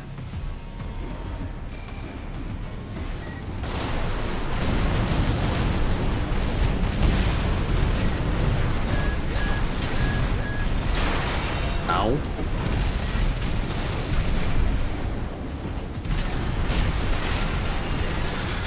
Very good, very good. Oh, what? Wait, I didn't even see that you shielded up. That was unexpected. Had I saw you shielding, I would have absolutely done the assault armor and won instantly, but I guess you concealed your shield.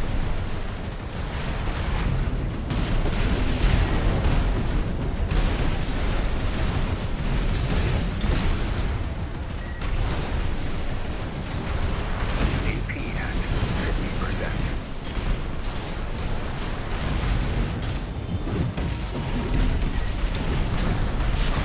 Okay, we got there.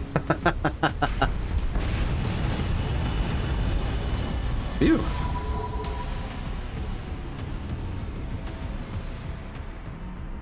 We're getting very good at evasion.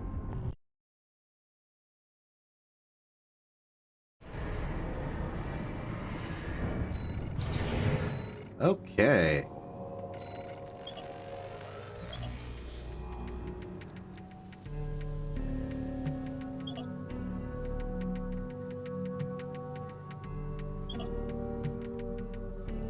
Have a good day, Seiko.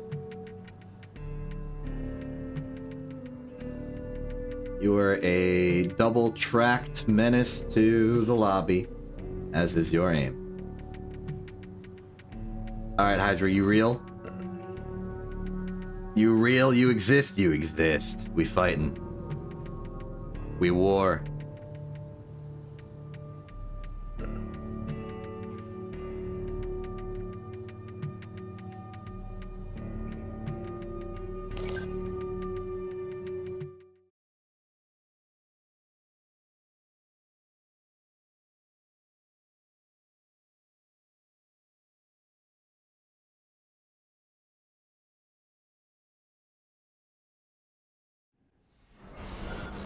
There it is. Shotgun, stun baton, stun needle launcher, and missiles. Kind of reminds me of my original civil protection. Well, mainly in theming, but also the stun baton. That's why I called it civil protection.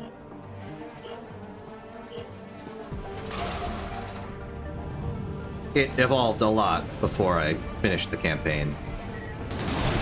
The name didn't really make sense anymore. So when going into rank, it became Barrel Express.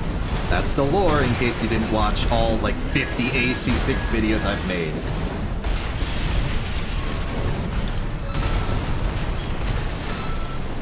Didn't have enough time to melee, so I'll do that instead.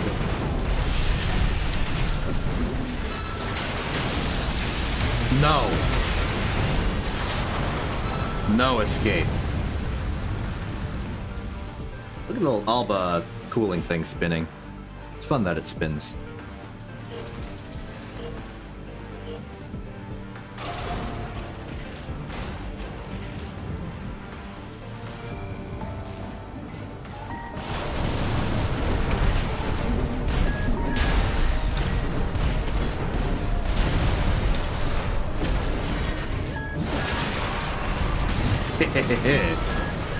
I'm being sneaky.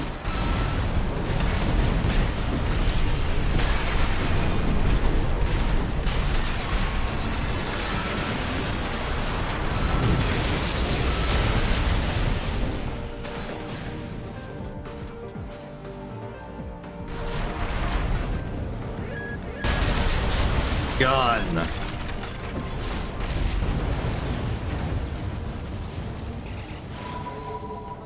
We have liftoff.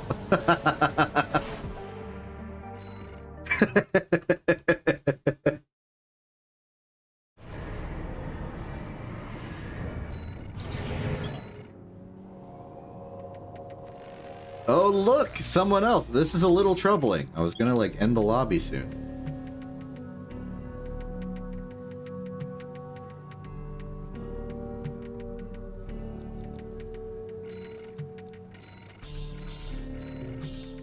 How about one Bristolian? Okay. In that case, I will fight Voltron once and then probably end the lobby. Because it's been 4 hours. This wasn't even supposed to be a lobby stream. Lobby stream's Saturday. I'm just here to fight rank, but I got there too quickly. Had to waste time. Decided to get a second job as a commentator.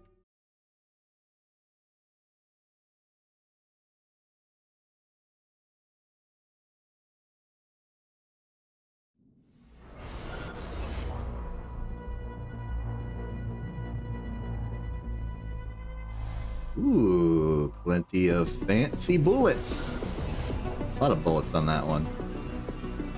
Meanwhile, I look silly by comparison.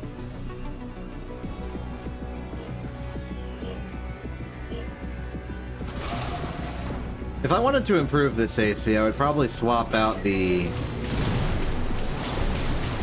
boosters for the Flugels, just so I can have the best of both worlds of a melee booster. But that would go against the theming of this build, so I've been hesitant to do it.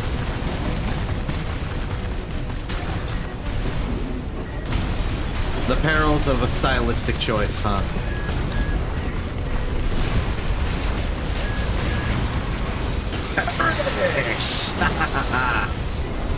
Eat Blender, delivered straight to your door.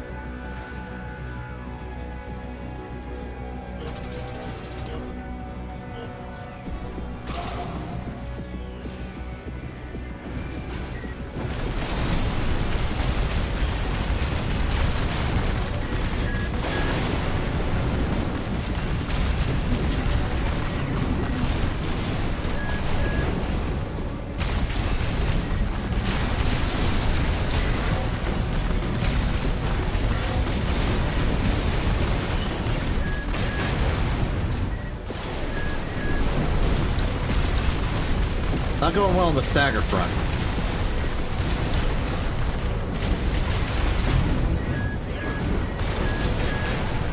Yeah, I definitely think they've caught on to my tricks.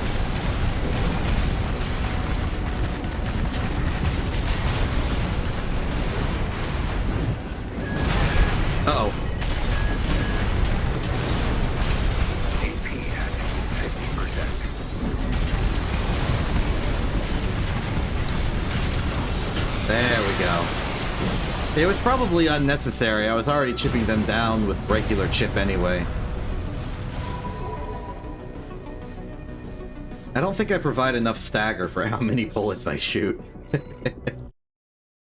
Maybe I should swap to something a bit more stagger-oriented, but I'd lose a little bit of the style and flair of this AC. No, more people keep showing up.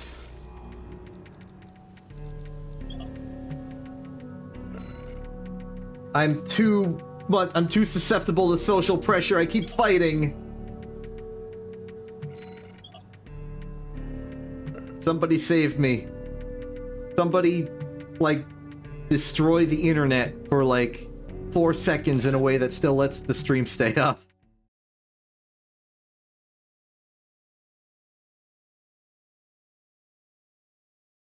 Somebody make my game crash so it's not my fault.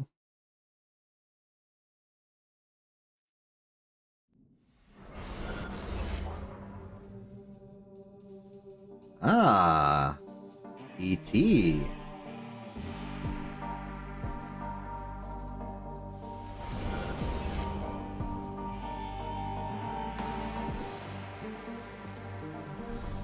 I'm gonna end the lobby after this. Whatever happens, I gotta commit. I can't really commit. What if it becomes full right afterwards? That would be a disaster.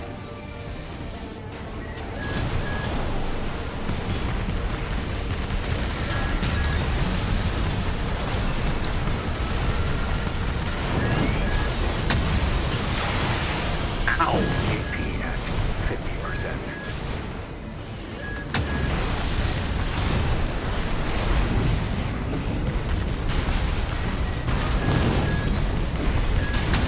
AP at 30%.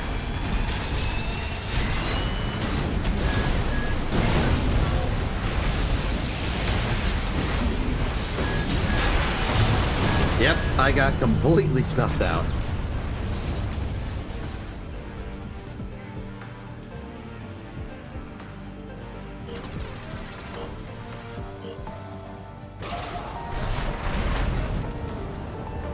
How do we fix that?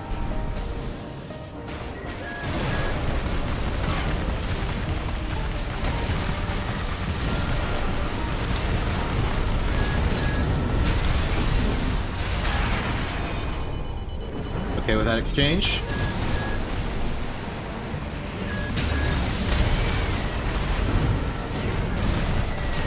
Maybe hold off. Don't fire both missiles at once. They'll dodge one and then not dodge the other is the hope.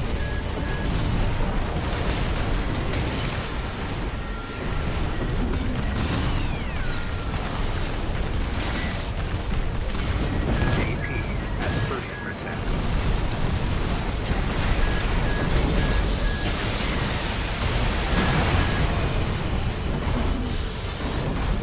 Come on, just a little more.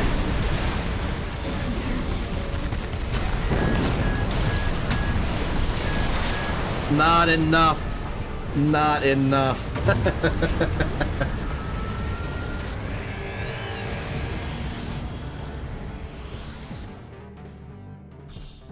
Ooh.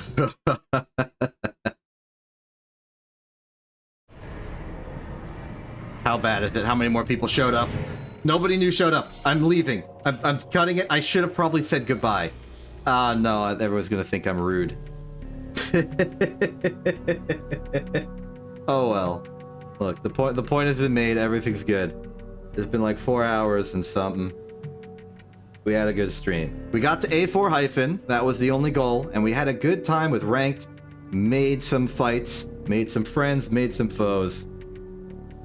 All around good time. I'm a little tired, so I don't have a good outro to give. I've run out of thinking power. I've expended my POG points.